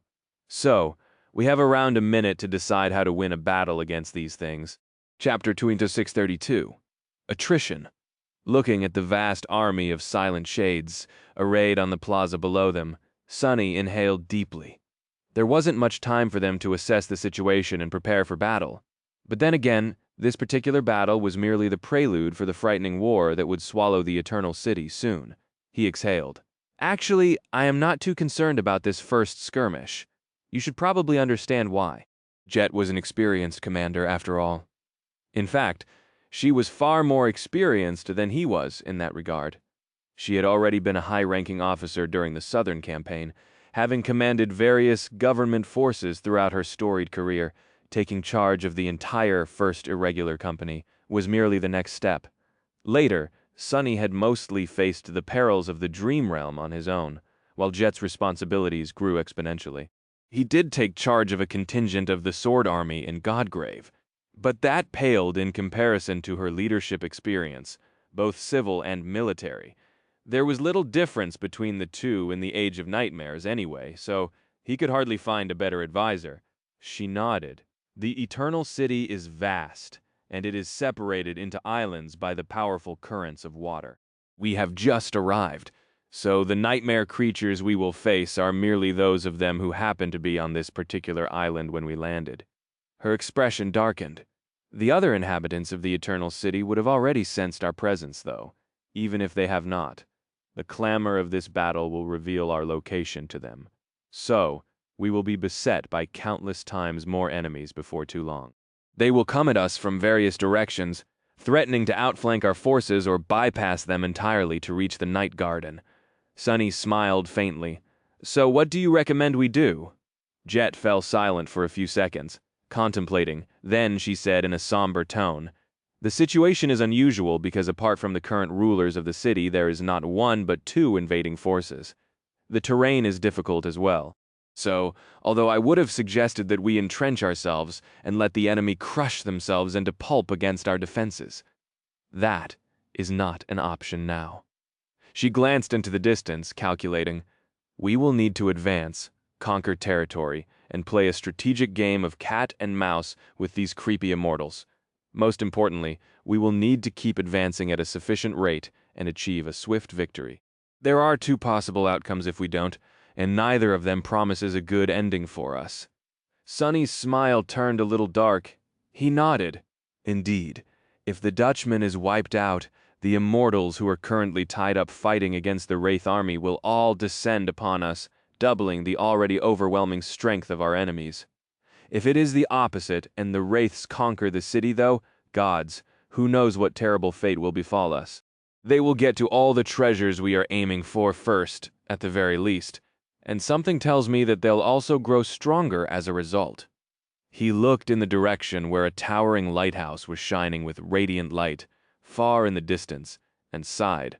"So this harrowing race seems to be far from over. We are still running against the clock. It was in more senses than one as well." Sonny and Jet had only discussed the situation briefly, but the time afforded to them was already almost over. "These are issues of strategy, though." Saying those words, Jet gave him an evaluating look. "What we need to discuss first is tactics. How do we even battle something that cannot be killed?" That was the issue indeed. Sonny glanced down at the black cocoon of shadow chains. He remained silent for a few moments, then said evenly, "Actually, my shades cannot be killed either. Not through usual means, at least. Even if they are destroyed, they will eventually come back.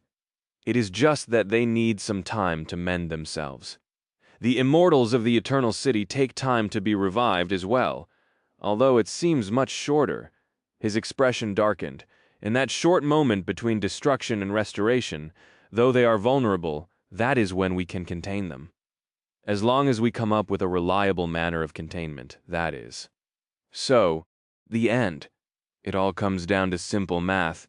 We need to disable them faster than they vanquish my shades." Sensing movement near the entrances to the plaza, Sonny sighed, "which means that there would be no decisive victory or defeat in this conflict. Instead, it's going to be a war of attrition. What we must do is leverage our advantages and employ strategies to maximize the enemy losses while minimizing our own.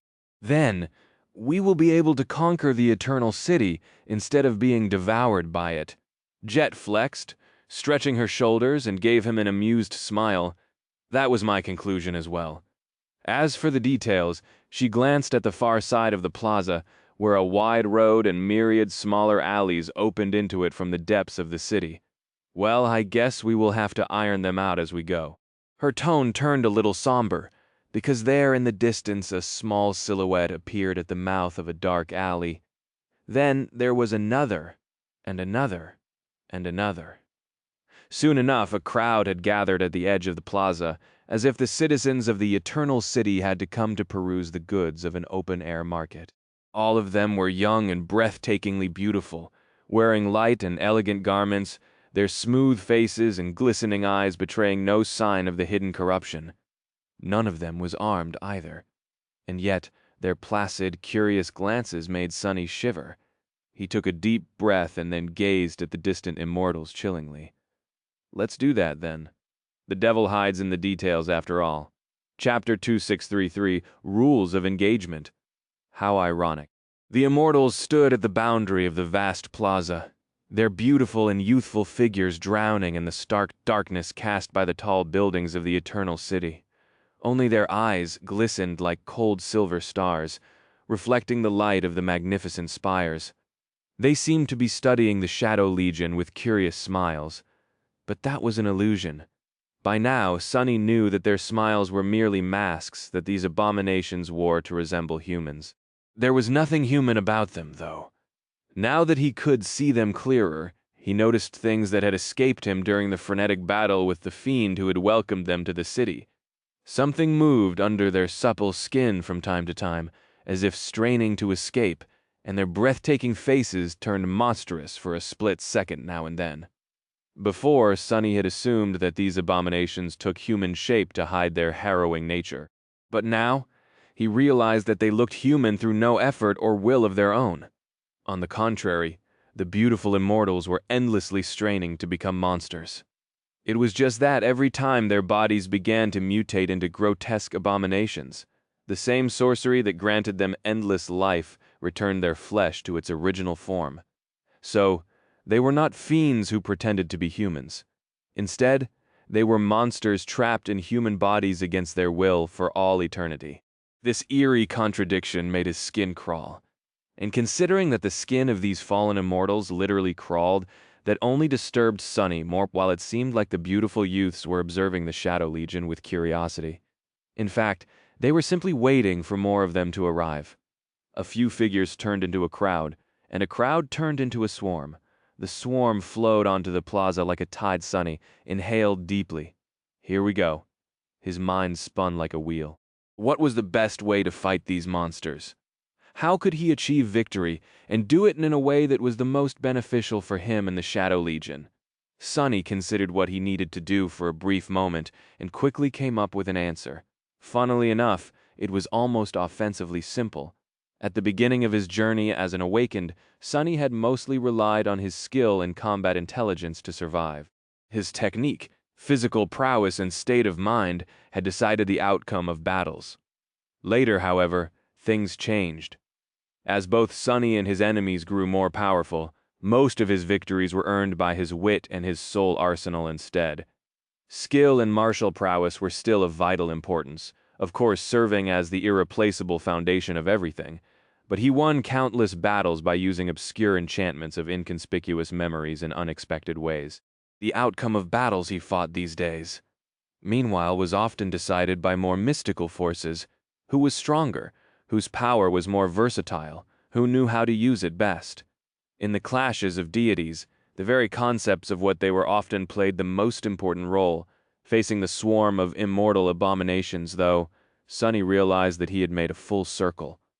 Since the conquest of the Eternal City would come down to a battle of attrition, Sonny had to minimize his losses. And to minimize his losses, he had to adhere to a wholly primitive set of tactical values. There was no trick to overcoming this trial, just mundane warfare.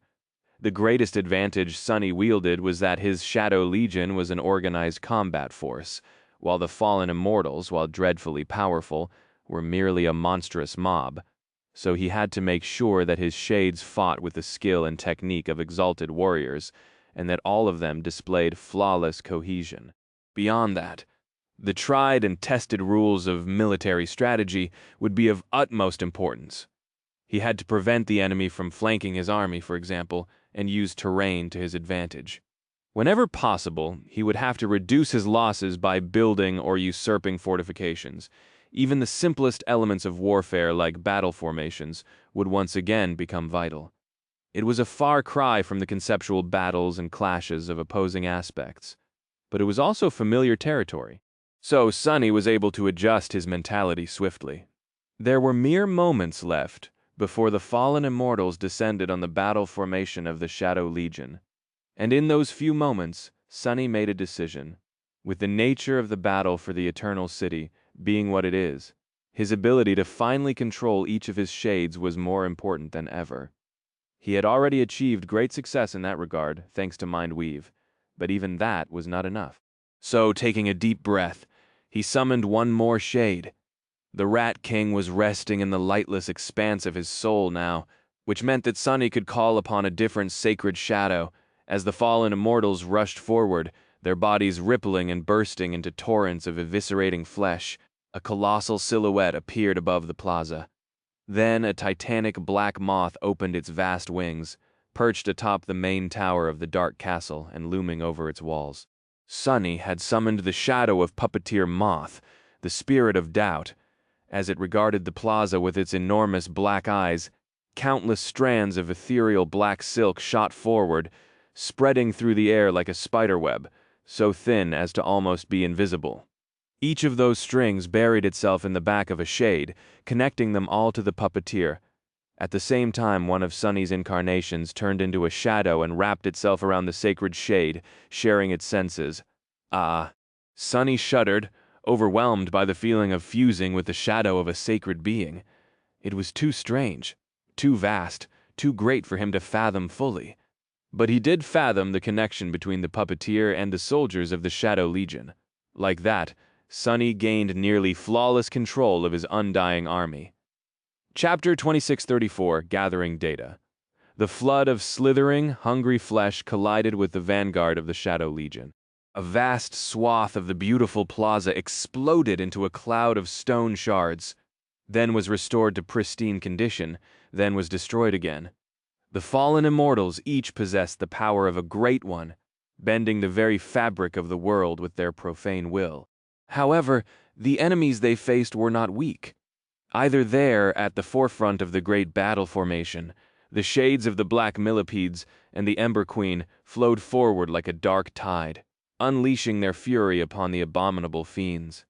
The Millipedes were connected to the puppeteer through the ethereal strands of black silk and through the puppeteer to Sunny. Suddenly he could sense and command numerous monstrous segmented bodies. Sunny had a myriad of sharp legs and a myriad of even sharper mandibles, using them to rip and tear the flesh of the immortal swarm to shreds. The prisoners of the Eternal City were unmade, and then restored once again. Countless shades were vanquished, returning into the dark embrace of his soul. A moment later, the tide of millipedes rippled and changed its behavior. Instead of flowing forward like a tide of chilling bestial fury, the millipede formed an unbreakable wall from their glossy black chitin. Those of them who had been cast by beings of higher classes rose above that wall, spitting torrents of corrosive black acid at the advancing immortals. For a few moments the plaza was drowned by acrid smoke. Then segments of the chitin wall were breached or torn apart, and the mayhem continued. Sunny observed the battle through numerous eyes, and through his own 4 pairs of them, as well. "I've noticed something peculiar." Jet's voice was strangely calm, despite the terrifying spectacle happening in front of them. Sunny raised an eyebrow. "What?"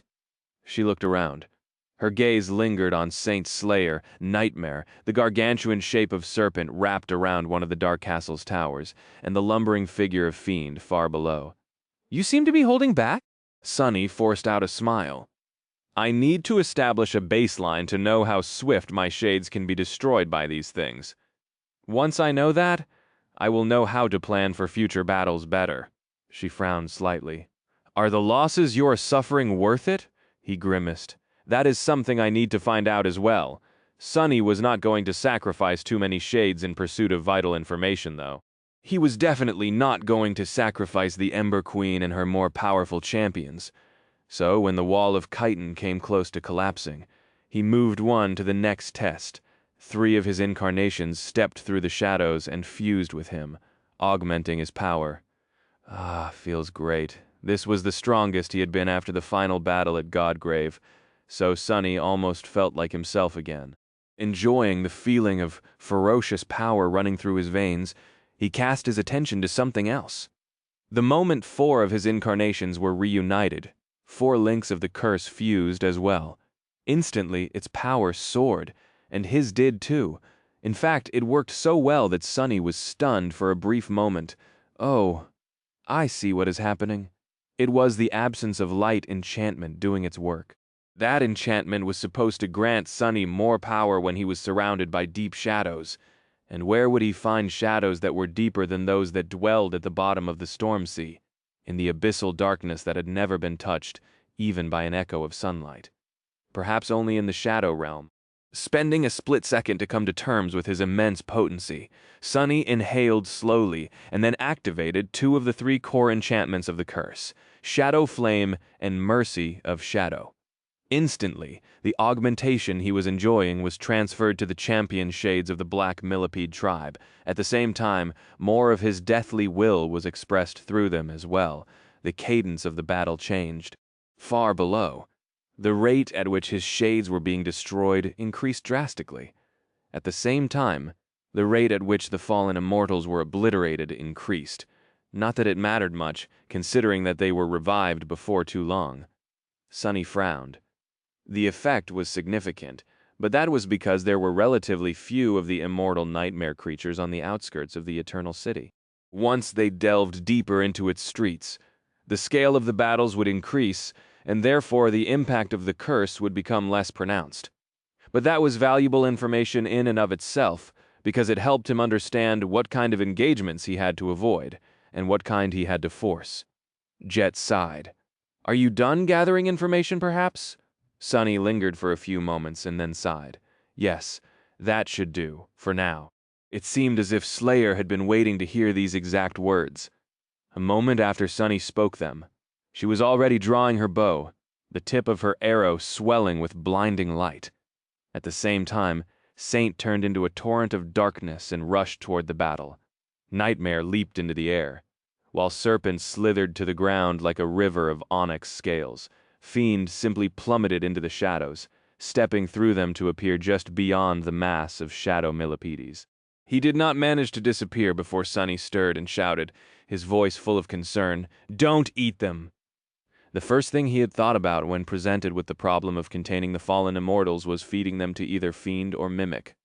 However, the dwellers of the Eternal City were too eerie, too unnerving. Sunny was worried that swallowing one of these creatures would allow it to infect his shadows. Observing the Shadow Legion stir, Jet asked in a calm tone, "So, are we joining the fun as well?" Sunny looked at her and smiled. "Of course. We wouldn't want to miss something so memorable, would we?" Chapter 2635. Hard work. The silent ranks of the Shadow Legion stirred under the walls of the dark castle. The cadence of the battle changed as the black flood moved forward, flowing across the shattered ground. The titanic figures of Goliath and the defiled Seeker lumbered above the black tide of dead soldiers, making the plaza shake with each step. The myriad threads of ethereal black silk trembled, forming a vast spiderweb. The fallen immortals were still engaged in a battle against the Ember Queen and her millipede swarm. Individually, each of them was more powerful than an average shade under Sunny's command. However, in this battle at least, the numerical advantage was on his side.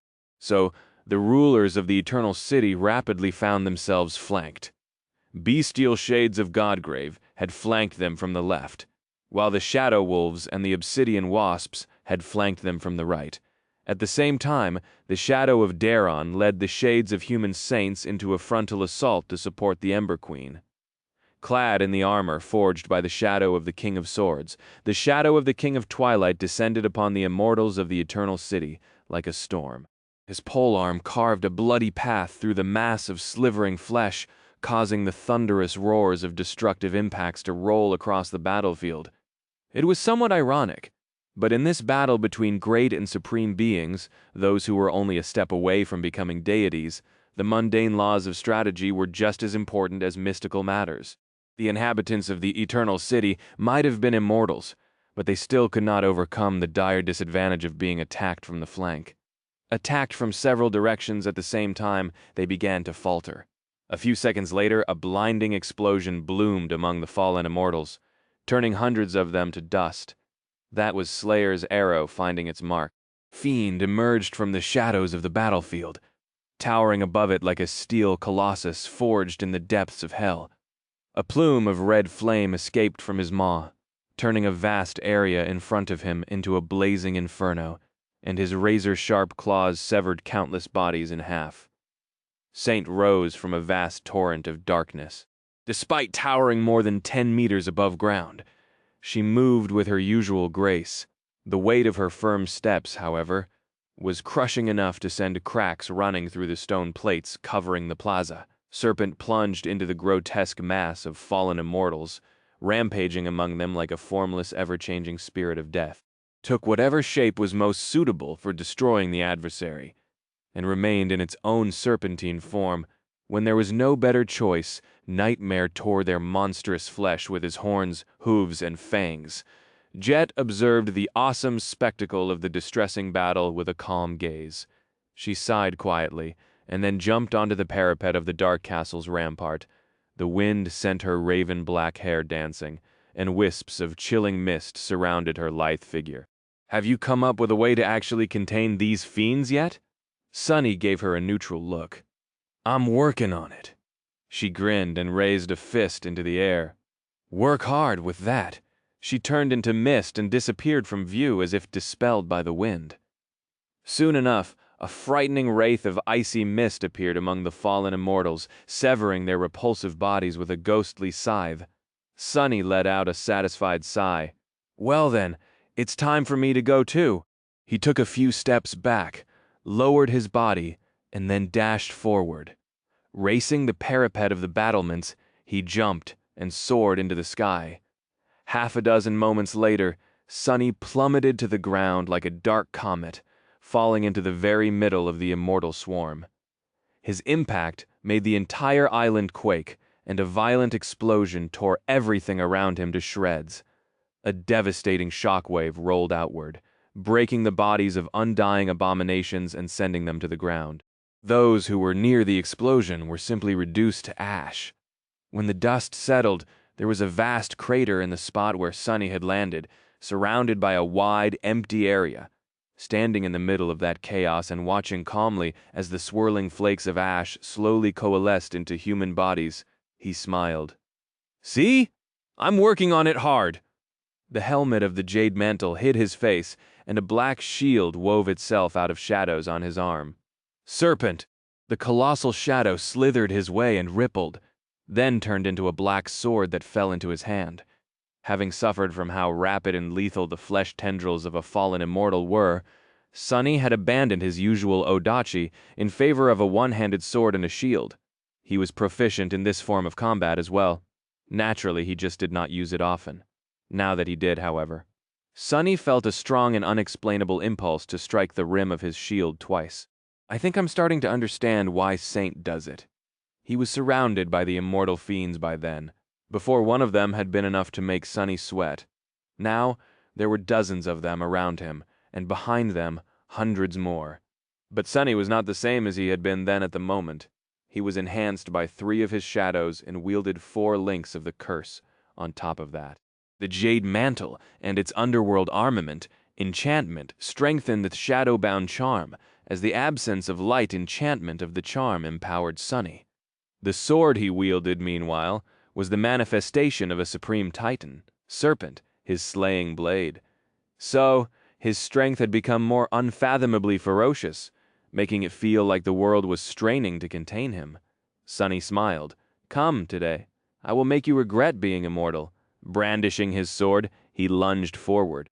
Chapter 2636, Containment Issue. Sunny had dismissed the marvelous mimic from the Forgotten Shore while 4 of his incarnations were inside, and then summoned it to the Eternal City. That was how 5 of his avatars ended up at the bottom of the Stormsea at the same time. He called upon the Shadow Legion and summoned the puppeteer to gain a flawless measure of control over his shades. Mind, Weave, allowed him to issue countless commands at the same time, so he could control all of his shades individually, but at the end of the day, he was still issuing orders with the Great Moth controlling the shades like marionettes. though Sunny could do more. Instead of giving endless commands to make his shades do what he wanted there to, he only needed to command one, and as long as an incarnation of his was rat-peck around the puppeteer, the entire Shadow Legion became no different from an extension of his body. That meant that he was not limited to giving orders anymore. He could control his shades like he did his body. The cohesion of the Shadow Legion was therefore nearly flawless now. And more than that, every shade, even those of mindless beasts, could fight with the same skill and technique Sunny possessed. Needless to say, his mastery of shadow dance was instrumental in controlling thousands of varied bodies, skillfully armed with these advantages. Sunny engaged the fallen immortals of the Eternal City in battle. Their crushing collective will washed over him, and was repelled by his own with the help of the curse. But that was merely the boring part, the necessary part. Now, however, was his time to have fun. No, really, what is wrong with me? Is this my idea of fun? Encased in the fearsome carapace of the Jade Mantle, wielding the Soul Serpent, and empowered by the curse, Sunny plunged into the swarm of monstrous, immortal abominations. His shield was broken under the avalanche of fleshy tendrils, but instantly restored itself, as Sunny manifested more shadows into its form. His slaying blade cut the fallen immortals down one after another, but failed to kill them. His armor remained unscathed, for now both protecting his body and empowering it through the curse. Sunny struggled a little with not getting drunk on his fierce strength. That moment, he truly felt like a demigod. His power had transcended the mundane, forcing the world to bend and change shape around his movements. Naturally, there was a wall standing in his way. That wall was the will of his enemies, but while Sunny could not demolish it completely, he could overcome it enough to not feel too restrained. The will technique he had been developing for a long while now helped him to achieve that. So yes, he was having fun. The battle was a little exhilarating. It had been a long time since he used that much of his power, and even more since he had been matched this well against an adversary. His legion was battling the mob of detestable immortals all around him, and he was barely staying alive while cutting down his foes. It was in that narrow gap between triumph and the cold defeat of death that the thrill of a battle lay. Best of all, his enemies were immortal, so he could kill them as many times as he wanted. Naturally, the fact that they were immortal was also infinitely troubling. What exactly must I do here? Deflecting a lightning-quick tendril of repugnant flesh with his shield, Sunny pierced the body of a fallen immortal and sliced it apart. A split second later, he was already moving to avoid the next lethal strike while raising his sword to deliver a rapid downward slash. He was doing well in the battle against the fallen immortals, and the Shadow Legion was confidently overcoming them as well. But these were eternal beings. After all, no matter how many times they were destroyed, they would endlessly rise from the dead. If nothing changed, the scales of battle would begin to favor them soon, and eventually they would swallow both him and his shades. He needed to find a way to contain them. The first idea Sunny had was to feed the undying fiends to either fiend or mimic. However, he was wary of that method since it could poison and destroy his shadows. With how indestructible these nightmare creatures were, there was no telling what would happen if one of them was consumed. Luckily, there were other potential solutions as well. The simplest one was to toss the fallen immortals into the Shadow Realm. After all, immortality was not an inherent trait of these fiends. It was the Eternal City that kept reviving them, so moving them to somewhere else was supposed to solve the problem, especially if that place was the realm of death. However, there were two problems with this idea. First, Sunny would have to drag every nightmare creature into the Shadow Lantern personally, by pulling them into the shadows. Second, he was not sure that it was even possible. Something told Sunny that the barrier created by Daron would prevent the fallen immortals from leaving the Eternal City, even in that unconventional way. What else, then? He could potentially use the puppeteer to take the immortals under control, and yet that was not guaranteed to work either. After all, the Great Moth was merely a shadow of the Spirit of Doubt, did not possess a will of its own. So subjugating creatures of the great rank was unlikely to work. Apart from that, the Eternal City could simply return the immortals to a state prior to subjugation. Well then, Sunny continued to fight, dividing his mind between countless shades in his own body. There was one way that could work, even if it demanded more effort to implement. Yes, yes, that should do the trick, he smiled darkly. Before Sunny could subdue the fallen immortals in that way, though they had to be thoroughly defeated. The Shadow Legion had its work cut out for it. Chapter 2637, Immortal Creatures. A world-shaking roar thundered above the battlefield, and Sunny felt cold terror shackle his limbs like a vice. His movements slowed, and the foundation of his will seemed to crumble. Instantly, tendrils of flesh moved faster than lightning and shot past his defenses to pierce his limbs, jerking him in 4 different directions to pull his body apart. Gritting his teeth, Sunny steeled his mind and shook off the mental attack that had weakened him. Was it even a mental attack? If it affected his very spirit and strained his muscles instead of being pulled apart, he overpowered the 4 immortals who were trying to quarter him into the dark embrace of shadows. There, his vast and shapeless form tore their abominable shadows apart, scattering them across the boundless darkness. A moment later, he assumed a physical shape once more, rising from the bloodied rubble with a cold expression on his hidden face. The breached surface of the jade mantle was already repairing itself, and drops of crimson blood were falling from his sword. What was that roar?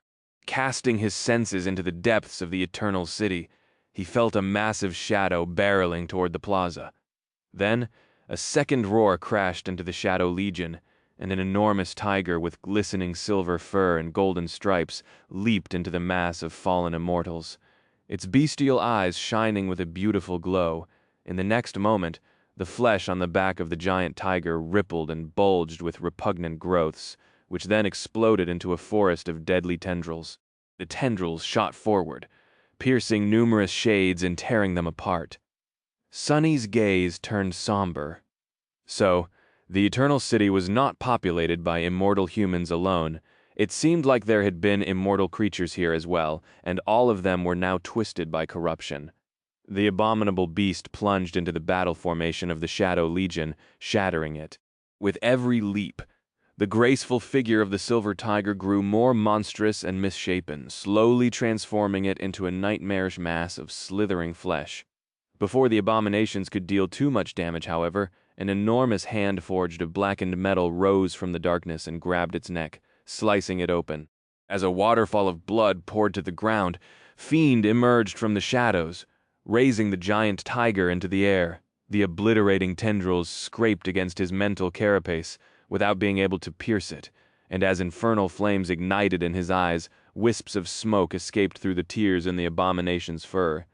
Sunny focused on repairing the battle formation of the Shadow Legion, feeling a little disappointed that he could not deal with the abominable tiger himself. Well, who could, in theory, after all? The damn thing was just as immortal as its human kin. So all he had to do was command Fiend to retreat. But that would be a bit too unhinged a decision, even for him. Raising his shield, Sunny moved forward, slowly at first, then faster and faster. The Shadow Legion gained an upper hand over the disorganized mob of fallen immortals. Despite all their great power, the denizens of the Eternal City seemed more like mindless beasts than people, so they failed to overcome the flawless cohesion and discipline of the Silent Shades. Of course, their inferior numbers played the decisive role. Eventually, Sunny gained complete control of the battlefield. The grotesque creatures were still refusing to die, but at some point, he managed to divide and isolate them from each other. Once that happened, the losses of the Shadow Legion almost ceased. When the fallen immortals were imprisoned in a ruthless loop of being killed, reviving, and immediately being slain again, he proceeded to the next step. The actions of the Shades changed. Instead of cutting the fallen immortals down, the Shadow Legion attempted to restrain them. At first, Sunny failed to contain many of the abominations. Causing more Shades to be destroyed, containing a nightmare creature, was much harder than killing it after all. But eventually he succeeded. Using the puppeteer and his legion of Shades, Sunny slowly managed to restrain each of the corrupted immortals. That was how the first battle he fought in the Eternal City ended. Sunny stood among the rubble, breathing heavily. The plaza around him was completely destroyed, and all the ornate buildings around it had turned to ruins. The dark castle towered behind him, casting a deep shadow on the scene of utter devastation. Soon enough, though, the plaza returned to its spotless beauty, and the ornate buildings assembled themselves from the rubble. The black waters of the Stormsea rolled far above his head, glistening with reflectedite, dismissing his helmet. Sonny inhaled deeply and wiped the sweat off his brow. Jet appeared in a gust of cold wind, making him shiver. She seemed unscathed, if a little tired. "Ah, I am worried." Fighting an immortal opponent was already bad enough, but it was woefully worse for Jet after all. She needed a constant influx of soul essence to stay alive. Since they could not really kill these abominations, she could not receive any essence either. All she could do was waste it without getting anything back. Would Jet even survive a prolonged confrontation for the Eternal City? Sonny sighed, looking around at the silent figures of shades who were struggling to hold the abominable immortals down. Jet asked in a grim tone, "What now?" Sonny hesitated for a short while, then answered evenly, "Now, we show these hell-spawn creatures a different, far more cruel hell." With that, his shadows flowed off his body to the ground, and then assumed their corporeal forms. The fifth incarnation stepped out of the shadows as well.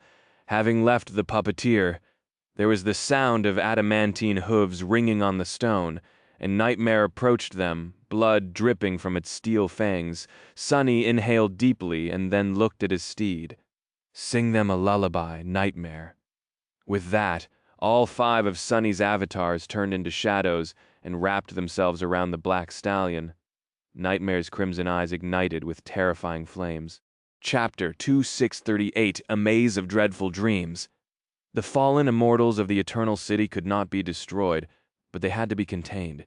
So of all the measures available to Sonny, Nightmare and his Dream Curse seemed like the best choice. Dream Curse ability description. This shadow is a master of a lesser dream domain. It is capable of lulling living beings to sleep and imprisoning their souls in a labyrinth of nightmares. The souls destroyed within the nightmare maze feed the shadow. The more powerful the shadow grows, the faster and further the dream curse spreads.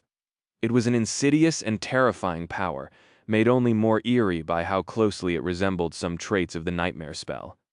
It was also what made Nightmare a terror. No 2 terrors were alike, but there were similarities between all of them. Just like tyrants were usually distinguished by their ability to rule lesser creatures and control territories, terrors were distinguished by their ability to influence the world and spread. They were more akin to frightening phenomena than singular beings, and it was that escalating nature of their influence that made them so perilous. Curiously enough, most titans did not seem to possess a similar kind of spreading influence. And while some were followed by swarms of nightmare creatures, they did not really rule or care to rule them. The abominations were simply drawn to them like crows that followed slaughtering armies, while titans usually regarded them with indifferent disinterest. They were aloof and solitary creatures that seemed to exist in a world of their own. Strangely, that seemed like a downgrade compared to the vast swarms of detestable minions that served tyrants or the exponentially expanding influence of terrors. And yet, nobody who had ever faced a titan on a battlefield would think them weaker than beings of a lesser class. The process of terrors evolving to Tians was shrouded in mystery and largely unknown, but there was a reason why becoming a titan was the final and most difficult step that a creature could take on the path of evolution. There was also a reason why another less frequently used word to describe titans was calamities. That said, titans were exceedingly rare, and while terrors were rare as well, Sonny had suffered far more while encountering the few he did meet. Some of the most harrowing foes he had ever clashed with were terrors: the Soul Devourer, the Terror of the Crimson Spire, the Terror of LO-49, Skinwalker, that odious thieving bird, and Nightmare. The Dream Curse could spread like a plague, both consuming his prey and making the tenebrous steed stronger. It was insidiously effective as well, capable of subduing even creatures that were far stronger than its source. That was how Sonny had collected an army of great nightmare creatures in Godgrave and dropped a cursed devil on Mordred's head. Dreadfully of all, the Dream Curse was subtle. Its victims did not even know that they were under attack until they were lulled to sleep and locked in an inescapable labyrinth of nightmares. And by then, it was already too late. That was the reason why Nightmare could prey on abominations of higher ranks than him. Even if the dream curse failed to lull a creature to sleep at first, he could continue to subtly influence them until their defenses were weakened, and they could not resist anymore. However, there was a limit even to that insidious power. Naturally, Nightmare was merely a transcendent terror after all. It had taken Sunny and him close to 2 years to gradually assemble the swarm of great nightmare creatures in Godgrave, and it had not been an easy feat either. The fallen immortals from this district of the Eternal City alone were greater in number than those abominations, and each of them was furiously powerful. There would be numerous more before the expedition was over, and Sunny did not have years to slowly subdue them all. So he was not entirely confident that Nightmare would be able to lull them all to sleep. Even if he could, there was no guarantee that his steed would be able to contain these monsters in the maze of nightmares indefinitely. Sunny himself had escaped that maze once, after all, shattering its walls during his battle against Nightmare. Those walls were made from the nightmares that served the Black Stallion. Nightmare planted their seeds into the hearts of living beings, and then harvested them, turning them into his minions. The fallen immortals would endure quite a few, no doubt, but they would dream their own nightmares as well. In the end, Nightmare would have to subjugate the dreams of ancient immortals faster than his minions were destroyed, building his own legion of nightmares terrifying enough to contain them, subduing the grotesque abominations and keeping them subdued. These were the two problems facing Sunny, and he was not sure that a transcendent terror could manage both, at least not in a timely manner. But while Nightmare had not evolved to a new rank since Godgrave, Sunny had. He had grown stronger in numerous aspects apart from rank as well, and 5 of his incarnations were here. With 5 supreme shadows, augmenting Nightmare, he had a good chance of solving at least the first problem. Infecting the restrained immortals with the dream curse from that point onward, though, Nightmare would be on his own. No one but the Dark Destrier himself could keep his victims lost in the labyrinth of harrowing dreams. Come on, Nightmare. While many shades struggled to restrain the fallen immortals, Nightmare lowered his head and cast his terrifying crimson gaze at them. Sunny could not see the dream curse spreading, and he could not even sense it. But the world around them suddenly felt dark and terrifying, and an eerie chill seemed to permeate the air far above. Perched atop the dark castle, the puppeteer moved its antennae as if wary of something. Jet glanced around with a slight frown, her gorgeous face growing a little paler. Time seemed to stretch, flowing slowly. But then, eventually, there was a subtle change to the strange and eerie scene in front of them. Just a few meters away from Nightmare, a gorgeous youth was sprawled on the ground, held firmly in place by black chains and the mandibles of several obsidian wasps. Despite his calm and benevolent expression, the immortal was straining to free himself forcefully, the stone around him cracking and mending itself without stop. Gradually, though, his struggles seemed to grow less intense. His gaze grew dimmer, and his eyelids grew heavy. The young man blinked a few times, his eyes remaining closer for a bit longer each time. And then they did not open. His struggles ceased. He was asleep. Sunny let out a relieved sigh. It seems to be working. After that fist success, numerous more followed as well. Soon enough, an eerie silence enveloped the plaza. The shades were standing without movement, and on the ground between them, the distressing immortals of the Eternal City were sleeping peacefully, the black currents of the Stormsea glistening with silver light in the sky above them. Or possibly not so peacefully at all. Chapter 2639, Deep Sleep, Sunny, and Jet stood side by side observing the magnificent plaza with incredulous expressions. The shades had retreated to form a defensive formation around the dark castle, and the vast open expanse around them was littered with gorgeous men and women who lay on the cold stone, quick asleep. There was no sign of the recent devastation left anywhere in sight, and none of the sleeping youths bore even a single wound. It seemed as if they were fairies who had simply fallen asleep after making merry throughout the night. Sunny had deactivated the 5 links of the curse, for now, so that its passive enchantment could do its work. The enhanced the rate with which his shades were mended by his soul, and since quite a number of them had been vanquished in the battle, he needed to get them back as soon as possible. Jet remained silent for a while, then cast a sideways glance at Nightmare, who stood nearby. Her expression was neutral. "El rode atop that thing, huh?" Sunny shrugged. "Sure. He's a horse, though. So why not?" Nightmare snorted in response, and raised his head a little. Jet stared at Sunny for a moment. "A horse? I see. He's a horse. How did you get this kind of horse anyway?" He scratched the tip of his nose. "Well, funnily enough, made a deal with a insane immortal to spend a night in a creepy castle, to fix my broken heart. That's how Nightmare and I first met." Jet blinked a couple of times, prompting him to smile faintly. "One thing led to another, and I killed him. And now, he's my horse." She inhaled deeply, then shook her head and glanced away. "El already thought so after Godgrave, but your horse is terrifying. I guess it makes sense, though. Who else would use a transcendent terror as a steed if not the Lord of Shadows?" Sunny chuckled. "Says the dead woman who sails around on a living ship made by a daemon from a heart god's branch. And I'd imagine that countless people would. It's just that few people can." In truth, he was not in the mood for jokes. Sunny was not particularly tired, but defeating these immortal abominations had not lessened his apprehension one bit. This battle was merely a prelude to the true hardship. Now that they had established a foothold in the Eternal City, the actual conquest would soon begin. Jet studied the sleeping immortals. "So, what do we do with them now? I don't suppose we can just leave them to nap here?" Sunny was asking himself the same question as well. He hesitated for a few moments, then commanded Mimic to open its gates. As the colossal gates began to move, the shades did as well, picking up the motionless bodies of the immortals. They turned back and carried them into the great dark maw of the marvelous Mimic. Jet observed them with a dubious expression. "Are you sure that this is a good idea?" Sunny hesitated. He was not trying to feed the immortals to Mimic, merely store them in its spacious halls.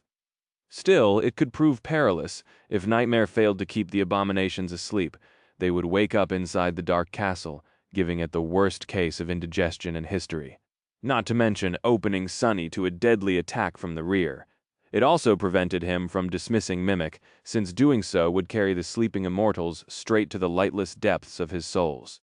Sunny did not know what would happen then, and wasn't particularly interested in finding out. He sighed.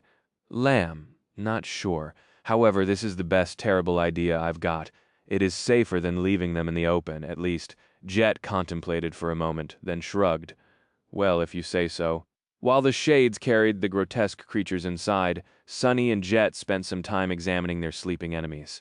He attempted to carry one into the Shadow Realm, and just as expected, felt a powerful sorcery preventing the immortal from leaving the boundary of the Eternal City. Daron would not have left any loopholes, I bet. Jet had been studying the immortals as well. In the meantime, after a while, she frowned, noticing her troubled expression. Sunny asked, "Did you discover something?" She remained silent for a few moments. "They don't have soul cores." He tilted his head a little. "Indeed. 2639, deep sleep." Sunny himself had noted that the vile darkness hiding in the souls of the corrupted immortals did not have the usual nodes. However, he had no idea what that meant, or rather too many ideas to consider anyone seriously. "What do you think that means?" Perhaps Jet could come up with a good theory. She did not answer immediately, looking at the sleeping immortal with a concerned expression. Then she asked him an unexpected question. "Sunny, do you know when a mushroom dies?" He blinked a few times.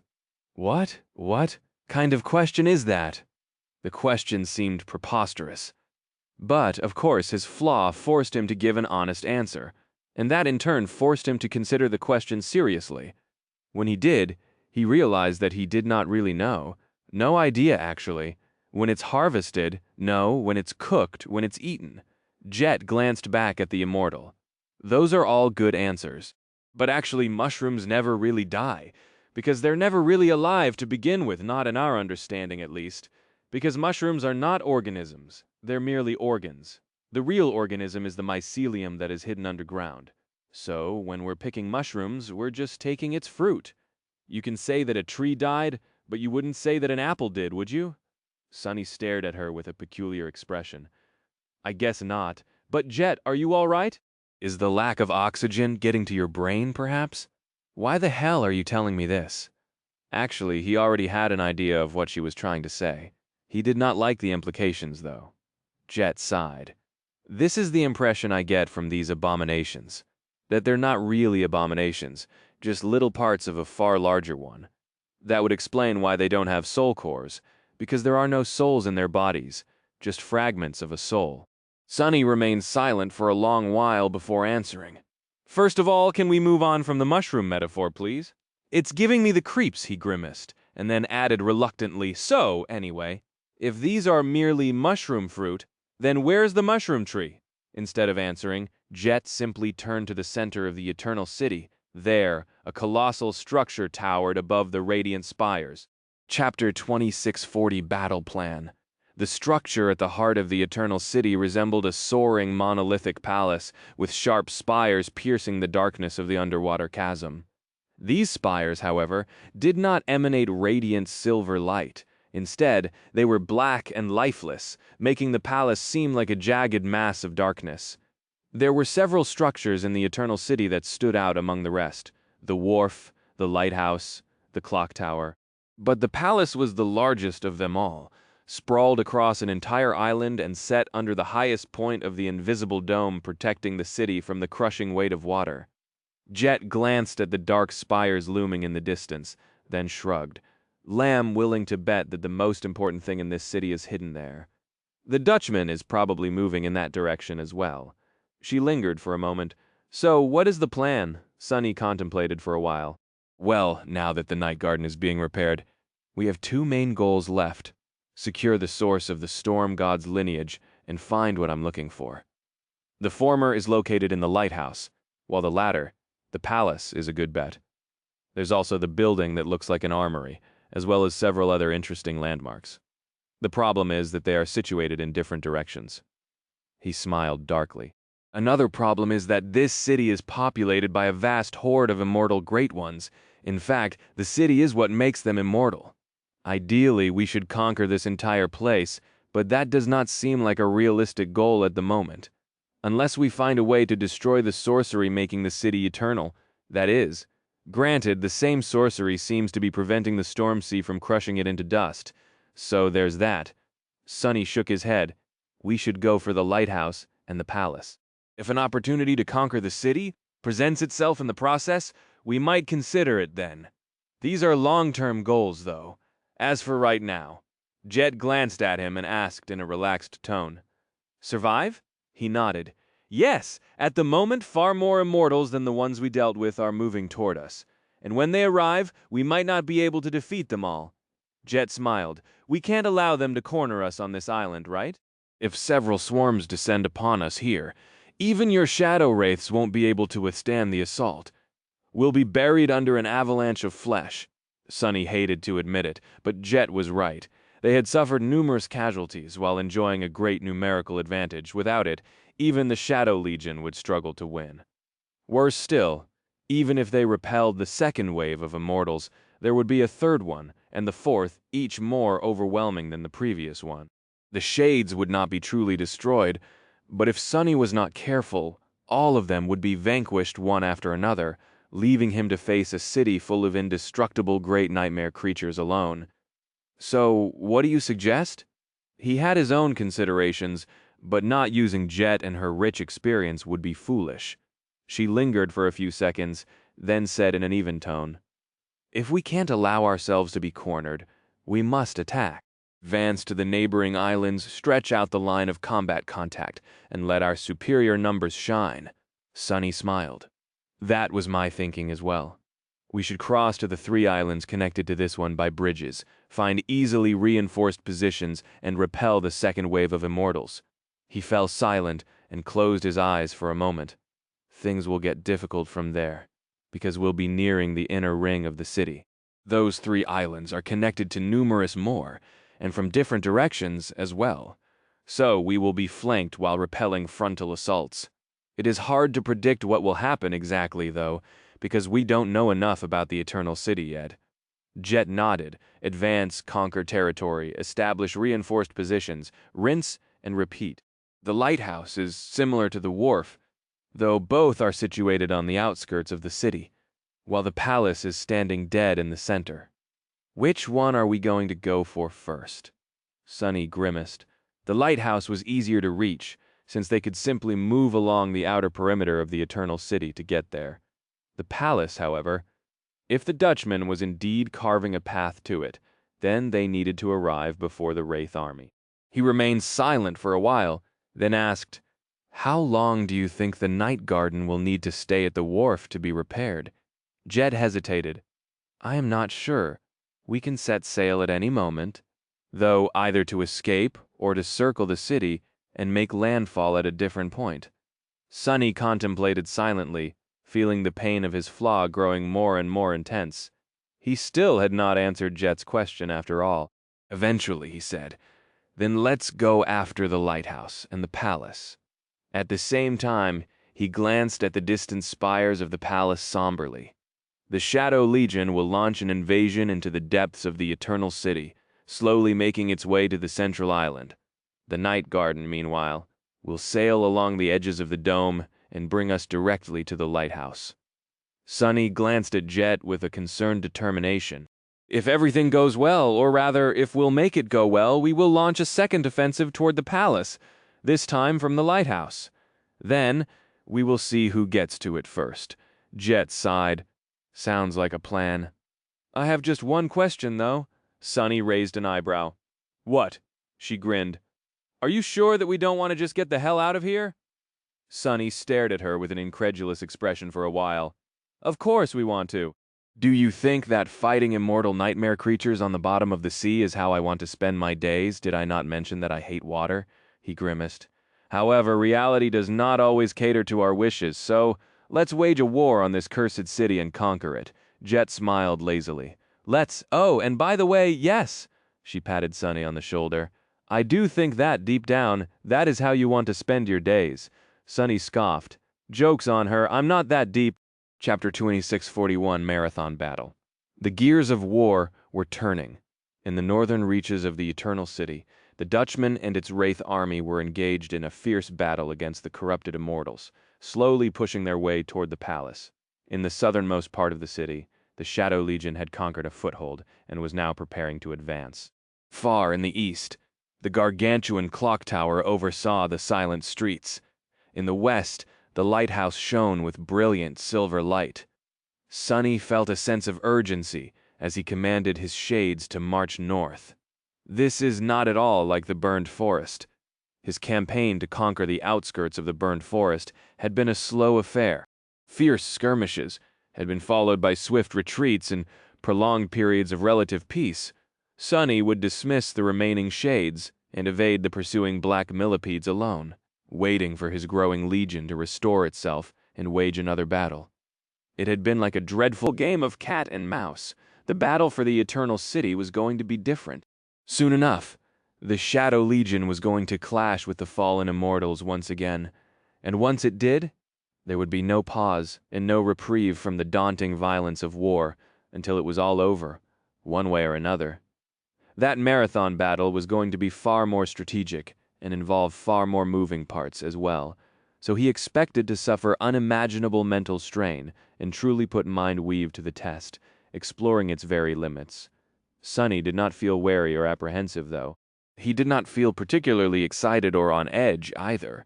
Instead, he was calm and collected, full of focus and grounded determination. After all, war was nothing new to him after all these years. Time is running out. At the moment, his 5 incarnations had split up, and so did the Shadow Legion. There were 3 islands bordering the one connected to the wharf. Therefore, one of his incarnations was retreating back to the Night Garden with Jet. They were going to sail along the edges of the Eternal City and make landfall directly at the lighthouse. The second incarnation was augmenting the puppeteer atop the Dark Castle, and the remaining 3 were accompanying different contingents of the Shadow Legion, each moving toward one of the island bridges. The first contingent was led by Saint, who was supported by Fiend. The third contingent was led by Slayer, with Serpent keeping her company. The second contingent was a bit special, since that one was the smallest and led directly by Sunny and the puppeteer Moth. This is going to be interesting. Sunny's consciousness split between the countless shades of his legions, spread across 3 advancing forces, with the puppeteer serving as the focal point of the entire army. Intangible strings of black silk spread in the sky above the eternal city, visible only to Sunny. The Saint army reached the edge of the island first out there. The ornate buildings receded, opening to a vast emptiness. Far below, raging currents crashed into the basalt foundation of the city, foaming as they rushed with awful speed. A wide bridge arched as it spanned 6 kilometers that separated the 2 islands, and on the other side the fallen immortals were already moving between buildings. Sunny observed the vast chasm and the dark water seething at its bottom, wondering if the eternal city had always been separated into islands, or if it had shattered while plummeting from the black skies to the bottom of the sea. In any case, falling down seemed like a bad idea. It was not that creatures of the caliber present in the eternal city would be severely damaged in the fall, or had no ways of climbing back up, but rather the fact that the elevation difference would give their enemies a fatal advantage. More than that, he could vaguely sense movement in the water. There had to be some kind of abominable beings dwelling at the bottom of the eternal city, and from the looks of it, they were different from the corrupted immortals. The beautiful youths seemed to be wary of the edges of the islands, at least, which made him feel reluctant to dive into the dark waters himself. How curious. What could these immortal fiends fear? Sunny hoped to never find out. In any case, that did not matter at the moment. The shape of the bridge itself dictated the nature of the battle. Since it was arched, the side that controlled its crest would possess a minor advantage. It would face the enemy from an elevated position, while the enemy would have to fight on an upward slope. So, Saint and her soldiers had to occupy the crest as soon as possible. That could be accomplished easily enough. As the first of the immortals rushed across the bridge, the massive figure of Fiend dove into the shadows. Usually, using Shadow Step was a swift ordeal. All one had to do was enter the shadows and step out of them. However, due to Fiend's prodigious size, the simple act of submerging his towering body into the embrace of shadows took some time. He still rose from the shadows on the crest of the bridge before the immortals, though. The infernal colossus of blackened steel met them with a torrent of flames, incinerating their horrid bodies by the time they were revived. Saints and her shades had already caught up to him, building an orderly formation and advancing at a steady march. At the forefront of the Saint army were the shadows of Godgrave and a large number of monstrous millipedes, their long bodies encased in impenetrable black chitin. Once Saint took control of the crest of the wide bridge, the strategy of her army became simple. She built an indestructible bulwark and allowed the enemies to crush themselves against it. Saint stood in front of her soldiers, clad in fearsome jade armor and wielding her usual round shield. Fiend was beside her, as well, with his indestructible steel body. Behind them was a wall of black chitin, with the monstrous shadows of Godgrave serving as the fangs of the largely defensive formation. Saints regarded the approaching immortals with her usual air of indifference, and then struck the rim of her shield twice. Fiend let out a thunderous roar, and behind him countless millipedes clicked their mandibles, causing a loud rumbling to roll across the bridge. In the next moment, an avalanche of abhorrent flesh collided against the formation of Saint's army, and all hell broke loose. Chapter 2642, 3 Bridges. At the same time as the Saint army entered the battle for the western bridge, the Slayer army reached the eastern span of the chasm. Here, the landscape was rather similar, except for the fact that the great bridge was flat, as opposed to arched, and not quite as wide. The battle was very different, though, as the torrent of fallen immortals entered the bridge, rushing across its surface like a harrowing tide. A cold wind blew across the chasm.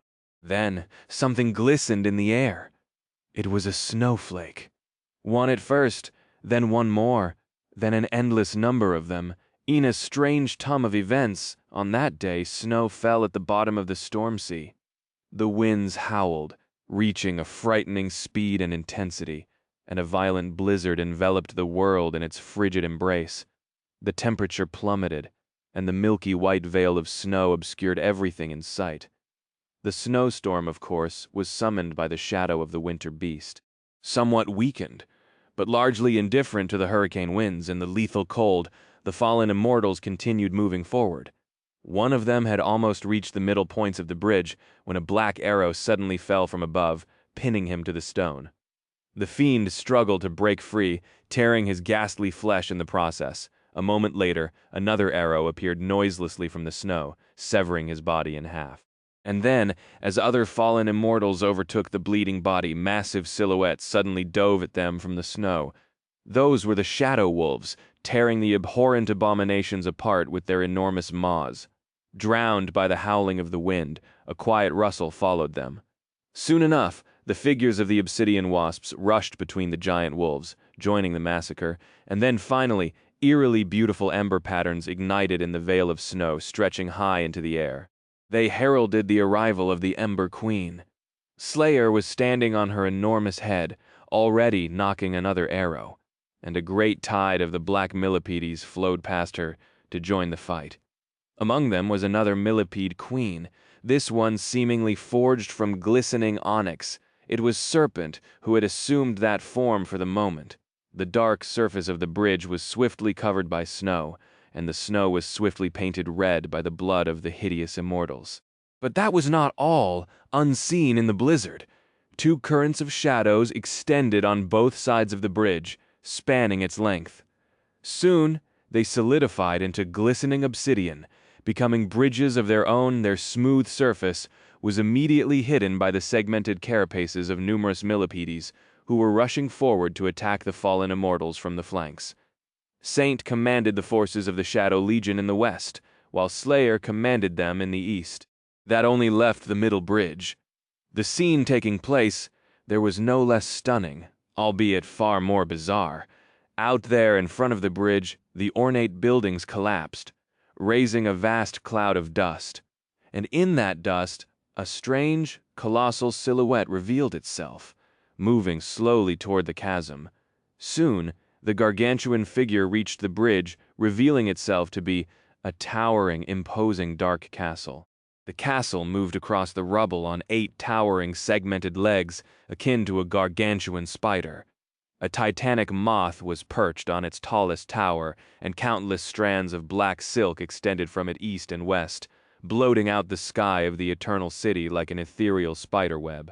That was the marvelous Mimic, of course. Both Mimic and the Puppeteer were currently augmented by one avatar of Sunny, and every shade of the Shadow Legion capable of ranged attacks was currently manning the castle's walls.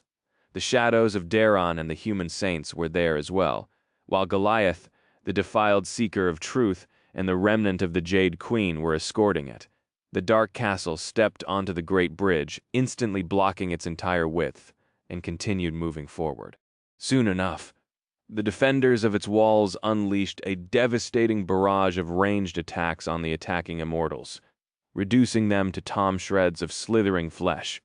3 battles raged at the same time, and on each of the 3 bridges, the forces of the Shadow Legion were slowly advancing. There was a 4th battle happening at the same time, as well. Hidden from view, out there in the throne room of the dark castle, a deep shadow rested beneath the obsidian throne. Was Nightmare, having returned to its shapeless form. At the moment, the fallen immortals infected by his dream curse were locked in the maze of nightmares, shattering them one after another. At the same time, the seeds Nightmare had planted in them were growing, giving birth to new terrifying dreams. The tenebrous steed had to not only keep his prey contained within the maze and spread the dream curse to those of the immortals who were still awake, but also battle and subjugate each of the new bomb nightmares, and do so faster than his prior minions were being destroyed as well. The fury of that terrible battle was in no way inferior to what was happening in reality, and maybe even more dreadful. Gods. Sunny and Jet had just reached the wharf by then. Standing on its walls, they looked back at the beautiful vista of the eternal city. Jet took a deep breath. It was hard to see the details of the 3 battles from where they were standing, but what little they could see was already unimaginable enough. She remained silent for a few moments, then sighed. Why do I feel like I'm missing all the fun? Hearing her own words, Jet shook her head. Damn. We haven't known each other that long, but I already feel as if I've spent too much time with you. Sonny grinned. He opened his mouth, wanting to answer, but at that moment, a distant rumble distracted them both. Looking east, they saw something stunning out there. Far away, the colossal shape of the clock tower was crumbling.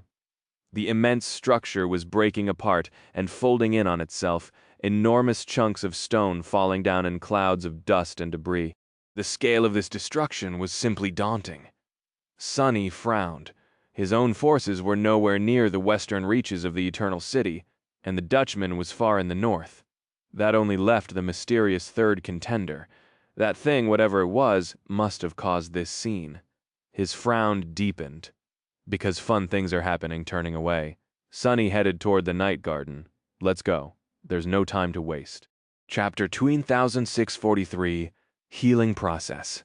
The beauty and tranquility of the blooming wharf were in stark contrast with the horrid carnage of the battle taking place on the other side of the island, especially for Sonny, whose consciousness was split between both. Walking to the inner edge of the wall with determined steps, he jumped off, plummeted about 100 meters, and landed softly on the bow of the night garden. Knave was standing guard there, listening to the distant clamor of the devastating battle with a grim expression. Sonny's arrival seemed to alleviate some of his worry, and when Jet joined them, most of his tension disappeared.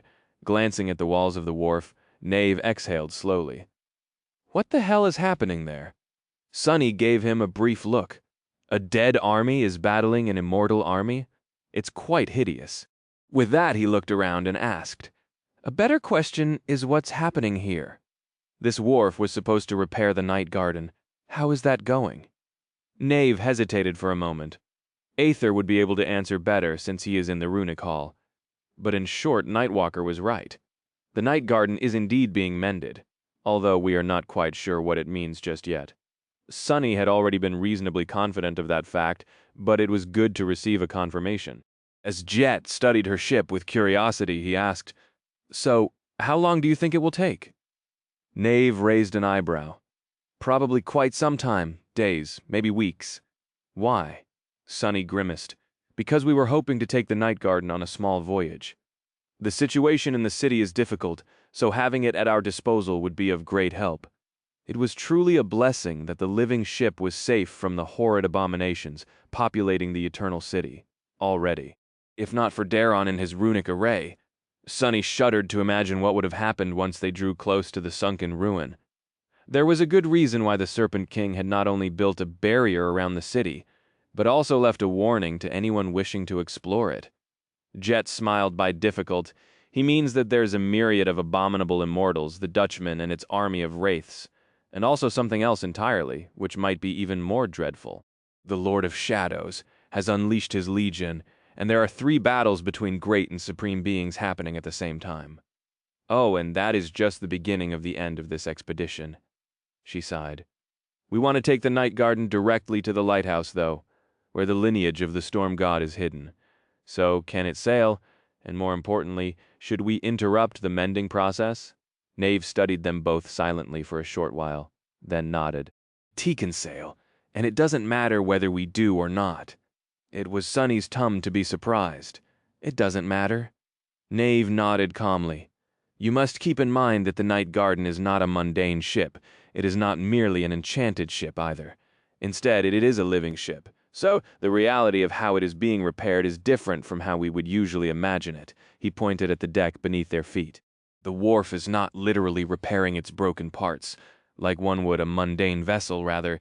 It is as if the wharf infused the night garden with a great torrent of vitality. That vitality, in turn, fueled the ability of the night garden to mend itself, much like a living being would heal naturally. So, although we say that it is being repaired, in truth, it is more like it's healing. He shrugged. So, it doesn't matter that much if we stay docked or not. The process has already been initiated, so it will continue even if the night garden leaves the wharf. Sonny looked at him for a while, then looked at Jet. Then he smiled. That's what I want to hear. The process of healing would probably reach its conclusion faster if the night garden remained in the blossoming birth, but it could continue unseen even if the living ship dove back into the crushing darkness of the Stormsea. This was truly great news, not only because it allowed Sunny to use the living ship in the battle for the Eternal City, but also because it gave them an opportunity to retreat without worry. Even if other goals of the expedition ended up not being achieved, the Night Garden would benefit. So Sunny did not have to feel too worried anymore. Let us cast off then. He looked at them with a smile, hesitated for a moment, and then added in a nonchalant tone, "How do we do that, by the way?" As it turned out, leaving the berth was just as easy as entering it. The Night Garden was currently connected to the wharf by the branches that supported its weight. Its hull and the berth had become a single whole, and therefore the sorcery of the living ship expanded to contain the sorcery, empowering the Titanic wharf as well. So, the person controlling the Night Garden could control the wharf too. Granted, there was no instruction manual on how to do it. Nevertheless, Aether had been able to learn how to activate the simplest functions after a short period of experimentation. Soon enough, Sunny heard the sound of rushing water and saw great waterfalls spilling into the vast reservoir of the berth. The water level rose slowly, and as it did, the wharf slowly retracted its branches one by one, separating itself from the living ship. Finally, the great gates of the colossal wharf opened, and the dark expanse of water revealed itself once more. The Night Garden slowly glided out of the berth and reached the edges of the dome protecting the Eternal City. Then, turning its bow, it took course toward the lighthouse. Chapter 2644. Suffering from success. The Battle of the Three Bridges had started from a stunning explosion of violence, and as it progressed, the carnage only grew more dreadful. Facing the fallen immortals of the Eternal City, Sunny felt as if he was finally experiencing what it was like to face him and his Shadow Legion. Needless to say, that made him quite uncomfortable. It did not matter really how powerful his shades were, or how finely he controlled their movements. The personal skill and valor of his shadows did not matter either, no matter how well they fought and how many enemies they killed. The fallen immortals inevitably returned to life and dove back into combat, their hideous flesh bulging with lethal tendrils and morphing into terrible maws. The shades themselves could not be destroyed, but it took them much longer to return to the battlefield after being vanquished. So, time was not on Sunny's side. With a subtle shudder, he fully realized that his eventual defeat was inevitable.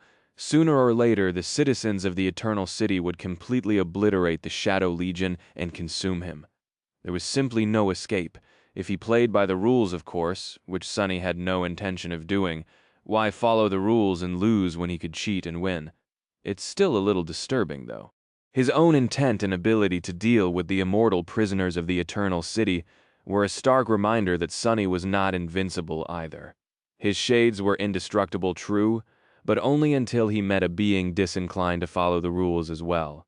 Immortality is really a curse, or at least it could become one on each of the three bridges. His shades were trying to achieve the same result through different means. Saint and her soldiers had built an impregnable wall and steadily weathered the flood of hungry flesh. Slayer and her beasts hunted down the enemies in the snow, while the defenders of the Dark Castle unleashed a storm of ranged attacks on the ghastly abominations. But their end goal was the same: minimize their losses and gradually restrain the enemy until the dream curse takes hold, defense, offense, and a combination of both. On the western bridge, the black millipedes had flanked the fallen immortals, who were now caught between them and Slayer's main force. The murderous Shadow herself had spent her quiver of powerful enchanted arrows and leaped into battle, assuming the form of a bizarre beast whose colossal body and long tail were covered by impenetrable scales, and who could tum into an armored ball. The scales turned out to be all but indestructible. The tendrils of the fallen immortals, at least, failed to pierce them, while the immortals themselves were easily crushed by the rolling beast or torn apart by its sharp claws after it unfurled its giant body. Serpent moved in their midst as well, shifting between various forms on the middle bridge. The Dark Castle was steadily moving forward. Mimic was merely a transcendent shadow, but it was currently augmented by one of Sunny's incarnations. so its walls had tuned durable enough to withstand the glancing attacks of the fallen immortals, even if just barely. Most of the abominations were torn to shreds by the ranged attacks of the defenders before reaching the castle, but in the end many of them inevitably began to scale the walls, reaching the battlements. They were met by the shadows of Daron and the human saints, cut down and swallowed by black chains in front of the marching castle. On the bridge, the defiled seeker of truth expelled clouds of deadly miasma. The remnant of the Jade Queen breathed out torrents of caustic volcanic ash, while Goliath gazed upon the rushing abominations, washing everything it beheld in immolating heat. On the eastern bridge, a wall of black chitin was refusing to buckle under an avalanche of hungry flesh. The asuras of condemnation and the bestial horrors of Godrave advanced through the breaches in the phalanx of monstrous millipedes, crushing and severing the bodies of the fallen immortals. Fiend rampaged in front of the defensive formation, serving as its vanguard. Saints herself, meanwhile, had carved a bloody path to advance forward, surrounded by grotesque horrors of the Eternal City. From all sides, she calmly activated the Shield of Nothing and descended upon the abominable creatures, moving under a veil of true darkness. Sunny and the puppeteer controlled all three armies, tensely observing the changing currents of the battle. This is a problem. The fallen immortals were powerful, and there were a lot of them. Not all of these abominations had been humans once. Either there were bestial horrors among them as well, each like a moving abyss of abhorrent, murderous flesh. However, Sunny had managed to bridge the divide between the Shadow Legion and the dwellers of the Eternal City with skill, strategy, and cohesion of his silent troops. The problem, however, was in the nature of this battle. Killing the enemies only slowed them down a little, and to truly deal with them, they had to be restrained and eventually infected by the dream curse. But while temporarily destroying the body of a fallen immortal was a task that an individual shade could accomplish, restraining them required continuous efforts of at least a couple of shades, which meant that with each adversary Sunny neutralized, the number of his soldiers diminished, even if none of them were vanquished. Something had to change, and soon it did, just as Saint was finally forced to move back on the eastern bridge. A powerful explosion rocked it, and dozens of immortals in front of her were torn to pieces. A moment later, another explosion bloomed, and a powerful shockwave sent the enemy reeling. That was the Night Garden, sailing at the edge of the invisible barrier that protected the Eternal City while circling it from the east. As they left the wharf and passed the island, a perfect view of the eastern bridge and the battle happening on it opened to the right of the living ship, which meant that its starboard cannons had a direct line of fire and could unleash a devastating bombardment on the attacking immortals. There were no firing crews and ascended officers on deck to fuel the cannons with essence and load them, though. So, instead, Sunny loaded and aimed the cannons himself, summoning countless black hands from the shadows, then charged the cannonballs with his own supreme essence, as a series of explosions erased swathes of the advancing abominations from the Great Bridge. Saint and her army advanced swiftly, chapter 2645, The More You Learn. The bombardment of the Night Garden descended on the northern span of the Great Bridge, carving bloody paths in the tide of hideous flesh. Bloody haze drifted above the vast chasm, and pieces of tom bodies rained down. Saint retreated just in time to avoid being swept away in the lethal barrage, sliding back on the slick stone while plunging her sword into it to arrest her momentum. A split second later, she regained her balance and lunged forward, cutting down one of the fallen immortals who had escaped the first salvo of the Night Garden. Due to her monumental height, she looked like a towering statue from a distance. Fiend was at least 4 times higher. At that moment, however, his fearsome figure suddenly shrank, becoming only a head taller than her. His mass remained the same, though. So when he lunged forward to join Saint, the Great Bridge trembled and trembled together. They massacred the vanguard of the immortal swarm. Fire and darkness intertwined like a primal inferno, reminding Sunny of the ancient murals depicting the flames of desire burning in the everlasting void. The Shadow Legion advanced. With the Night Garden bombarding the bridge, it was as if the roots of the immortal swarm had been cut.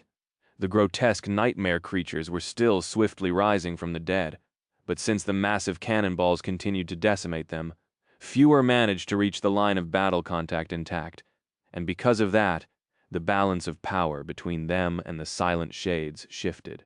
With fewer enemies to deal with, Saint and her army were able to restrain them faster, and once they gained that advantage, their progress snowballed.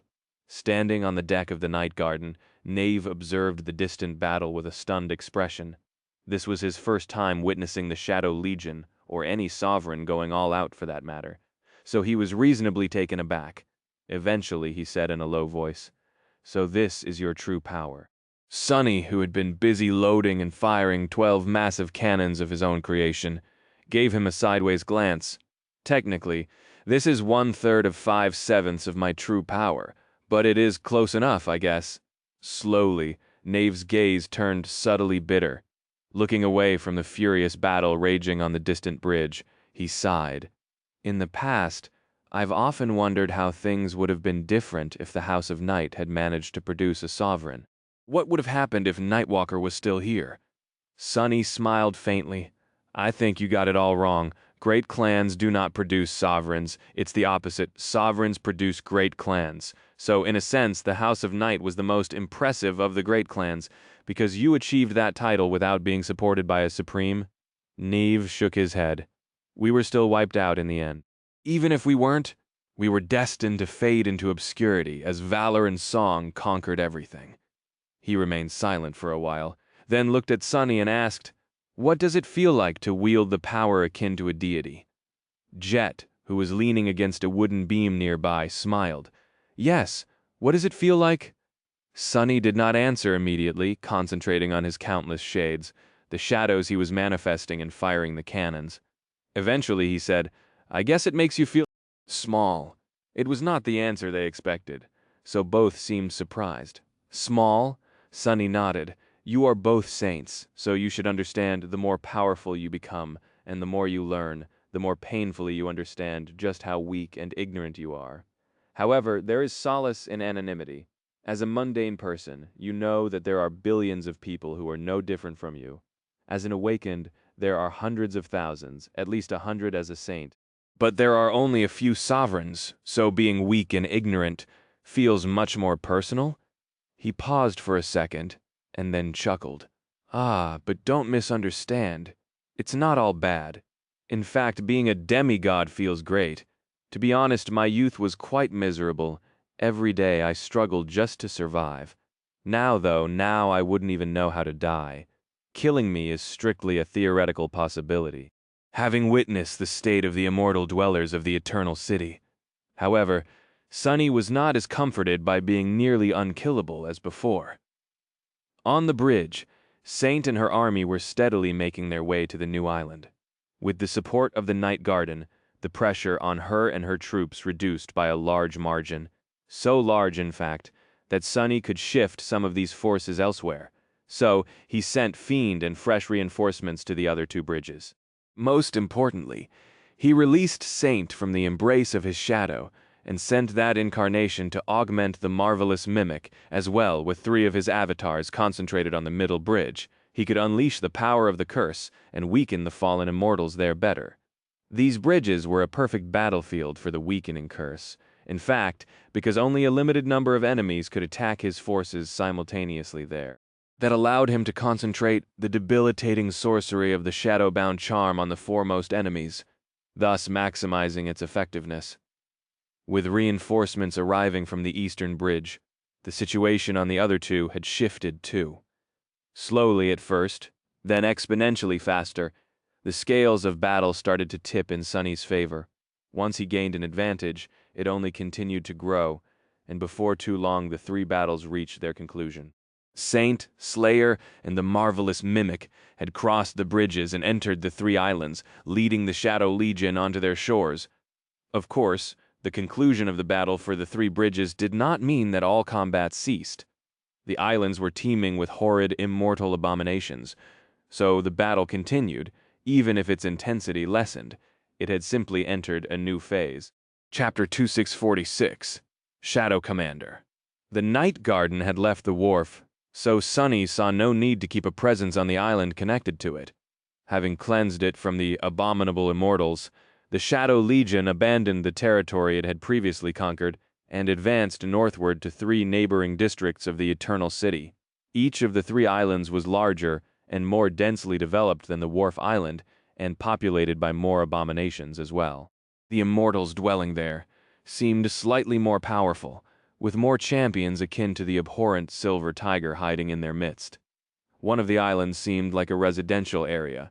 One resembled a leisure district with vibrant shops and theaters scattered among peaceful alleys, while the last one was mostly taken up by an exquisite park. Beautiful trees rustled quietly in the nebulous darkness, their silver leaves glistening in the rays of falling light.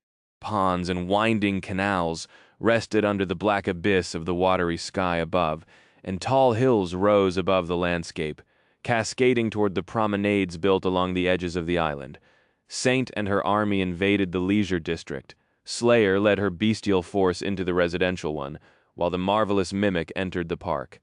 Each of the 3 forces was met with its own set of challenges, dictated both by its composition and the terrain of the 3 battlefields. The nature of the battle kept changing, and Sunny had to adapt swiftly. His legion was facing a far greater number of enemies now, so its numerical advantage did not play a large role anymore. The dream curse was not spreading among the restrained immortals fast enough either, and Sunny did not have enough shades to keep restraining them indefinitely, so he had to keep releasing captured enemies despite knowing that they would attack him again. Additionally, the 3 islands were not only larger and more populous than the first one, they were also connected to more districts of the Eternal City, which meant that many new abominations were already trickling across the wide chasms dividing them. Worse still, they were not arriving only from the north, but threatening to flank Sunny's forces on the residential and leisure islands. Things did not look too good for the Shadow Legion. However, the most important change in the cadence of the battle was a positive one. Sunny had not noticed it during the battle for the Wharf Island, since it was relatively short and had been fought on a smaller scale than these 3 terrifying collisions, but even the sorcery of the Eternal City was not omnipotent. The fallen immortals of this sunken hell could not be destroyed. Indeed, even if they were torn apart or burned to ash, the Eternal City would restore their youthful bodies to pristine condition, endlessly, no matter how many times they perished. However, the time it took the immortals of the Eternal City to be revived varied. At first, it only took them mere seconds to rise again. But if the same nightmare creature was killed repeatedly, that time slowly increased. Already, some of the immortals whom the Shadow Legion had fought on the bridges spent entire minutes remaining dead. That was still incomparable to the silent shades of the Shadow Legion, since the more powerful of them needed entire days to return to the battlefield. However, it introduced an entirely new dynamic to the battle for the Eternal City, giving Sunny more tools to work with. The fallen immortals seemed to be slowly growing wary of the Shadow Legion as a result. Not because they feared being destroyed by the Shades, but because they feared remaining dead for too long and surrendering their chance to eviscerate the adversary to someone else. So, the intestine of the combat lessened somewhat, and it would probably keep changing as Sunny killed more nightmare creatures over and over again, slowing down their revival process. In these circumstances, the ruthless economy of battle had become even more important, forcing Sunny to concentrate on a particular aspect of warfare, the use of siege engineering and fortifications.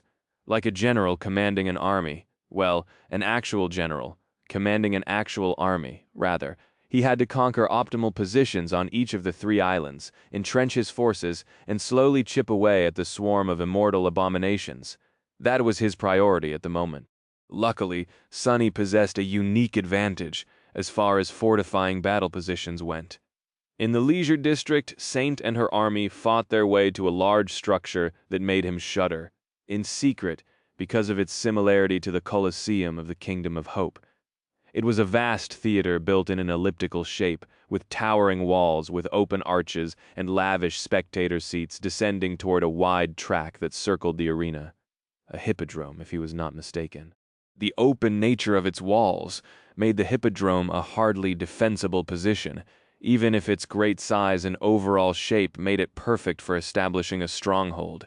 as Saint and her warriors poured into the ancient theater. The shadows around it stirred and flowed upward. They filled the wide portals cut into the walls of the hippodrome and then solidified, closing them. At the same time, a layer of manifested shadows reinforced the stone walls, making them harder to destroy. Wide battlements with protruding bastions were established on top of the walls, and an inclined palisade of sharp spikes rose from its base, making approach more difficult. Sonny was already straining himself to maintain the countless chains that bound the captured immortals, so he simply manifested these shadows permanently. That made them far less potent and far more brittle. But by overlaying multiple layers of manifested shadows on top of each other, he was able to vastly improve the resilience of the hippodrome. Remembering the many sieges he had ever participated in, Sonny implemented every measure he could realize in a short amount of time to make the ancient theater as difficult to conquer as possible. Soon, a dark fortress towered above the leisure districts, bristling with countless black spikes. Saint stood atop its walls, shrouded in a mantle of darkness. Similar things were happening on the Park Island and the residential island as well. Chapter 2647, Learning Curve, on the residential island. The blizzard summoned by the shadow of the winter beast had swallowed the lively streets, the private estates, and the groves surrounding ornate palatial manors. There was no easily defensible position here, so Sonny had to create one himself.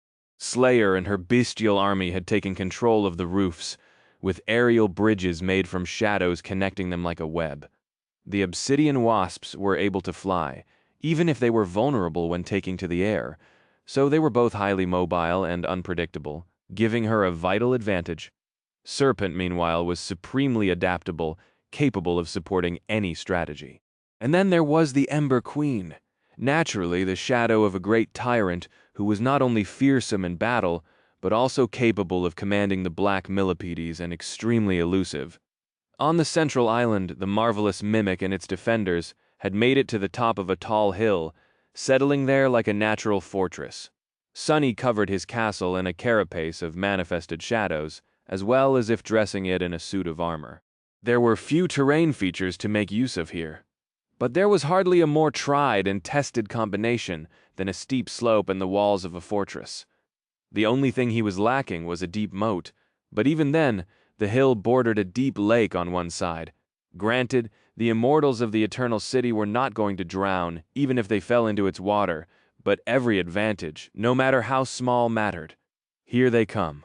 The forces entrenched themselves as best they could, preparing to be besieged.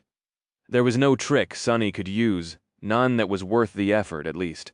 So he fully concentrated on his countless bodies, wanting to make the most of his combat skill and intelligence. It was quite fascinating, really, with the mind weave enhancing his mental prowess and the puppeteer serving as the conduit of his will. Sonny had gained nearly flawless control over his shades. That meant that he could not only take full advantage of the rich legacy of tactical warfare accumulated by humanity over the ages, but also perform strategies that mundane generals had never even dreamed of. After all, Sonny had not simply gained the ability to command his dead warriors with the same level of responsiveness as mundane soldiers would have shown. Instead, he could directly control each of his shades, so in fact, the level of cohesion he could achieve was far beyond anything mundane armies had even been capable of. On the most basic level, that was expressed in how well the shades supported each other in combat. The entire Shadow Legion was fighting like one vast, terrifying creature. It was as if Sonny had indeed become a demon, with a myriad heads and a myriad deadly hands, sowing death and destruction anywhere he went. Naturally, that made each of the shades far more lethal, while at the same time drastically reducing the losses of the Shadow Legion on a more elevated level. The unnatural cohesion between the countless shades allowed Sonny to perform strategic maneuvers that had not even been invented yet, since they were simply impossible for armies bound by the limitations of mundane warfare. The fact that he had been able to carve a bloody path to the advantageous locations and fortify them under constant harassment by the fallen immortals was already proof of that. But really, Sonny had not even begun to explore the new horizon of possibilities opened to him now, and understandably so, After all, it was not easy to invent an entirely new framework of military doctrines based on a set of realities that could be applied solely to him. The knowledge of military strategy Sonny possessed was the result of thousands of years of accumulated insights and breakthroughs made by genius tacticians, so he could not be expected to accomplish that much in a single day. He was certainly trying, though driven by desperation and necessity. I do feel like I'm a little out of my depth, which was ironic, considering that he was at the bottom of the deepest ocean in the universe. Sonny had commanded a small group of elite soldiers before, as well as a large contingent of the Sword Army in Godgrave. He had also led the Shadow Legion into battle, but never in such an involved and complicated manner.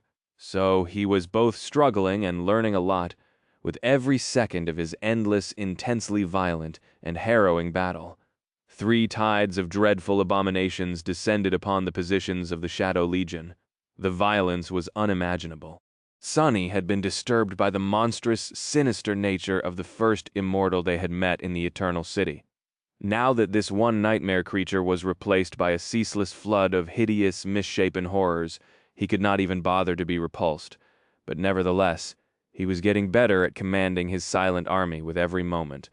With every attack his soldiers received or delivered, Sonny was learning how to wield his power better.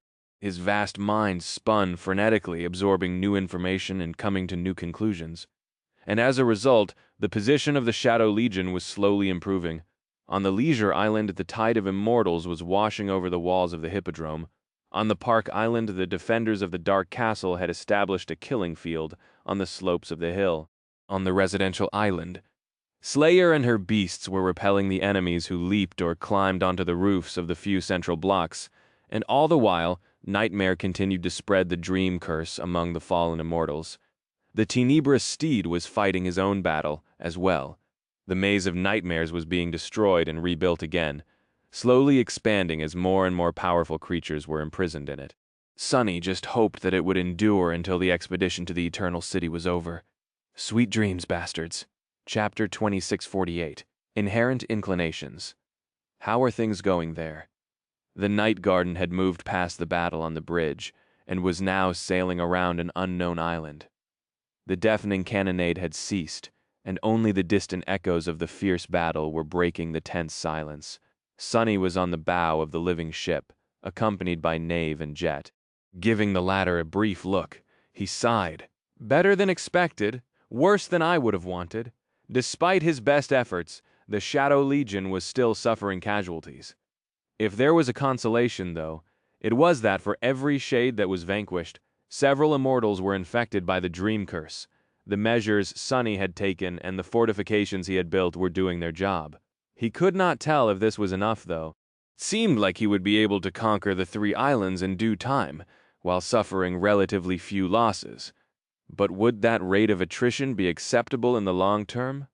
There was no way to tell, yet since the battle for the Eternal City was only starting. Sonny closed his eyes and rubbed his face, feeling as if his mind was on the verge of melting. As I mentioned already, I have established fortified strongholds on each of the 3 islands for now. Currently, the locals are laying siege to them. Once that chaos subsides a little, I will probably try to accomplish a few secondary goals to gain more advantages. Jet raised an eyebrow. Secondary goals? Like what? He hesitated for a few seconds. I was thinking of trying to destroy one of the bridges. I'll need to find out what hides in the water as well. The Eternal City used to drift in space too, so I'm sure that there is some kind of underground communications here. I'll need to explore them to see if there are tunnels that can be used to move around the islands rapidly. Oh, but most of all, Sonny turned his head slightly, looking north. When we were approaching the city, I noticed a building that glanced like it might be an armory. It will be great to go on a small excursion and see if I can arm my shades better there. After a short silence, Knave suddenly said in a neutral tone, I don't think that you'll find weapons in that building.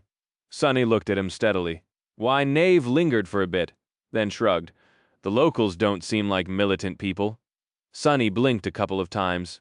He was currently engaged in 3 distressing battles with swarms of rabid locals.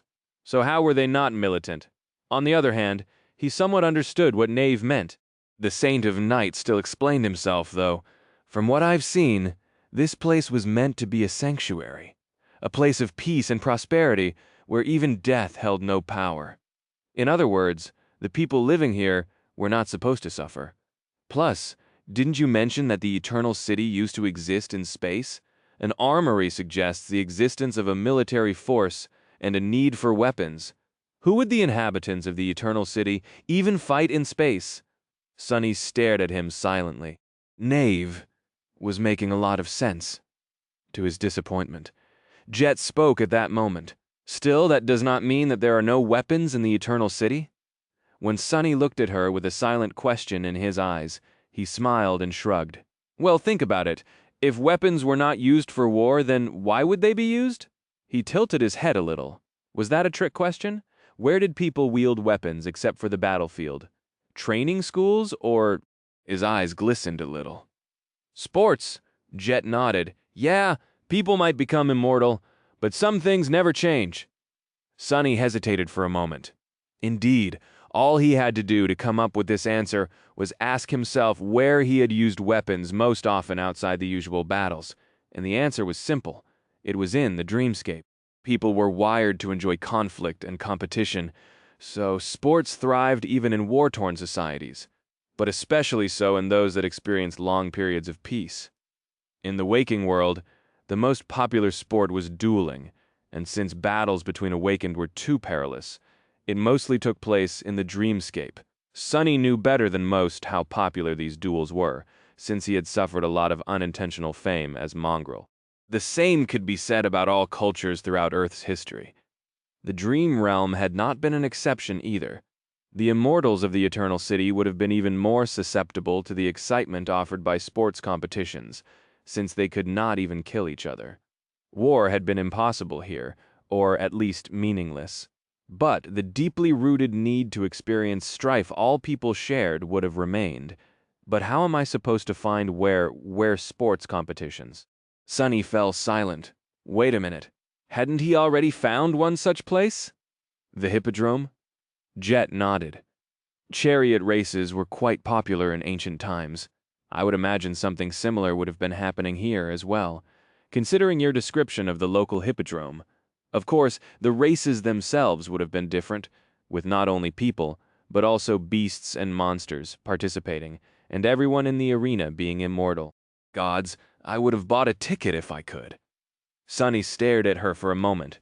Instead of answering, he simply commanded his incarnation in the hippodrome to separate itself from Saint, assume a tangible form, and descend to the floor of the arena. Sunny extended his shadow sense into the ground, and immediately sensed hollow spaces there. There was a whole network of service spaces under the hippodrome, rooms for the athletes, stables, training halls, lounges, and equipment storages as well. Once Sunny sensed what was hidden inside, his eyes glistened. Ah, he lingered for a bit, then looked at Jet with a bright smile. I think I've found the first part of that treasure. Chapter 2649, Ancient Equipment. Without wasting any time, Sunny stepped through the shadow and found himself in a spacious corridor under the arena of the hippodrome. Jet must have been correct in her assumption that mythical beasts had participated in the chariot races held in the Eternal City. The corridor was wide with high ceilings, and the gates leading to various halls were quite large as well. Sunny could easily imagine a lumbering creature, like the abominable silver tiger he had fought recently, walking on this path on its way to the arena. For a moment, his spirit of exploration flared up, making him space out while imagining the exciting games that had happened in the hippodrome. But Sunny was too preoccupied by something else to let himself go on a mental tangent, not to mention the fact that he was simultaneously controlling countless shades engaged in a furious battle. Walking over to a particular gate, he pushed it open. Inside was a vast hall that must have served as a storage warehouse. The wares stored here were not of a mundane kind, though instead, hundreds of suits of intricate armor were displayed on wooden mannequins. The walls were lined with stands that bristled with all kinds of fearsome weapons: spears, swords, axes, mauls, tridents, bows and arrows, javelins, glaives, halberds, anything he could imagine. What was more, those were not ordinary suits of armor or ordinary weapons. Sunny had forged enough of them to know quality when he saw it. Each was worthy of being womb or wielded by a transcendent being at least. A few, those that were displayed on ornate pedestals, were even fit for a supreme. Both the armor and the weapons were enchanted as well. Sunny could see a flowing weave of runes etched into the glistening steel, and although he could not tell what enchantments the runes created, he sensed dire power emanating from the ancient blades. Everything here had been preserved in pristine condition, just like everything else in the Eternal City. At least 1,000 sets of armor and twice as many weapons were stored in this hall alone. It was an arsenal that put the armories of great clans to shame. Sunny was suddenly regretful that there were so few human shades in the Shadow Legion. Should he have killed more people? Maybe? No, probably not. But even if he could not bestow these armaments on most of his shades, there were plenty of warriors in the human domain who could benefit greatly from receiving such potent tools. Sunny hesitated for a few moments, then walked over to a pedestal that stood in the very center of the armory, illuminated by an enchanted lantern. There, an imposing suit of lamellar armor that seemed to have been forged from beautiful nacre scales was resting on a mannequin, its head crowned by a laurel wreath. A fearsome spear rested nearby. This set especially radiated a feeling of history and dire power. It had probably belonged to an immortal champion of the eternal arena. Sunny could not help but think that it would suit the Shadow of Daron quite well, at least during this expedition. It's a pity, though. Most of the shades Sunny commanded belonged to nightmare creatures, so these beautiful weapons and suits of armor were useless to them. He still sent the entire arsenal into his soul sea, though from there the best equipment could be summoned to the human shade's slayer. Meanwhile, would receive full quivers of deadly enchanted arrows. Sunny could not help but think that there had to be a similar arsenal meant for great beasts somewhere in the hippodrome, too. He searched it with his shadow sense, but did not discover anything that resembled gargantuan suits of armor. There was a different point of interest, though. Stepping through the shadows, Sunny found himself in a different vast hall. There, enormous pools of something that looked like mercury were cut into the stone floor, surrounded by runic circles. Sunny studied the pools for a while, wondering what purpose they served.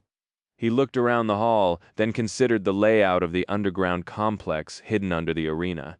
Then he walked over to one of the runic circles and stared at the runes. Form, shape, boundary. Hell, I can't make sense of it. He did have an odd suspicion, though, one that he felt had a good chance of reflecting the truth. Eventually, Sunny stepped back and summoned one of the shades that were guarding the battlements into the underground hall. Soon, an enormous leopard appeared in front of him, towering at least a dozen meters above the floor. Unlike some of the shades, this one was not clad in armor forged by the shadow of the King of Swords, so it was a perfect choice to conduct an experiment. Sunny hesitated for a moment, then commanded the leopard to enter one of the pools.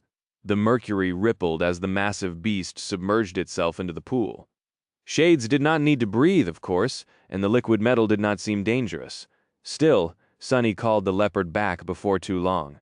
As the giant shade rose from the mercury, torrents of liquid metal flowed down its black fur.